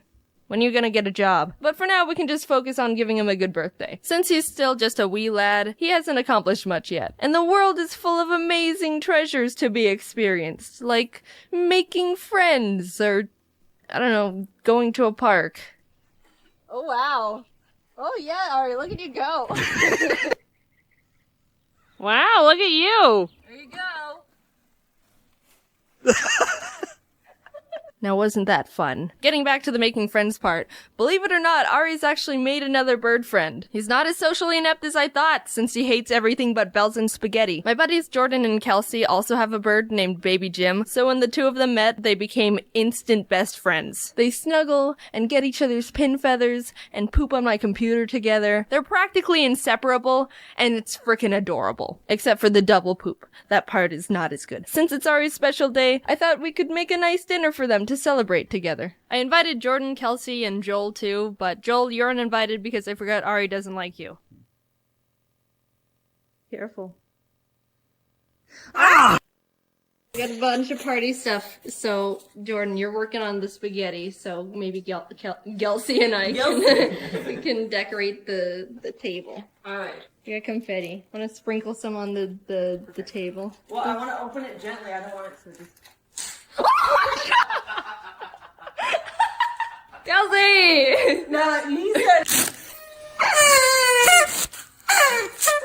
I think I got confetti in my eyes, guys.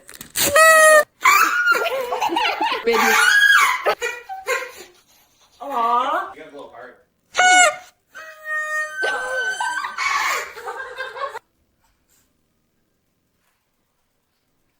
Jordan, what's your spaghetti secret? Garlic bread. I got a lot of candles. They only came in packs of 24. Oh, it's the fanciest thing Ari's ever gonna be a part of. Oh, it's so cute! Ari. Oh, don't get on the table. Oh no! You got confetti in your spaghetti. Wanna see it?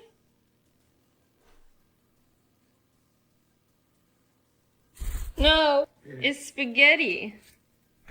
Oh, oh no! You want spaghetti? You don't have saucy feet. Oh, that's the good stuff, isn't it? Oh, it's a good party after all. Yeah. Oh, good boy. Oh, it's like Lady and the Tramp. He's got spaghetti on his wing, right here. Does he? Yeah. I want to see what happens when they meet. Oh, Ari just took the whole thing. Maybe it's time for cake. It's a bird cake. Want to know how I got the candle in? Oh, nope. If we pretend to eat it, will he eat it? Do you want to try and eat it? It's like a UFO. Hey. I'm getting styrofoam. We're good. Get a piece. Oh my god. See, now you like it. Oh, see, it's good.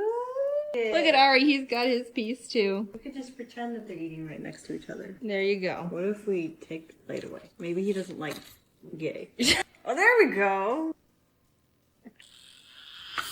Go get it. Get it, baby Jim. Get it, baby Jim. Why is there a staple? Ari, why do you have a staple? Want the toy? Why are you on the floor? Come here. Where are you going? He's gone. Run it. Bye, Ari. Last year, we supported a local bird rescue with helping fund their renovations, which they were really thankful for. I followed up with Anika, who works there, and she said with the donations, they were able to revamp the electrical work and AC to be more stable, and are in the process of building more aviaries and a shed for extra storage. I was blown away with how much we were able to help, and I want to do something like that again this year. This time, I want to help out the Bird Gardens of Naples. They're a non-profit Florida-based organization that takes care of birds that need a home and prioritize education on general bird knowledge and care. They put a lot of time and effort into caring for the birds they have, and all the donations they receive get put back into the birds through vet bills, flight cages, toys, renovations. I asked them to set up a GoFundMe for this occasion, and if you donate at least $10 to it, you'll be entered into a raffle to win a special Ari's birthday shirt or an Ari plush. I'm giving away 20 shirts and 10 plushes, and they all come with a signed card. I've also donated $1,000 to the rescue as well. If you can't donate or want to do more, there's links on their website to volunteer, adopt or sponsor a bird, or just tour the sanctuary. I hope Ari enjoyed his birthday, even though he's a little brat poopy bite toddler. He's my buddy, and I love him very much. Hopefully we can celebrate by doing good things for the birds and eating spaghetti. Welcome back to Jaiden Doesn't Know How to Map Out Video Lengths. Okay, so here's the story from Japan, getting home from Japan I was gonna talk about in the last video, but didn't. Please don't make fun of me. It was a long flight. I was very tired. Just kidding, I'm an actual idiot here, there's no excuse. So after another quick flight of 11 sleepless hours, I landed safely and was ready to go home and die. My roommate offered to pick me up, but my house is a good 40 to 50 minutes away from the airport, and I felt bad for making them pick me up so much because a week before I went to Japan, I was in the UK visiting friends for my birthday. Don't give me any birthday wishes, it was in September, you'll be an embarrassment to the both of us. They'd already driven me to and from the airport 3 times in the past 3 weeks, and I didn't want them to use up any more of their time and gas, so I let them know I was just gonna grab an Uber, which worked out because they were invited to go get lunch with a friend and were worried about time overlap. Win-win. They get a nice lunch, I get in a stranger's car. Warning flag number 1. I never used Uber before. I have my own car. I usually don't need to use an app to find a guy with a weird R name to drive me around. 10 minutes of confused button pressing later. Ding! Your Uber will arrive in 5 minutes. Nice. Hello? Yes, is this Jaiden? Yeah, I'm at the gate. Terminal B between area 44 and 45. I don't see you. Are you near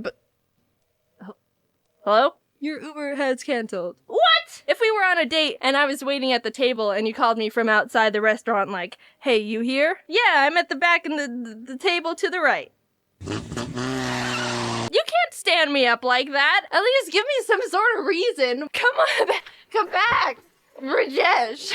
Anyway, I found out that I needed to be on the upper level of the airport because that's where all the app pickups are. Whoopsie, that's my bad. But he could have told me that when he was on the phone with me in the first place. Rajesh. Go up the stairs. Boom. Everyone's problem is solved here. Here's a bunch of money. When you think about it, Uber is kind of like the opposite of a kidnapping. Take me home. I got a new Uber that took 15 minutes to arrive, and an hour later I was almost home. Maps can be kind of wonky with my house address, so we started driving past my neighborhood. It was back there. Sorry about that. Oh, that's okay. Which one was it? I live in a little community with a bunch of houses, so I said it was the one on the corner. Could have been more specific, but that's just what came to my mind in the moment. He turned around but stopped at the wrong house and was like, this one? Look, I was running on no sleep for the past 20 hours, so my mush of a brain started being spazzy and socially anxious about the whole situation that wasn't even a situation. Almost all my brain cells were dead at this point, except for the one that ate grass in elementary school. Oh, you had to correct him because Google Maps is being weird? I didn't know you were Satan. I felt like I was bothering him a whole lot with all the 1 corrections I gave him, so in a panic I was like, this is the wrong house.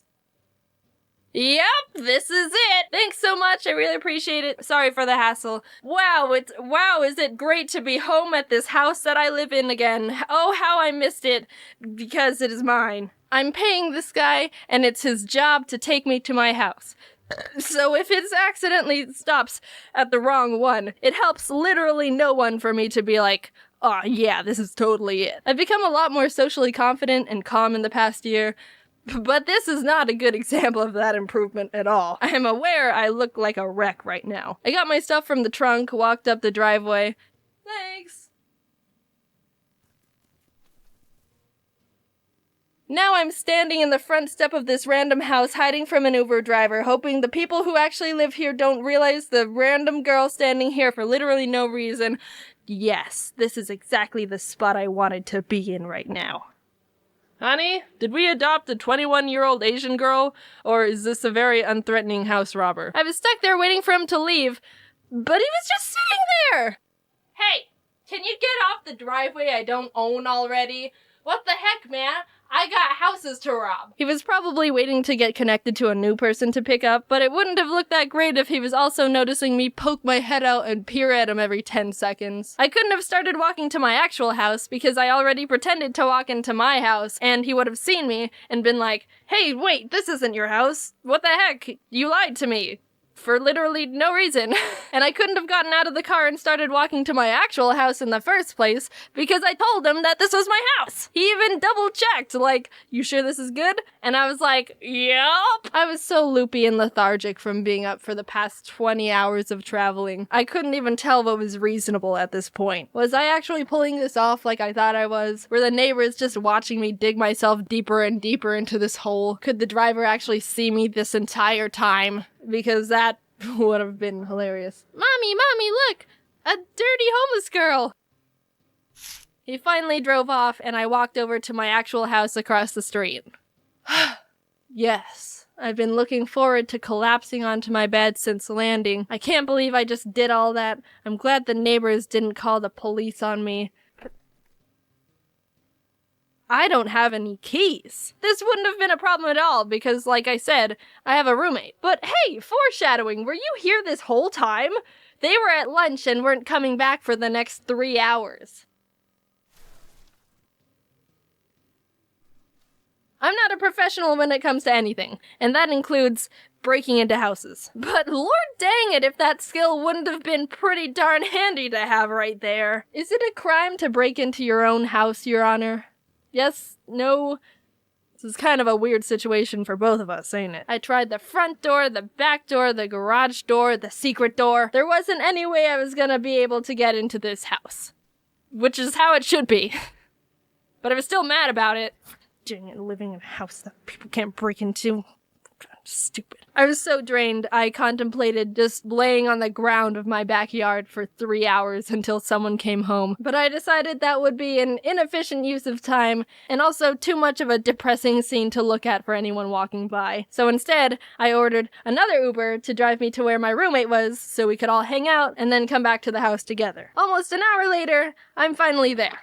I tried my best to be social and energetic. We went and got lunch and stuff, but I was just in critical survival mode. Some people get all loose when they're tired or giggly or maybe even more social. But for me, my body just reverts to maintaining the baseline functions for me to just be a human. I'll breathe and look around and not fall over, but that's basically it. Oh my god, is Jaiden okay? They were getting sushi, so I tried to eat some, but coming back from eating sushi in Japan to some random place in California was just another variable of disappointing. I'm not having a good time right now. We got home, I crashed onto my bed, and proceeded to sleep for 17 hours.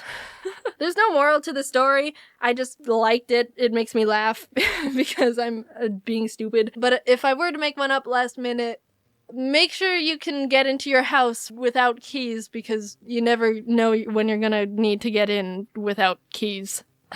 That was really bad. Oh well, sorry, I don't know what else you want from me. See you later, but not in my house because you can't get in. Ever since that incident, I've always left my house with my keys, which is honestly what I should have been doing from day one. But you know what? Shut up. Thanks a bunch for watching the video. As of right now, VidCon London is coming up, and I'm really excited to go and see my friends and some of you. I feel super freaking lucky to be able to travel around and do this kind of stuff. Younger Jaiden didn't have any plans for the future, but this is definitely beyond anything I could have tried to imagine. Also, Ari's in the sound booth right now. Yeah? He laughs when I laugh. You wanna do it? You're dope. I appreciate you. Talk to you later. Bye. Let's start off being honest right off the bat. I have no idea what this video is. I just had a random idea in my head. What if I tried to make a video that has literally no point to it? So here we are. Over the course of like a month or two, I started jotting down some of the random things that have crossed my brain and stuff along that line. Not the kind that are philosophical or have a deeper meaning, just the stupid ones. This video might change the way you view me as a person. Whatever, I don't care. Let's get started. I was going through my phone contacts the other week, and I was like, you know what? I want to get rid of the people I don't really need to have in here. Some contact spring cleaning. So I started deleting people I've never talked to, and the further in I got, the more I was thinking, who are these people? Where'd they even come from? Jacob Acorn? I've never met a Jacob Acorn before, the frick? And then there'd be people where I only added their first name. Ashley, I'm assuming Newberry? Yeah, delete. I don't talk to her. Ooh, wait, wrong Ashley. Well, I accidentally just permanently erased some other Ashley from my life. Also, that whole process made me realize I have way less friends than I thought I did. Like, I didn't have too many to begin with, but I deleted a lot more people than I thought I would, and my contact list is far smaller than it was before. What if dogs were the humans of the earth? Like, instead of a human society, it was dogs. What would they create? Would they build a government? What would their education system be? Would they create dog hobbies and dog sports? I'm not talking about the typical throwing frisbees and tennis balls. Maybe they'd create a game where they wear face harnesses with a scoop that can hold a ball, and they have to toss the ball into a hole on opposite sides of the court, each hole providing a different amount of points depending on its difficulty. Kinda like soccer or football combined with basketball. And there's teams, so they need to strategize and work together to win against the other dogs. Would they create art and music and invent things? Do they have passions that we couldn't think of? Like, if humans were just a wild animal, it would be much harder for us to realize that, say, playing a saxophone was your passion, because, wild animals can't invent saxophones, silly. So you'd never discover that side of yourself. But what if dogs could discover their passions and creative sides like humans? I'd want to go to a dog art museum and see what kind of art they'd make. Aren't you curious? If dogs had the intelligence and creativity of humans, what would they do with it? Could they run Earth better than we are? In a weird way, I'd kinda hope so. In horror movies, why is it always the piano that's the haunted, pretentious, scary instrument? I've seen the scenarios where pianos play themselves, the keys are smashed down to make a really ugly sound, maybe the occasional lid will slam down and kill someone. Is it because people see them as elegant yet ominous at the same time, setting up a good atmosphere? I want to watch a horror movie where instead of walking into a big empty room with a haunted grand piano in the center, a character walks into a big empty room and sees a ghost playing.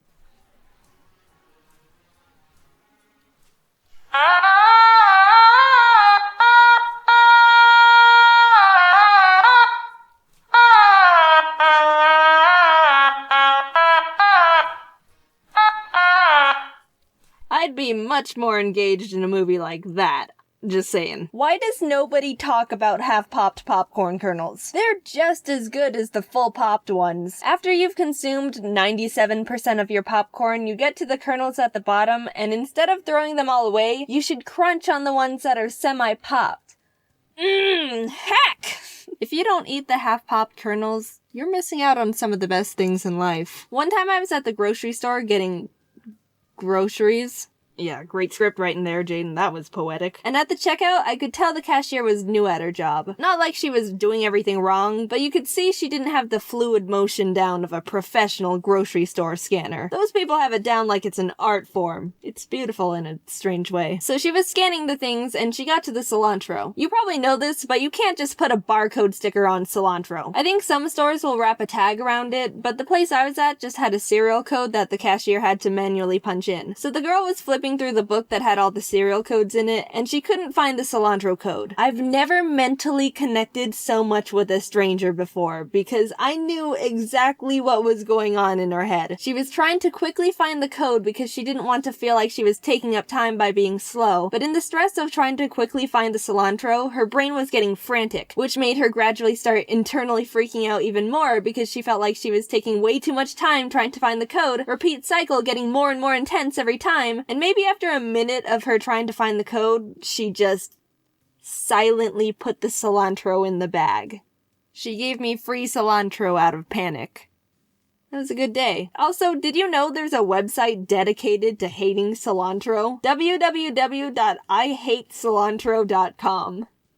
They write haikus. Stressing about a close deadline is kind of relaxing in a sociopathic kind of way. We've all done it. You procrastinated a bunch on a project and are in the phase of, crap, because it's due tomorrow and it's already 10:45 p.m. and you've only got like 0% done. But if you think about it, it's kind of nice to see it as, well, I'm totally stressed and panicked out of my mind right now and would rather just self-implode, but this feeling is only gonna last for a few more hours, since the deadline's so close. If you didn't wait until the last minute, it would have been a less intense but drawn out feeling of dread while working, versus this approach, which even though is 10 times more mentally and emotionally draining and likely very bad for your health, only has to last for like 1 day, maybe even 12 hours if you really push it, so pick your battles. But don't say I told you which one to choose. I'm not responsible for any crummy projects you haphazardly spit out. That's still you. My parents' house had really big windows in the living room, and sometimes birds would fly into them. Most often hummingbirds. Whenever one did, I would go outside to where it landed, and if it didn't die from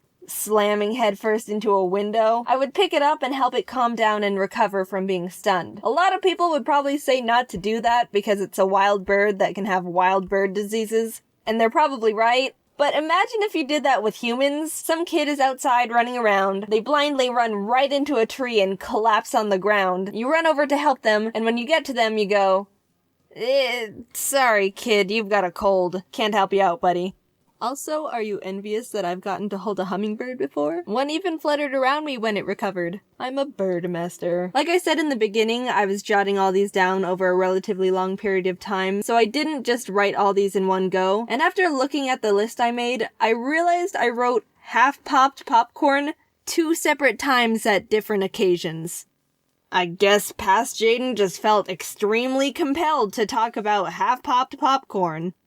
It is really good, though. Why do kids on the internet feel the need to tell their age so frequently? You see it all the time. I'm 13. I'm 6. I'm 2. Is there a reason they do it? Do they think it's vital information they need to convey? Whenever I see a comment that starts with, I'm 9, and my brain kinda automatically writes off whatever they're about to complain about, I'm not saying people these ages don't say anything valuable to me. I really enjoy seeing, I'm 6 and really liked your video, because then it feels like that message was written with full child pureness. You know the kind. They're still innocent beings that haven't experienced the cruelness of reality yet, but any other time, it's just a detail that adds nothing else to their statement. One time I got an email that said, I love your vids, I'm 7. So I responded with, thanks. I'm 19. Do they feel like they're obligated to express their age? Do they think they're asserting dominance? Is it an accomplishment to them? More mysteries I have yet to find out. I'm not gonna lie. I won't lie, this is definitely... No, this video was really fun to make. It was so different and experimental and all over the place. I don't know, I just had so much fun making it. I was thinking about doing a video like this for a while, just like little random topics that aren't enough to make an entire video about on their own. I haven't seen anyone else do this kind of thing before either. I could be wrong. Maybe there's like hundreds of people who already made videos like this before and I'm not being creative at all. If so, then okay, whatever. Again, it was pretty experimental and just, I don't know, I kind of like the chaos and unpredictability of it. If you liked this format, I'd totally be down to make another one sometime. But if you're like, wow, Jaiden, this was the suckiest video that ever sucked, then I probably won't make another.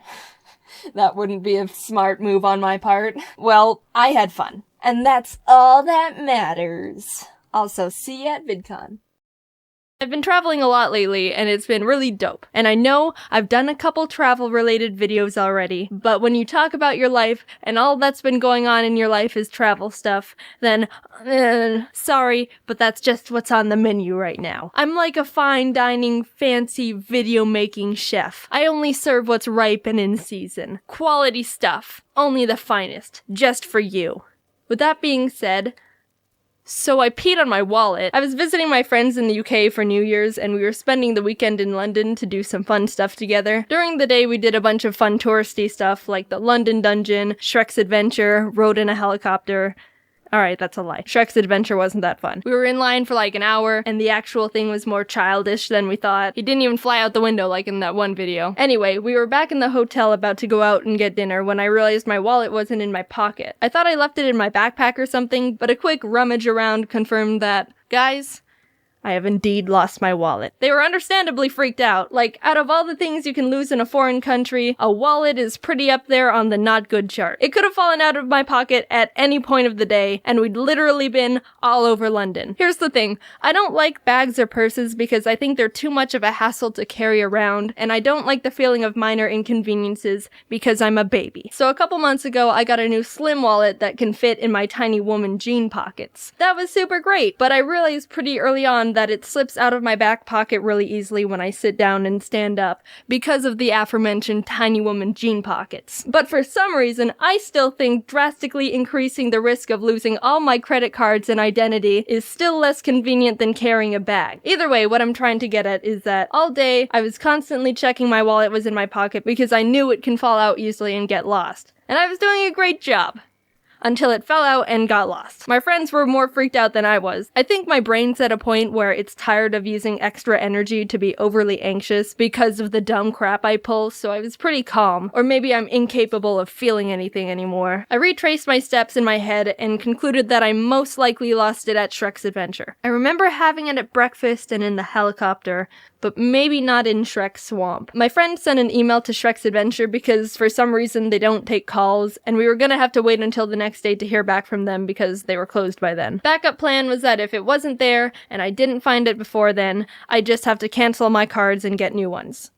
And I wouldn't be able to leave the country. So we headed out for dinner. It was really nice, especially since I didn't have to pay, and got back to the hotel a few hours later. The stress about losing the wallet was pretty died down because there wasn't much we can do other than wait for Shrek to contact us. We turned on a movie and I went into the bathroom, and when I lifted up the seat, what the fuck? Guys, oh my god! The wallet was in the toilet the whole time! At first it was like, what the heck happened? How did my wallet get in the frickin' toilet? But after a little bit of thinking, with all the puzzle pieces, I think I know exactly what happened. Right before we were going to dinner, I went to the bathroom, and while I was preparing to use the bathroom, my wallet must have fallen out and into the toilet. And I didn't notice because I don't check the toilet after I use it. Maybe you're supposed to.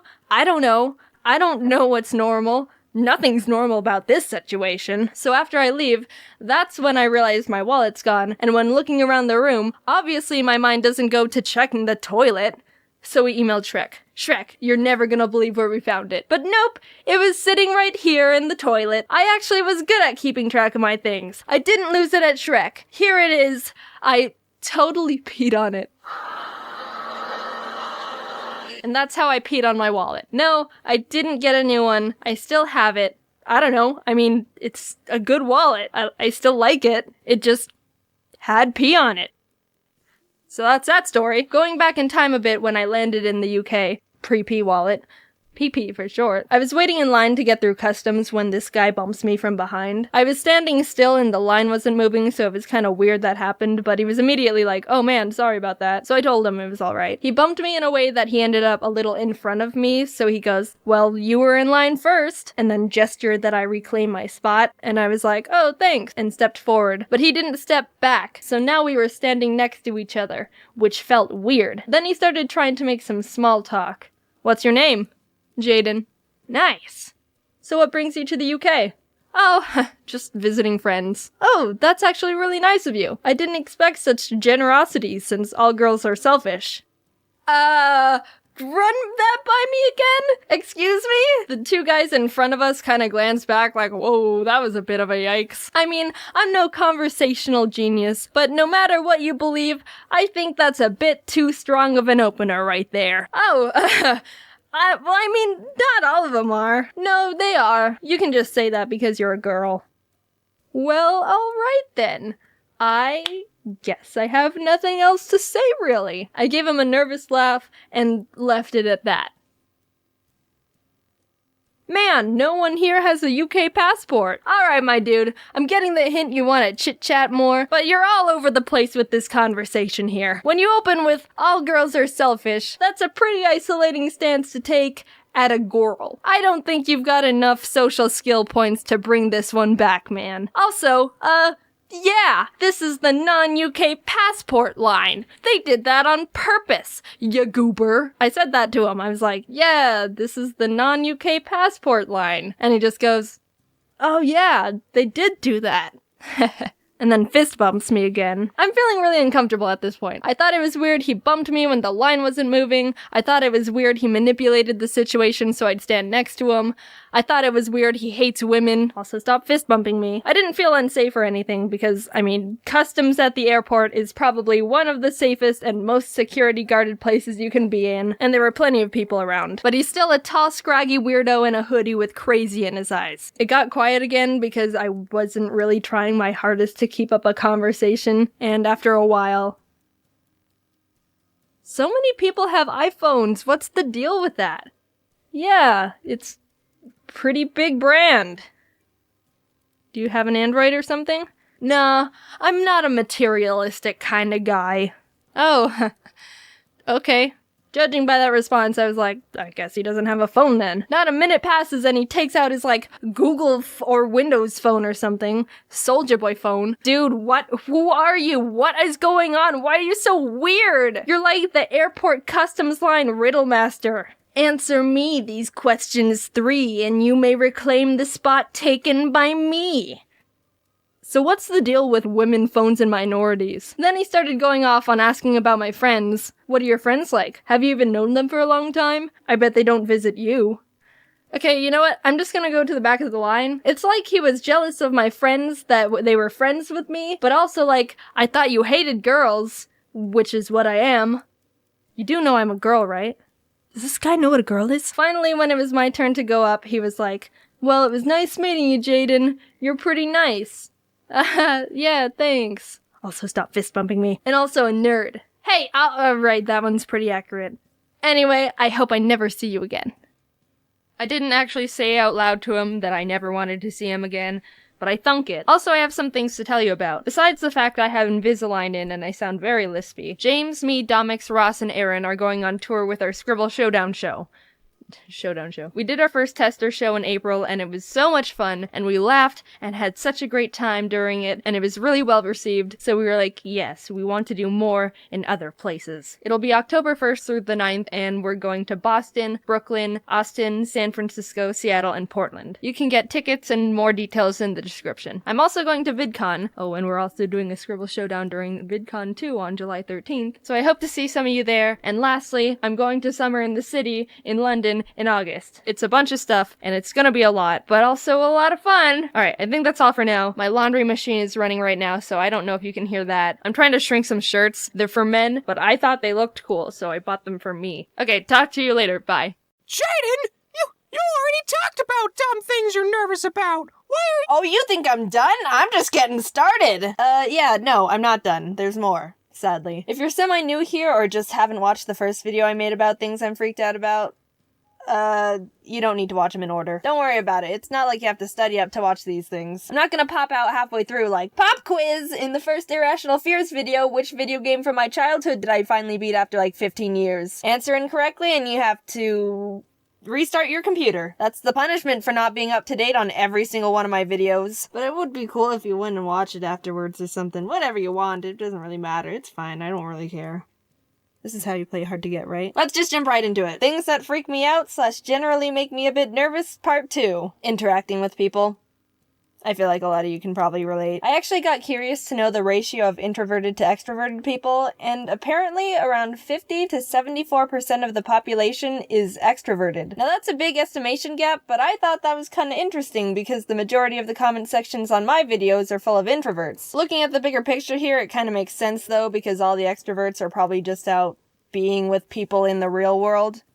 Like extroverts. Well anyway, as a fellow introvert, I avoid interacting with people as much as I possibly can. If there's an option for me to just not talk to people, I'm down. I'm talking about strangers and people I don't really know, by the way. Don't get this picture in your head that I just want to live on the floor of my room by myself in the dark with no friends. You probably weren't thinking that.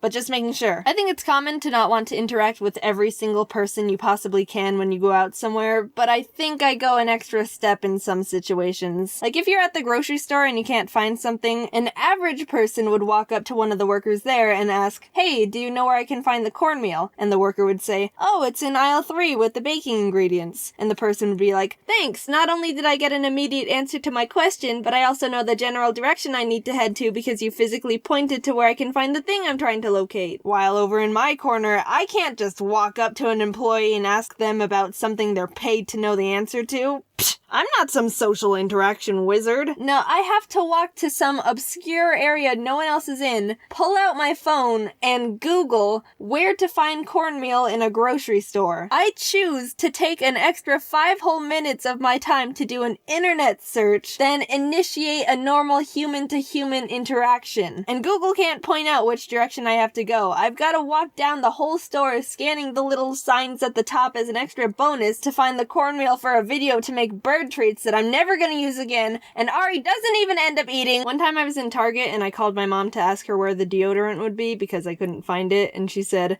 "How should I know? Ask someone there. Why are you calling me? I'm at work." And so I left without buying anything. Which is also a tangent little fear, going into a store, looking around, and leaving without making a purchase. I feel so shady, like the workers probably think I just committed a steal. Then you try to like balance it out or something by looking extra friendly and smiling at the people. "Howdy ho there, I didn't steal. No need to worry about me. I'm a law-abiding citizen who pays for things." But then it's the whole thing like, well, hypothetically, if I were to actually want to steal something, I would try to not look shady by smiling at people like, "Yep, totally didn't just rob you." So they probably think I am stealing by smiling at them, and I'm confirming their mind even more. People who work at stores. If you see someone walk in and leave without getting anything, do you assume they stole something? I haven't had a job like that before, so I don't know the thought process you guys have. I just want to know if this can be something I don't need to worry about anymore, and I'm just overthinking everything like I normally do. Please help. Since we're on the topic of socializing with other people, if I do find myself in a conversation with someone, I worry a lot about not looking like I'm paying attention to them while they're talking. I hate it when I'm trying to tell someone something and they're just looking around, they check Twitter a few times, totally not looking like they want to be there. Like, dude, you're gonna miss out on this stellar conversation I'm having with you here that could totally maybe change your life. I'm just kidding. I don't have anything to say that could change anyone's life. But they don't know that, so they're risking that possibility. Also, another side tangent, the word stellar. It's a good word. Why don't people use it more? I vote everyone says stellar more often. Stellar is stellar. That was a public announcement. So that's 2 things on your to-do list now. Go watch my Irrational Fears Part 1 video and say stellar more.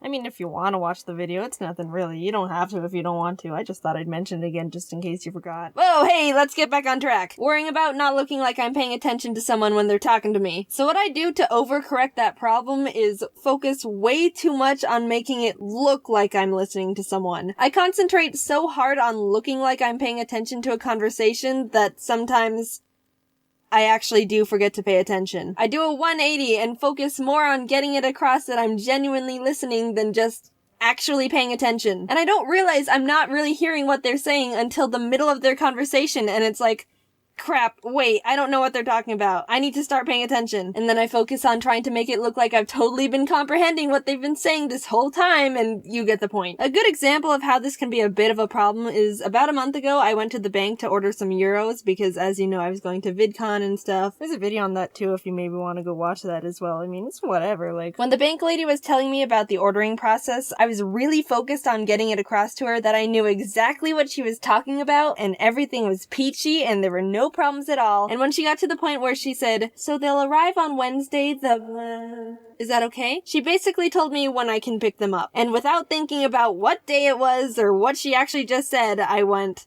"Yep, that's fine," finished the order, and left. It wasn't until a couple hours later I was at my desk doing some work and it dawned on me, wait, I'm leaving on Tuesday of next week. Did she say this Wednesday or the Wednesday after I leave the country? I'll take my chances. It was the Wednesday before I left. It was fine. But in hindsight, that could have been really bad. And I was too nervous about going back and asking the lady about the order information because that would be extra interaction with another human, and I just told you about how that makes me anxious. I'm gonna screw myself over someday by being like this. I know it. I'll make a video about it, don't worry. Last one for now. So far I'd say I've talked about pretty general things that other shy, anxious people might relate to. But this one's out there. The live-action version of the movie Pinocchio. There might be a few of you out there like, oh yeah, when I saw that movie as a kiddo, I thought it was a bit freaky too. No, that's not why it freaks me out. I saw it for the first time as a kid, and I don't recall a single thing about what it's really like or what happened in it, but I just know that that night, I had one of the scariest nightmares of my childhood life. Like the type of nightmare you never forget, and you just wake up in a pool of your own sweat like, geez, what in the... how did my brain even conjure up something that horribly freaky? The heck? Where did that come from? And at first, I didn't think anything of it. Just a nightmare. They happen. Nothing out of the ordinary. But like a year or something later, I watched the live-action Pinocchio movie a second time, and I got the exact same nightmare. Yep, these two occurrences are connected. I'm never watching Pinocchio ever again. And I didn't. That's the only movie I refuse to watch as of this point right now. Maybe sometime in the future I'll be brave enough to try and give it another chance, but no man, I'm good for now.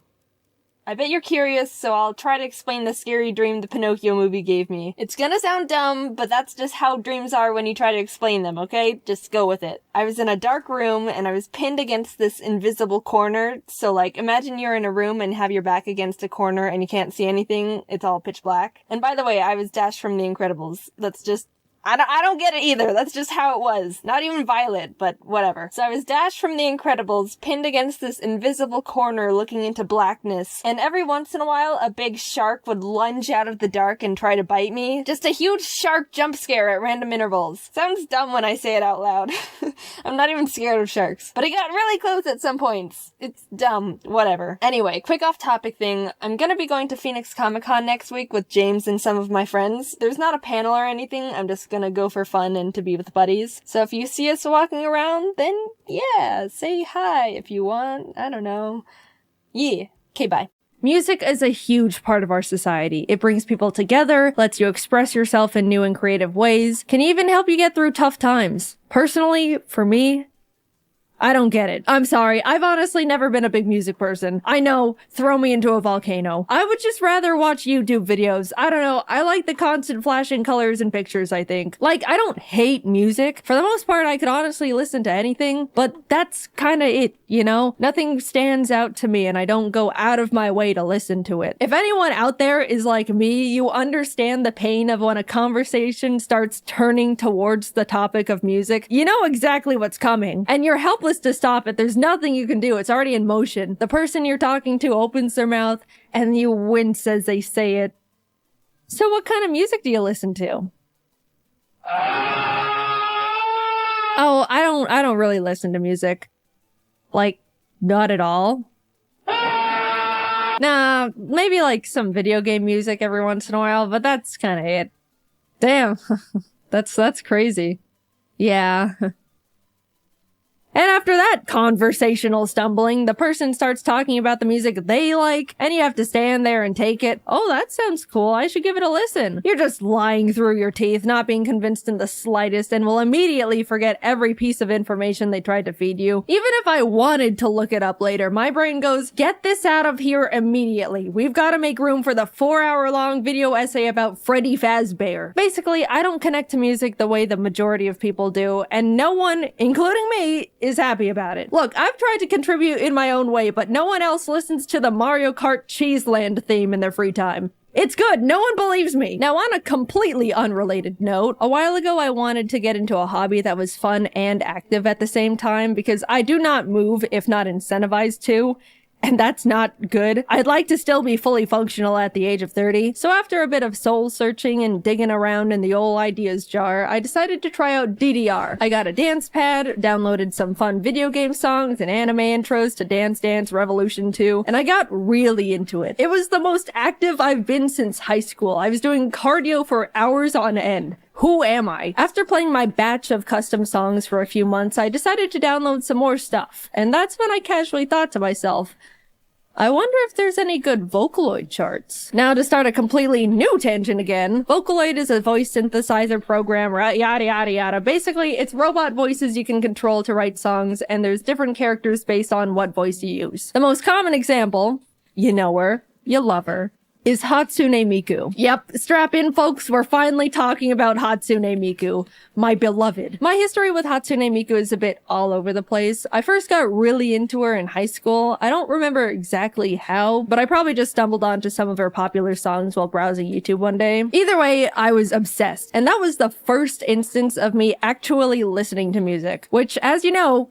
was groundbreaking. I loved Hatsune Miku so much that in my senior year of English class, the teacher told us to write a PowerPoint presentation about anything we wanted. Most kids talked about, like, ending racism or recycling or something like that, but I decided my presentation was gonna be about our girl, Hatsune Miku. You know, just as morally important as ending racism and preventing global warming. Of course, I disguised it as a presentation about our hologram concert's gonna be the future of live music, but it was really just an excuse to gush about Miku because I desperately needed that outlet. I was a lonely child. Honestly, I'm not even sure how I mustered up the courage to do that presentation in the first place, because as the shy art girl who never talked to or hung out with anyone, it was a bold choice for me to talk about something considered so strange and nerdy at the time. I started my presentation and immediately was like, oh my god, what the hell am I doing talking about a holographic Japanese pop icon in front of my normie-ass classmates? I regret every moment I didn't stop myself from getting right here. After playing Miku's viral World Is Mine performance for the class, one of the, like,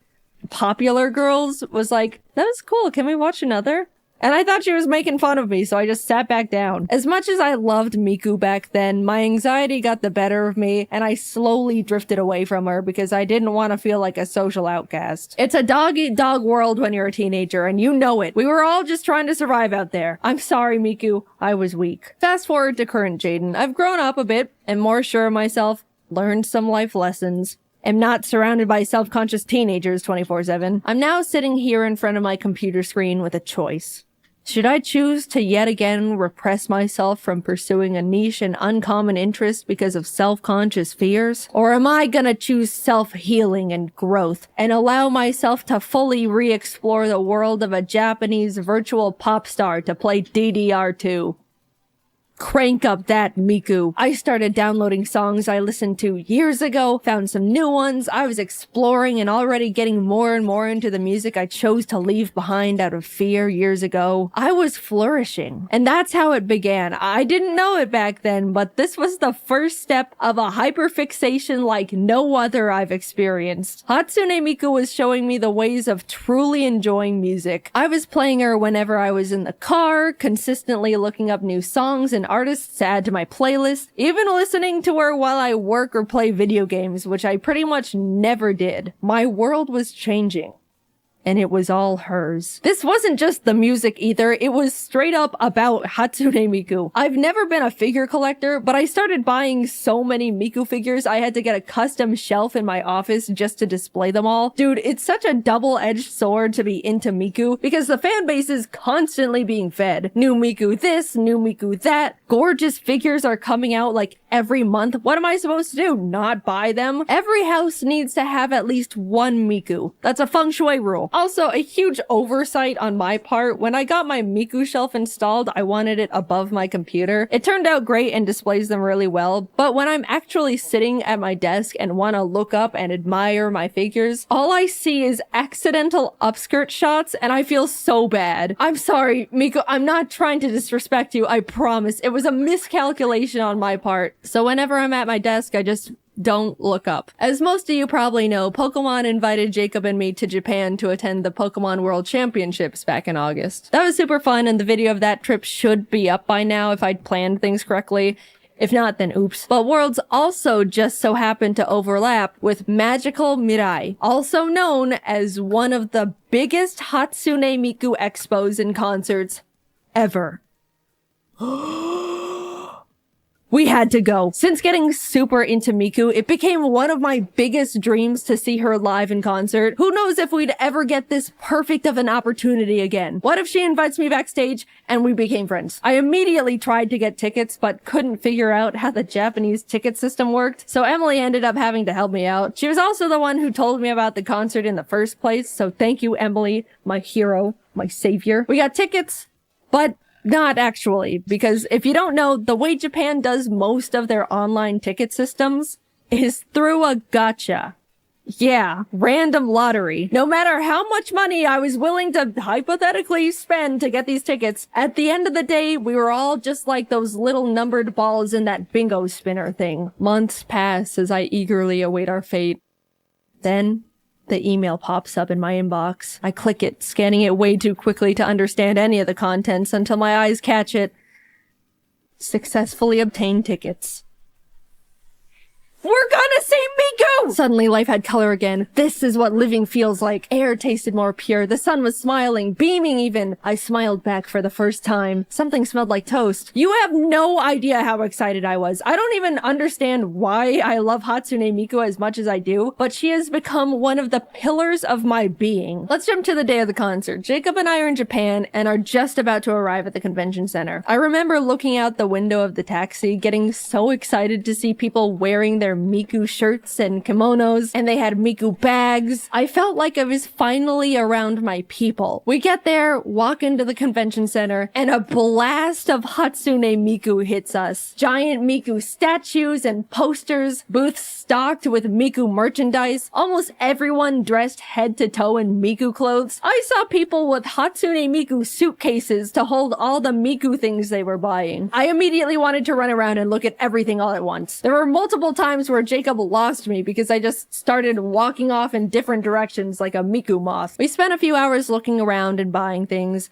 We spent a lot of money, but eventually we started getting ready for the live concert. I was giddy with excitement at this point. She was gonna be right in front of me. We found our seats and dude, we were pretty damn close to the stage, especially for randomly selected seats. I couldn't believe how close we were gonna be to Hatsune Miku. I already knew going into it I was gonna cry frame one. If you didn't know, it's pretty standard to have special Miku glow sticks you can shake to the beat of whichever song is playing. You can even switch them to the coordinated color of whichever Vocaloid was on stage at the time. I've only learned about it from watching videos of concerts on YouTube thus far, and I gotta say, it was so fun to see people before the show warming up their arms and practicing their glow stick moves. They really take Hatsune Miku seriously, and I respect it so much. Some people were even quadruple wielding glow sticks. The record I personally saw was 6, like some sort of Miku Wolverine. It was a huge bummer though, because Jacob and I tried to buy some sticks of our own at the expo hall, but they were already sold out,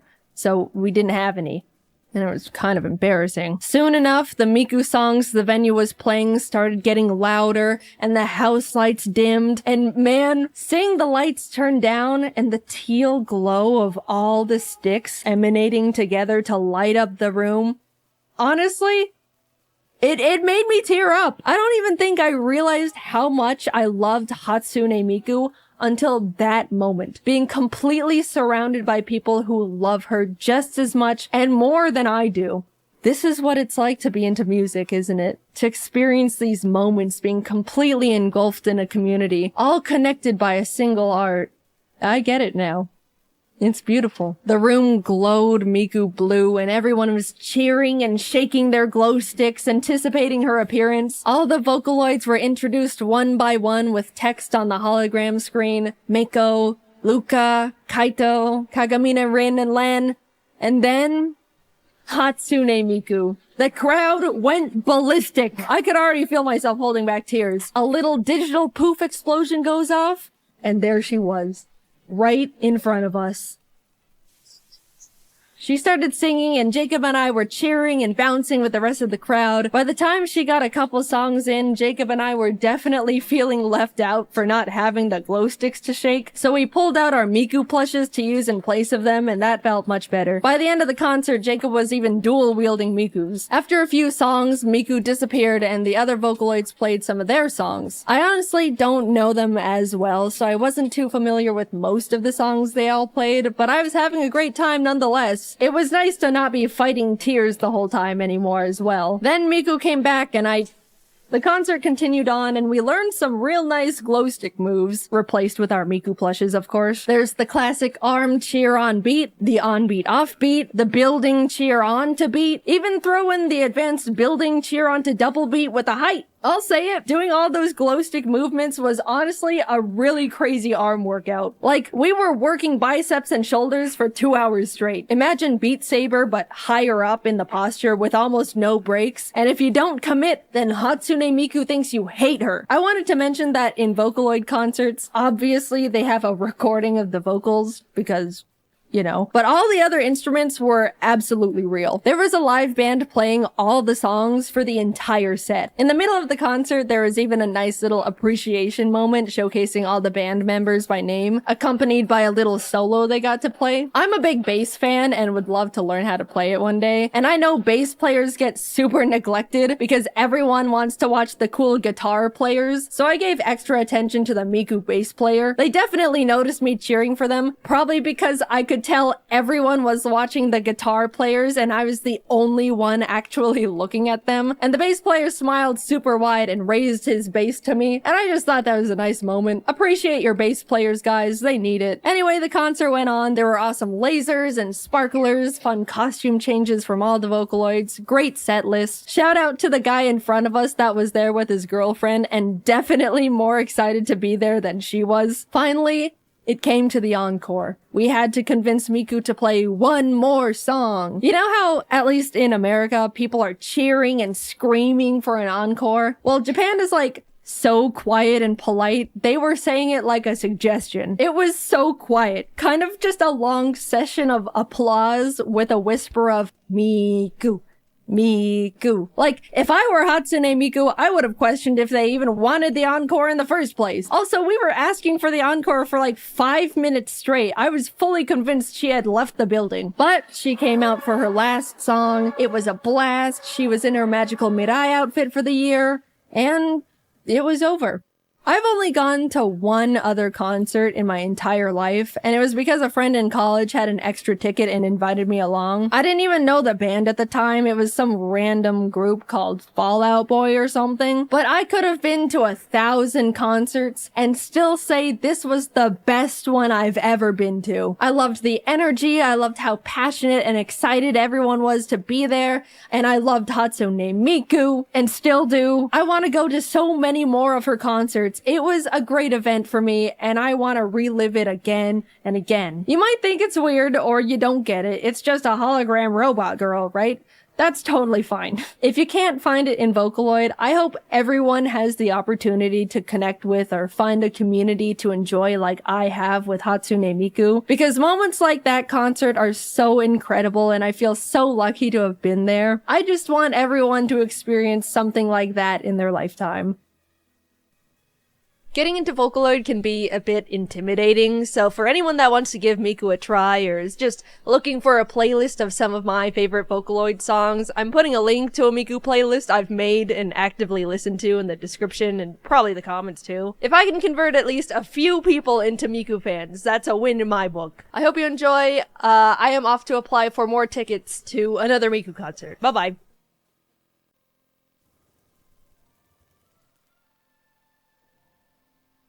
This is Asperia, a beautiful place known for its breathtaking scenery, gorgeous mountains, bustling villages, and secrets around every corner. In a forest somewhere, Jaiden can be found playing with Ari and Tofu, her loyal bird companions. She lays back, happily enjoying the sunlight as Ari runs around, disturbing the wildlife, and Tofu eats dirt. Jaiden is the region's very own wildlife biologist. She documents every new animal she encounters in her ecological guidebook, hoping to one day discover every mysterious creature Asperia has to offer. Ari and Tofu help in their own ways, I suppose. As she's writing down this interaction in her book, for scientific purposes of course, a flock of fruit doves flies by overhead. Jaiden immediately recognizes them from their bright white feathers and loud screeches. Very obnoxious ear-piercing screeches. Oh, how nature sure is a blessing sometimes. Just as they pass over, one of the bird calls spooks Ari, who is too distracted with bullying the rat. In a burst of panic from the sudden shrieks, Ari takes off and starts flying away in a fit of confusion. Ari? Ari, stop! Hey! Come on, dude, you're being dramatic. Jaiden calls out to her bird, but he's already too far away. Even if he could hear her, he's way too stubborn to listen anyway. Well, this is just great. After hours of searching for Ari in random bushes, trees, caves, Jaiden finally admits defeat and starts heading to the nearby town of Hollowstone for extra help in finding her bird. Luckily, she immediately spots a noble Hollowstone soldier. Perfect. I'll just go up to the guard and simply ask him if he can help me find Ari. I need your help! It's an emergency! We need to alert the town! Ari the bird is missing! He's gonna die out there if he doesn't eat his daily 5-course meal! You gotta help me, man! Please, help me find Ari! Oh my god, woman, calm down! Just as Jaiden was calmly talking to the guard about the dire situation, someone approaches. It seems like they somehow overheard the conversation she and the soldier were having. Typical eavesdroppers. The person asks Jaiden what happened, but she's too distracted by the fact the traveler has 2 funny little hamsters with them. Hamsters? Who are you? Are you looking for a duel? This is unfortunate because I'm missing my strongest battler, Ari, so you outnumber me in creatures. But luckily, bird-type attacks are super effective on hamsters, so it shouldn't be— Whoa, chill out. I'm Merlin. I heard you need help with finding your lost bird? Phew, they're just here to help. Jaiden wasn't really in the mood to wipe the floor with this kid's hamsters right now anyway. To help, Merlin asks Jaiden which forest she was in when Ari took off. Wait, the forests have names? This might be a bit trickier than everyone originally thought it would be. As the new little team starts retracing Jaiden's steps, they determine the area she was most likely in when Ari flew away was the south side of Ryham. Probably. Luckily, the Hollowstone soldier knows a villager over there that commonly feeds the birds. If anyone were to see Ari, it would definitely be him. With a fresh lead, the Hodgepodge crew head off together on their new quest to find Ari. They can only hope he's not gotten himself into too much trouble, but knowing him, it's quite inevitable. This was the start to the quest line of Jaiden and her birds in the game, and also this video's sponsor, AFK Journey. Me and the AFK Journey team have collaborated to put together a fun little campaign that includes Jaiden, me, Ari, and Tofu. It's also the first time I've ever been featured in a video game, which is really cool, and it'll be active from September to November, so I hope you get to try it out. The new season, Waves of Intrigue, is out today. There's a link to the game in the description for you to download for free. Waves of Intrigue brings with it a wealth of new content, including a brand new map area, the bustling hub city of Rustport, new game modes and characters to recruit, fishing and sailing mechanics, and so much more. There's even new intense pirate and mafia elements that you can explore and immerse yourself with. On top of it all, they've added even more stories and trials to beat if you're up to the challenge. AFK Journey has given me a code for you all to punch in. Use code Tofu and Ari for some exclusive rewards. The link is down below, or you can use this handy dandy QR code. The game is beautiful, massive, and definitely has so much for you to uncover and discover throughout the entire world they've created. I hope you'll give it a try. Thank you again to AFK Journey for not only sponsoring this video, but also putting me into their game in such a cool way. Thanks for watching! Remember when Pokemon sent me every single one of their Gen 5 sitting cuties for me to rank? Turns out they really liked that video. So much, in fact, that they said, "Hey Jaiden, awesome video. Why don't you come to Japan to watch the Pokemon 2023 World Championships?" Our treat. You won't have to pay for your flights or hotel or nothing. I've been to Japan once before in my entire life, and it was back in 2018 with my family. We did a bunch of fun little Japanese tourist things. It was a phenomenal trip, but ever since then, I've always wanted to go back and do all the awesome nerdy stuff Japan has to offer that I didn't want to bother my family with. At the time, they didn't even know who Luffy was. They would have been so lost. So when Pokemon extended their hand and offered to fly not only me, but Jacob out to attend the biggest Pokemon tournament in the world, I jumped for joy. Free trip to Japan! The tournament was only going on for a single weekend, but Jacob and I planned to stay there for 3 whole weeks to do a bunch of said extra nerdy stuff. We were pumped. Eventually the time came, Jacob and I were packing up all our stuff, and decided we both would bring an extra suitcase so we could treat ourselves a bit and buy a bunch of cool stuff while we're there. Don't judge us, we're anime and Nintendo-loving impulse buyers going to Japan. A game plan was needed. We were being responsible. 2 extra suitcases was definitely gonna be enough. Yep. Equipped with our extra luggage, we headed off to the airport. Pokemon straight up gave us business class seats. We didn't ask for them or anything. So when we boarded, we realized we had the seats where you could lay down. There even was some sort of seat divider that acted like a car window, so I could roll it down and bother Jacob whenever I wanted. Quick little 11-hour flight later, and we were in Japan. It was time to have the best trip of our lives. I'm not joking. I had the most incredible trip and got to do things I won't ever forget. And I won't, because I've now plastered it onto the internet forever. We landed midday Japan time, so we decided to go to the first thing we wanted to see while abroad. Japanese McDonald's. I couldn't order anything except fries, but Jacob and I both dropped our jaws when we saw something called the Double Big Mac on the menu. I thought Americans already went big with the Big Mac, but Japan did the impossible, just to send a message. What a magical place. Let's begin with the next morning. Pokemon planned a bunch of cool stuff for the creators and partners they flew out, beginning with a group field trip to the Mega Tokyo Pokemon Center. Jacob and I woke up early for it and missed the bus they had for us. And it totally wasn't completely my fault entirely because I hypothetically didn't read the schedule correctly and was taking my sweet time getting ready. Why would you think that? So we had to take the trains on our own to get there. Anyone that remembers my first Japan trip knows the trains were me and my family's mortal enemy #1. We kept getting it wrong and it was failure after failure the entire trip. You'd think that with all that prior experience and struggle, I would have grown as a Japanese train understander, right? Nope, we got on the wrong train. But at least we were having a good time. After a lot of freaking out and mental strain and regrets, we finally arrived at our destination, and although by the time we got there they had already finished looking at the Pokemon Center, we were able to grab a quick snack with the group at the Pokemon Sweets Cafe. I meant to take a picture of the Pikachu waffle before I ate half its cranium, but I forgot, so this is what you get. Now that we were with the group, we were able to travel with them for the rest of the day, so we packed into the bus and headed off to a traditional tea ceremony where we were taught all about how the tea masters would make tea and tea etiquette and all these things about the significance of tea in Japanese culture, all while getting to taste the tea master made. Again, I meant to take this picture before I took a chunk out of the little sweet they gave us, but here we are yet again. I'm just not that great at this. They also served us a really special lunch of super fancy bento boxes, like so fancy that the host was like, dude, I've never even had these bento boxes before. I was super excited, but I don't mean to be ungrateful or wasteful, but the box was full of super fancy, complicated fish and seafood. I knew going to Japan I'd have to be flexible with food because it's really hard to be vegan or even vegetarian there, so I really tried to eat as much as possible and look thankful.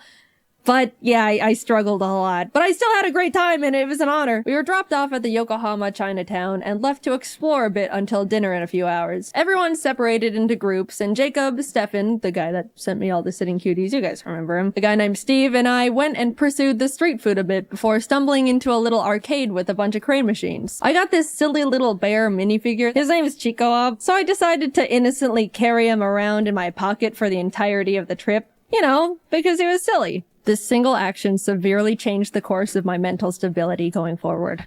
You'll see soon enough. But look at these cute photos I got with them. We had a great dinner, headed back to the hotel, got to hang out with our good old Pokemon rival Jan a bit, and called it a night. The next day we all got to do some private shopping at the Pokemon World's pop-up shop. I'll just say we bought way too much stuff that we also don't regret in the slightest. I even got this video of Jacob grabbing more and more sitting cuties as the workers kept reorganizing them to keep the display looking perfect. We walked out of there with 3 giant bags of stuff. But it's okay because remember, we anticipated this with our extra suitcases, which I am starting to wonder if they are going to be enough, but surely we will come down. We were then all taken to the creatures' offices. You know, just the place where they make Pokemon cards. It was gorgeous in there. They had these awesome sculptures of giant Pokemon cards with crystals, and all the walls were lined with 3D card art. It felt like I was in a building with a lot of significance.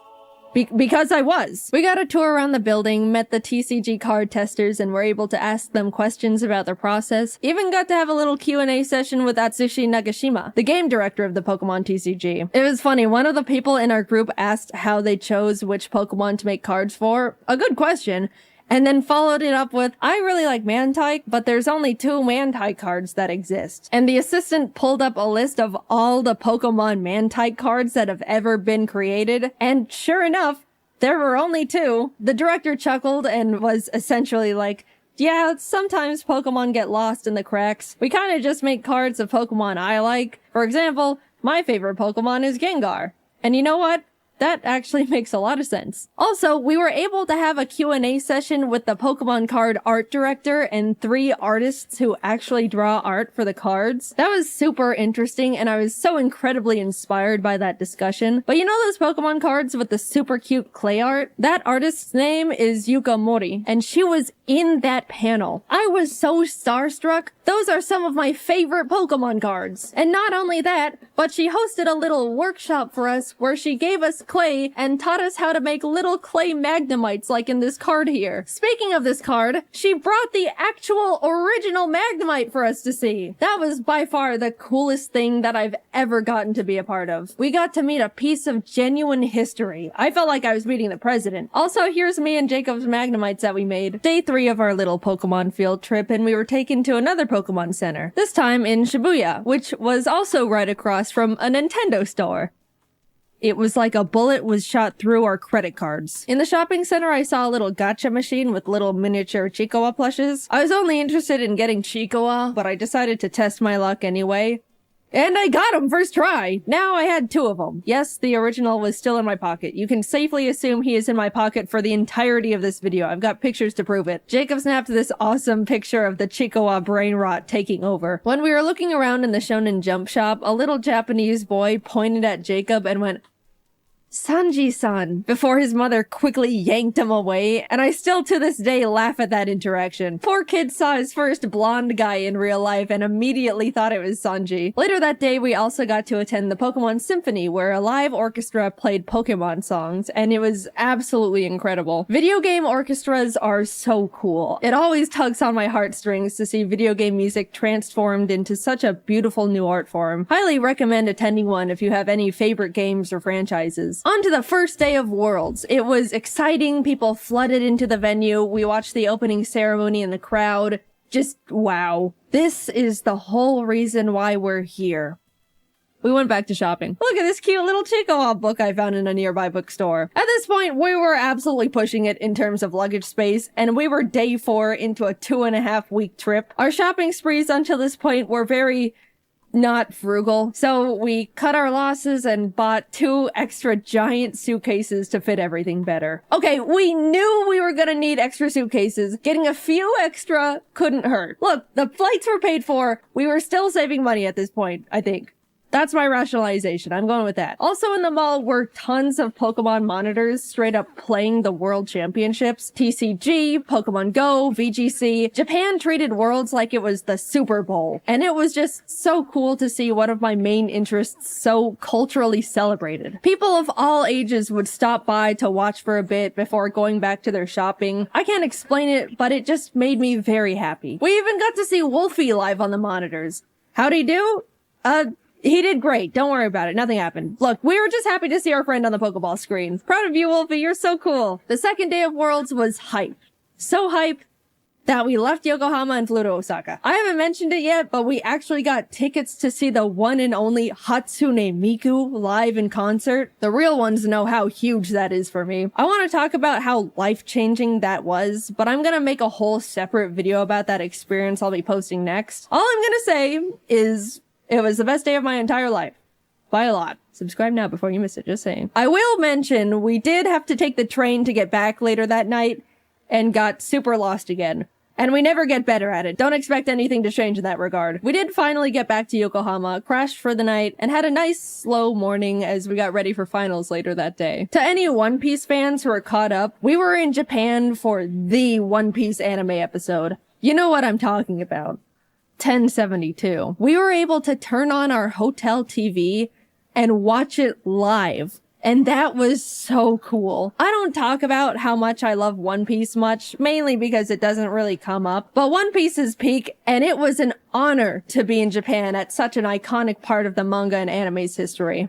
Anyway, back to Pokemon, sorry about that. We were able to watch the final VGC match live, got to chat and eat dinner with Wolfie and some other friends, had a late night hangout with Jan again, And that was about it. Day 7 meant it was time to pack up all our stuff from the hotel, say goodbye to Pokemon and Yokohama, and head on over to the apartment we rented for the rest of our stay just outside of Tokyo. At this point, we had filled up all 6 suitcases and multiple backpacks. I didn't mention it, but Pokemon gave us a truckload of gifts that we genuinely had no idea what to do with. We're grateful nonetheless, thank you Pokemon. But yeah, the taxi ride was a bit awkward. So, are you meeting up with some friends? No. After we got situated in the new place, we decided to look around the area and grab some lunch. And I gotta say, the little hole-in-the-wall restaurant Jacob found was some of the best ramen I've ever had ever. They even made it vegetarian for me, which was extremely kind of them. Food modifying is a bit tricky in Japan compared to the States, so I was very, very thankful. And it was delicious! We then proceeded to do absolutely nothing for the rest of the day because we were exhausted from the trip so far. I haven't mentioned absolutely everything we'd been doing on the trip because it would be a lot of, first we did this and it was cool, then we did this and it was cool. Even though it was such a pleasure to be invited, I was so dead. And definitely looked super not approachable or friendly to the rest of the group by the end of it. Sorry, guys. But neither time nor Japan stops for anyone, so we had to keep on chugging along. There were a bunch of friends we wanted to see while in Japan, and one of them was Connor. He wanted to take us to what he deemed his favorite Italian place ever. I asked if it was like fancy Italian, to which I was given the answer of no. So we get there, having a great time, and suddenly we realize Junichi Masuda, the director of Game Freak, is there having dinner. Not a fancy dinner, my ass. I then look down to see the Freddy Fazbear FNAF t-shirt that I am wearing. Not the best Jaiden moment to exist, but hey, what can you do? The food was phenomenal though. I already mentioned the best ramen I've ever had while on the trip, but this was genuinely the best pasta I've ever had in my entire life. Maybe even a top 3 meals ever for me. I don't know what the other 2 would be, but that Connor place is definitely up there. The next day we went to the One Piece store in Shibuya and bought a lot of stuff because there was a lot of topical and hype things in there, as you could imagine. If you don't get it, go catch up and come back. Don't worry, it won't take too long. My favorite character is Mihawk, but out of all the stuff the store had to offer, there were only a few stickers and a single keychain for Mihawk. I'm still mulling about that one. I just want more Mihawk. Is that too much to ask for? Even this guy got better merch. The world's greatest swordsman deserves better. I guess I'll just take my Zoro and Law stuff. That's cool too, I suppose. I also found a bunch of Chikawa stuff in a Kittyland store, and this is truly when you get to see where things start going downhill for me. I just like the funny little cartoon bear thing. What? Is that such a crime? I don't remember what we did the rest of the day. I think we just crashed and passed out. This trip,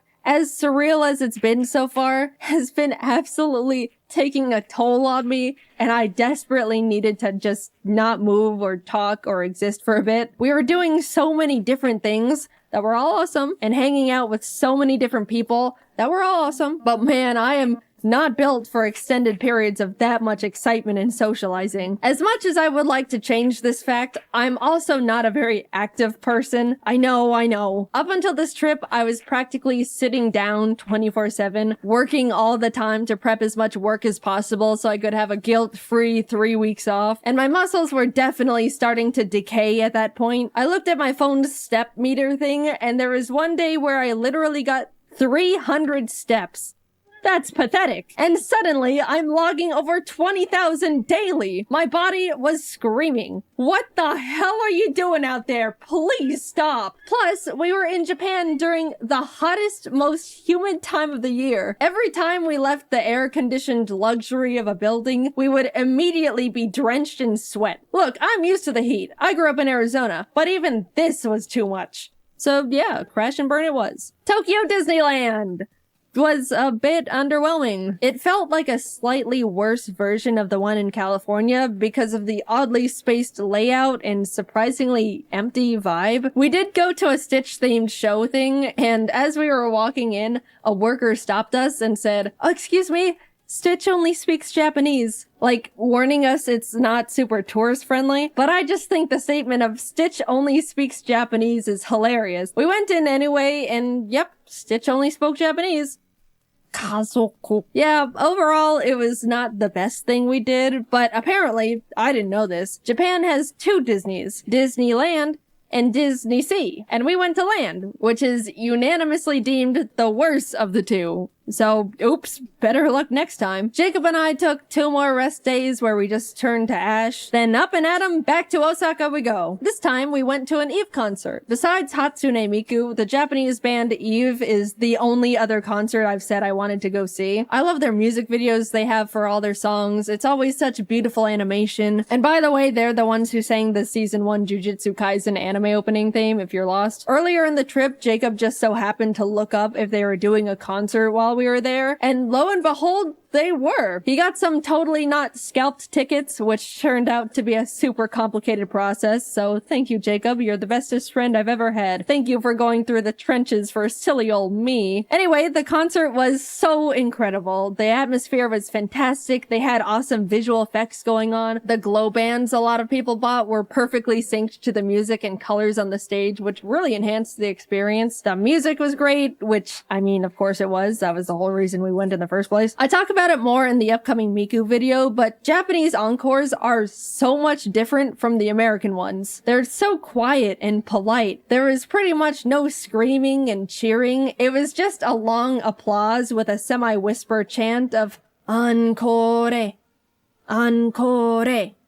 And they also made us wait like 5 minutes for them to come back out. My hands were getting itchy just from clapping so much. That's how long it took. And then when they finally came out, they ended up doing like 5 extra songs. I mean, I'm not complaining, but after the 4th time thinking, man, that was a great last extra song. Well, time to head home.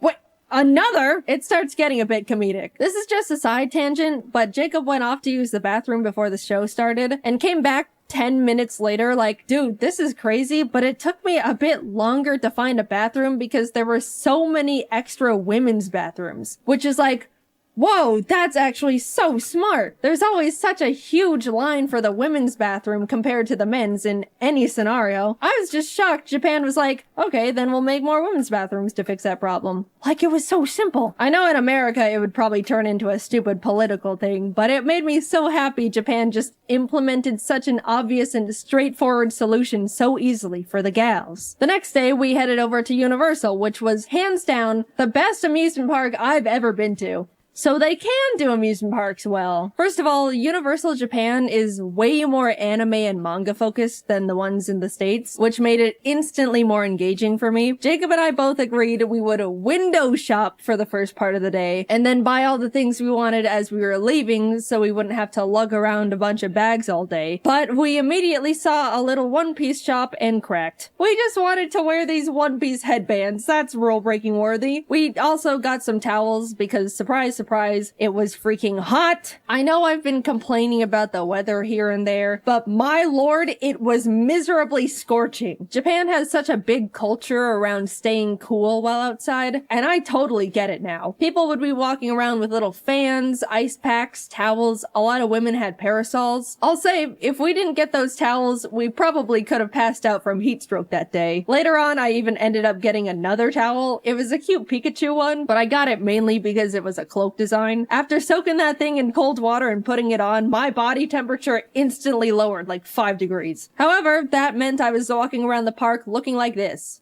Back to the awesome stuff. We did a bunch of attractions like watch a fun 4D Jujutsu Kaisen show where the seats move around, went on a super cool 3D VR Spider-Man ride. We tried to cool down by going on a Minions thing called Freeze Ray sliders that claimed to cool riders down with a blast of chilled mist from a giant freeze ray. But we got on and absolutely did not even touch a drop of the mist because it never ended up getting in range of our cart. That felt like an actual tragedy at the time. There were a few big roller coasters we wanted to go on, but I get super motion sick and forgot to bring nausea medicine, so no roller coasters for us. But I shall return one day. The park, of course, had a bunch of cool themed restaurants, one of them being a super cool One Piece restaurant. Did I mention I like One Piece? There also was a special Sanji one, but we didn't know you needed a reservation, so phooey. It was awesome though, I love One Piece. After a few hours of rides and being broiled alive, we decided to fully cool off by going on the Jurassic Park ride that's just giant splash mountain with dinosaurs. We cooked in line for probably a solid hour, and as soon as we were literally stepping foot inside the ride, it started pouring rain.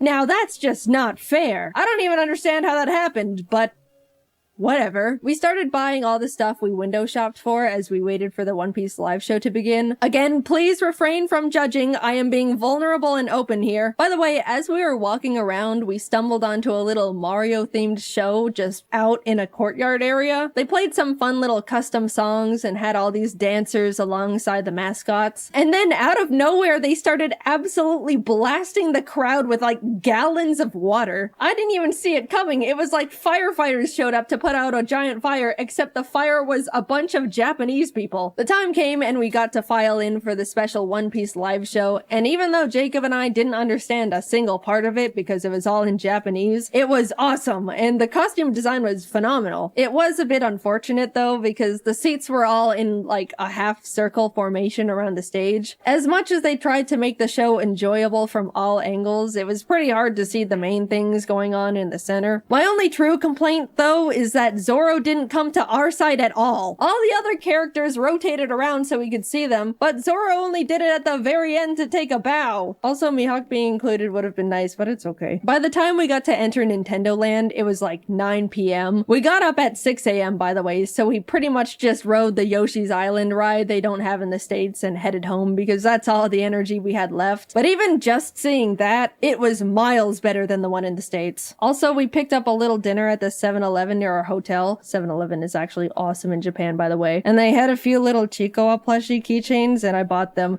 Just being transparent here. We woke up early the next morning to catch our flight back to Tokyo and hurried over to the Kirby Cafe. Emily actually booked the reservation for us. She was meant to also be there, but she was only able to get 2 seats and gave them to us as a gift.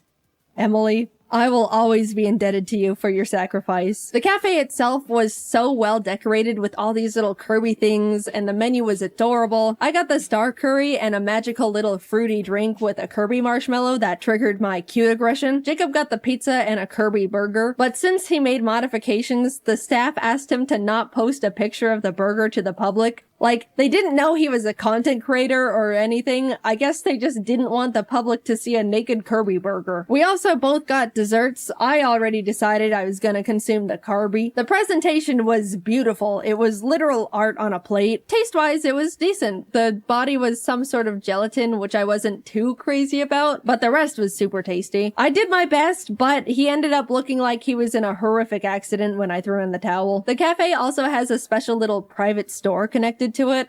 And yeah, what you expect happened definitely happened. We left with full bellies and bags, continued to look around the shopping center the cafe was connected to, and ended up walking into a gacha store.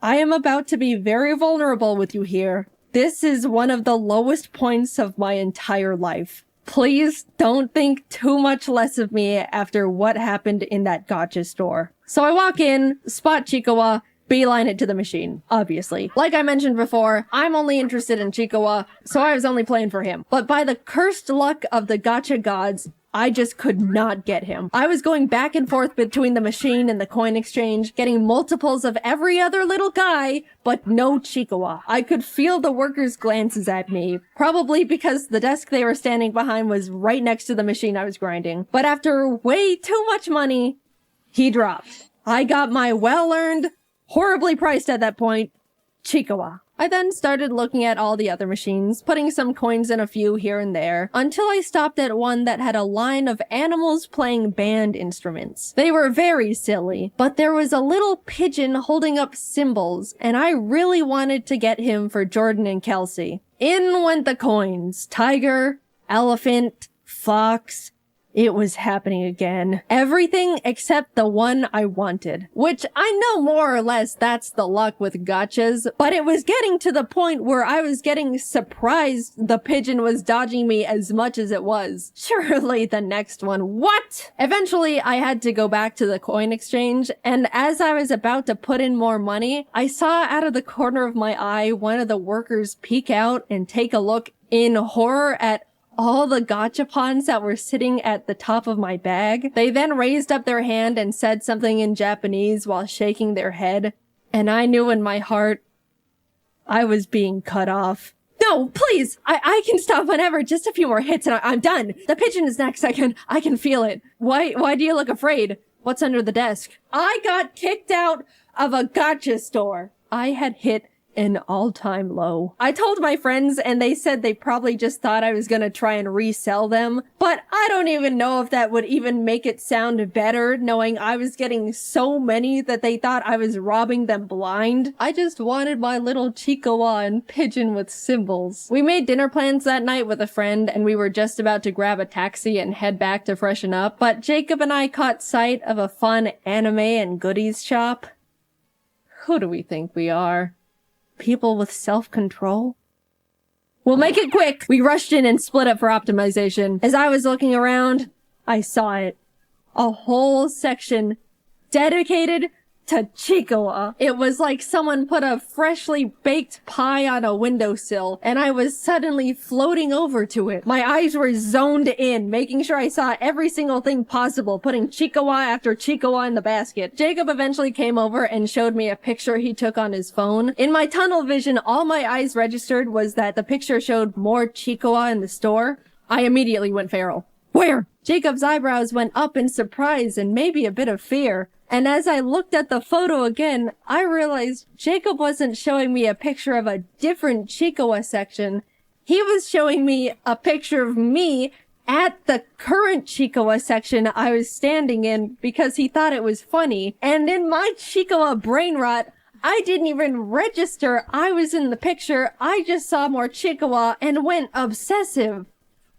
This is how I am. Either stand by me or leave. No, I don't need an intervention. Put it away. We left. I looked longingly at the crane machine Chihuahuas we didn't have time for, and we made it in time for dinner. Plus, we ended up in another arcade nearby anyway, and I got myself a Chihuahua from one of those machines, so it worked out. Stop. I don't want to hear it. Finally, we were reaching the end of our trip. We spent the last day grabbing lunch with Emily and Didus. There was a cool One Piece scavenger hunt event going on, so we also did that with them. We basically had to walk around Shibuya and find special One Piece trading card posters hidden around the area, and if we found enough along with the special card of the day, we could get a limited edition mystery card. It was fun, but also hot. And all my clothes were sticking to my body. Didus generously let me borrow his umbrella, and I jumped for joy as he showed me it was coincidentally Chihuahua themed. I don't know what's wrong with me. All I know is that bear makes me happy. We spent a few hours completing the scavenger hunt, got our special cards, and bid them farewell. Always good to see you guys. Bye-bye. I accidentally stole Didus' umbrella. It looked so calculated. They knew how much I was obsessed with Chihuahua. They'd been watching my Instagram stories. Follow if you want to see brain rot in real time. Emily, I have the Chihuahua umbrella. I didn't mean to steal it, I promise. It's not what it looks like. Since we were leaving in the morning and wouldn't be seeing them again, they just let me keep it. But the side-eye Jacob gave me the rest of the way back. I didn't mean to— stop it! Getting back to the apartment, reality hit us hard. We needed just a few more suitcases. Again. In total, we ended up buying 6 extra suitcases to hold everything we collectively bought. And even then, it was a struggle making it fit. Jacob ended up going professional Tetris mode, perfectly fitting everything into the suitcases with quite literally no extra room to spare. We came to Japan each with a backpack, carry-on, and 1 extra big suitcase, and we're leaving with altogether 8 suitcases and 4 backpacks. We were lucky the taxi driver had a big enough car to fit everything because we didn't have much of a game plan if it didn't. Off to the airport we went, where we checked all of our excessive bags, paid a couple fees, boarded our flight, and headed home. That trip will go down as one of the best trips I've ever gone on. It felt like it turned into a celebration of everything that makes me me. All of my hobbies and interests, Pokemon, One Piece, at the last minute Chihuahua. We got to do so many incredible things and were given so many opportunities I'd never even thought I could be a part of. I got to see so many friends that are normally so far away, ate some of the best meals of my life, and overall was just really happy, especially getting to spend it all with my best friend Jacob. By the way, if you wanted to know why in the world we got so many things, yes, a lot of it was for us. 90% of it all was for our friends. 100% of the Chicowa stuff was mine, but that's besides the point. If you want to see what we got them, also credit where credit is due, the majority of it all was from Jacob, because he's a great gift giver and even more incredible friend to the people around him. We're all nothing short of lucky to be able to call him our friend. You can go watch his Japan video. I assume it's already up, because we had to animate a frickin' 30-minute long video. My god, it was a lot. Thanks for sticking around. But yeah, I just had an unforgettable trip, and I owe the opportunity to the Pokemon Company for inviting us to Japan in the first place. I'm extremely lucky to be in the position I am, and will be forever grateful.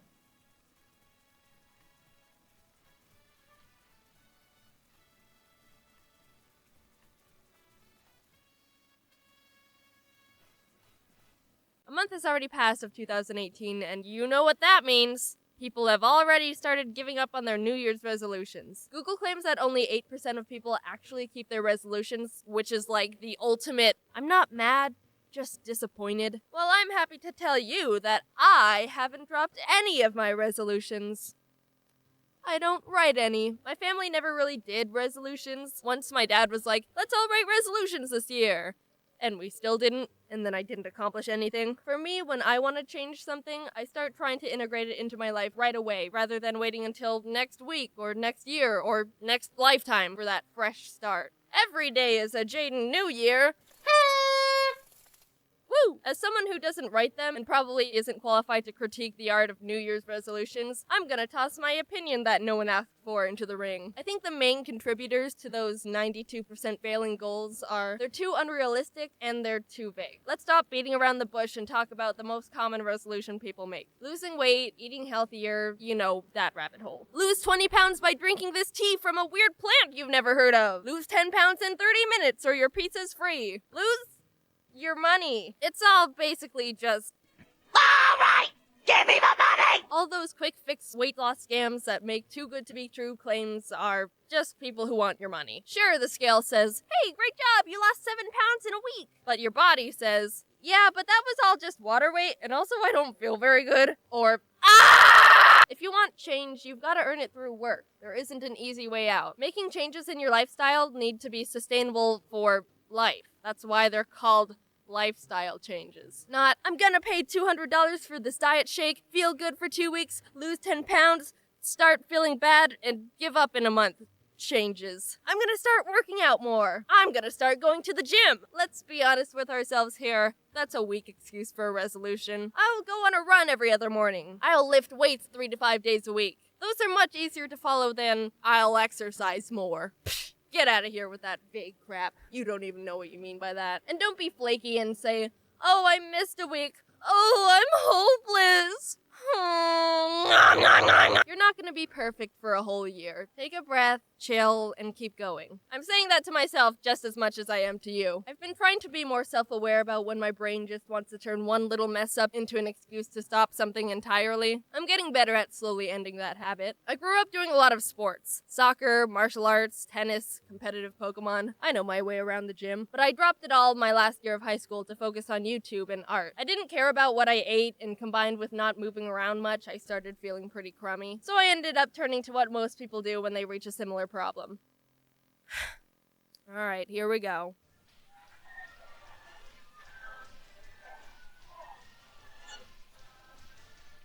Let's talk about home exercise videos. Why are so many of them so fake? The weird hip-hop music and the smiles that are a bit too wide. It might just be the plastic surgery, but it all makes me feel uncomfortable. I get that instructors want to make exercise seem fun and all that, but it feels super condescending to me. How the frig do they do entire workouts smiling and talking and making cheesy eating pizza jokes? Alright, now hold that squat. Ooh, feel that burn in those quads. I'm smiling and articulating everything perfectly, and I totally know you're panting like a dying animal over there. Don't think about that leftover pizza in the fridge.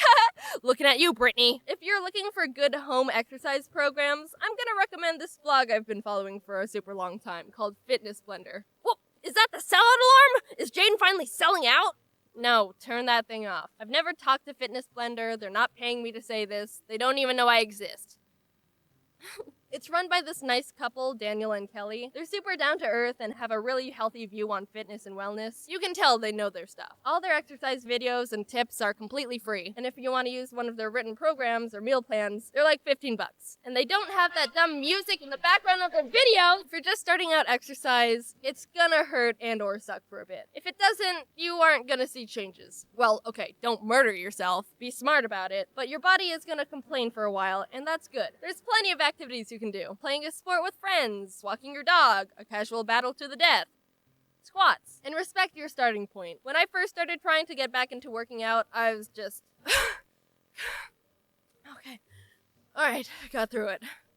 Alright, we're done with our warm-up, grab a quick drink of water, and we'll get right into the workout. But just stick through the beginning, because that's literally the hardest part. Raise your hand if you're sore!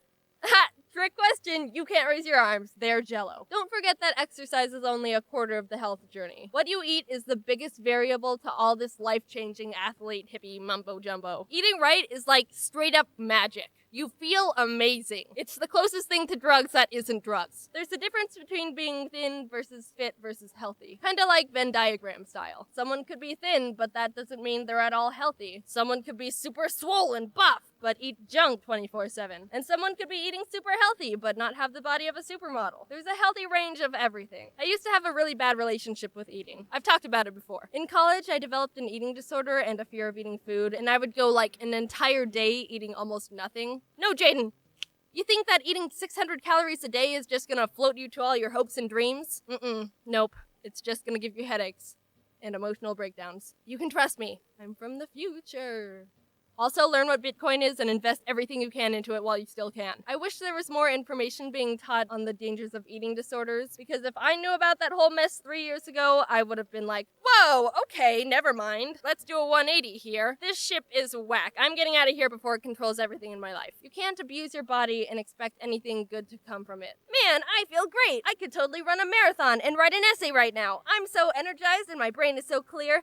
Thanks for feeding me literally one grape. You don't go to the gas station, pour a cup of gas into your car, and then try to drive to China. Eating less than your body needs to physically survive accomplishes nothing. It might seem like it's working in the moment, but honey, you've got a big storm coming. Please try to end it as soon as you can. I'm not at all trying to shame anyone going through rough times with their self-image. I know it's a really hard thing to fight against. I was pretty far gone when I was struggling, and even though I'm in a much better place now, I do still have bad days. What helps me is trying to separate logical thoughts from the bad ones that fuel the irrational fears. They're not here to see you succeed. They're just the dumb brain versions of those TV and email scams where they're like, hey, give me your credit card info, social security number, and mother's maiden name, and I'll give you $1 million.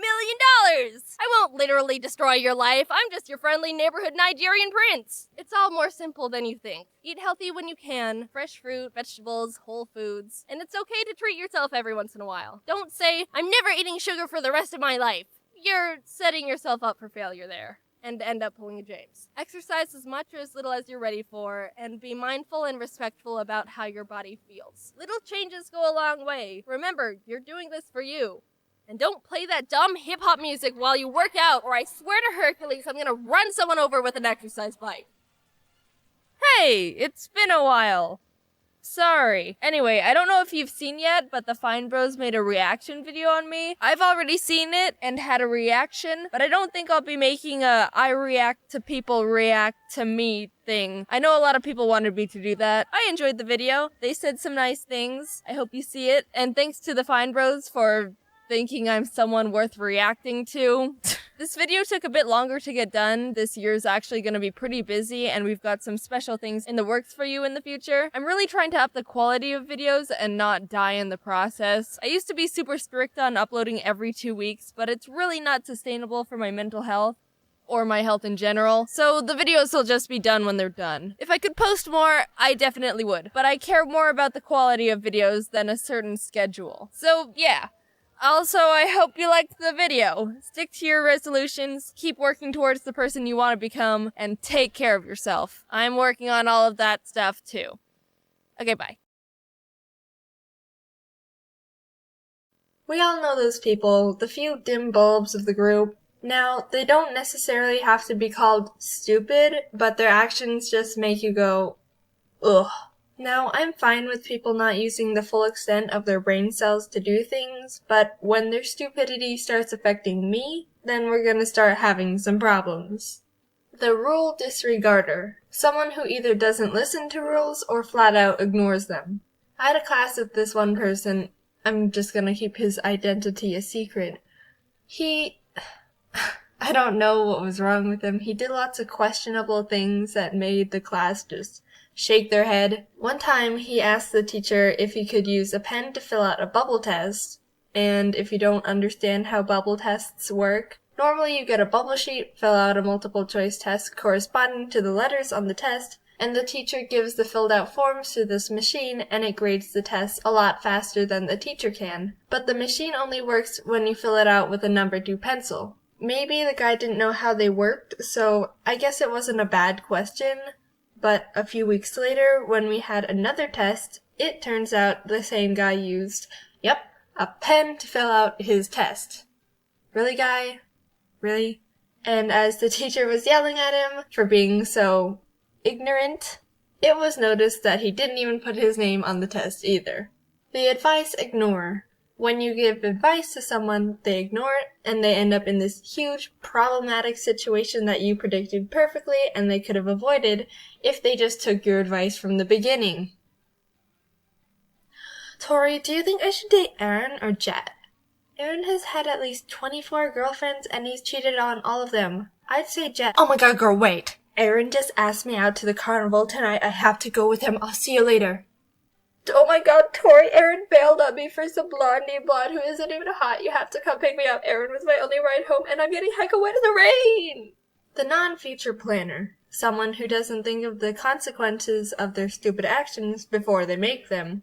Once when I was in 4th grade, I was in the school bathroom and as I was walking down the little corridor to go into the stall, some girl randomly started yelling, "I'm gonna kick the door open!" And all of a sudden I heard this loud poof as one of the stall doors flew open at my face. Now luckily, I was a master of karate arts when I was little, so my reflexes were lightning fast, and I was actually able to block the door with my arm instead of my face.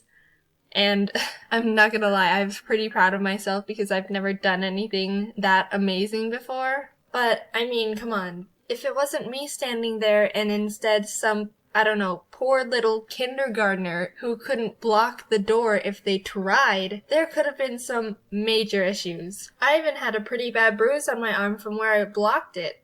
Be ignorant. When someone doesn't pay attention to their surroundings, when they could be a hazard to something or themselves. Jeff, where do you want these knives? Oh, hey, Jeff, didn't see you there. Dawn wanted them over by the cabinet over there. Hey, Dawn! Jeff said you wanted these over there. What? No, they're the knives you wanted. Yeah. You sure? Okay, catch. No? Okay, I'll sprint them over to you. The important detail overlooker. Someone who is told important details and immediately forgets them. Okay, so for the party tomorrow, you said you can bake the cookies? Yep. Do you want a specific kind? Nope. I can eat everything but peanuts, so everything else you want is fine. Hey, glad you could make it. What did you bring? Peanut butter cookies. You want one? They're still warm. Hello?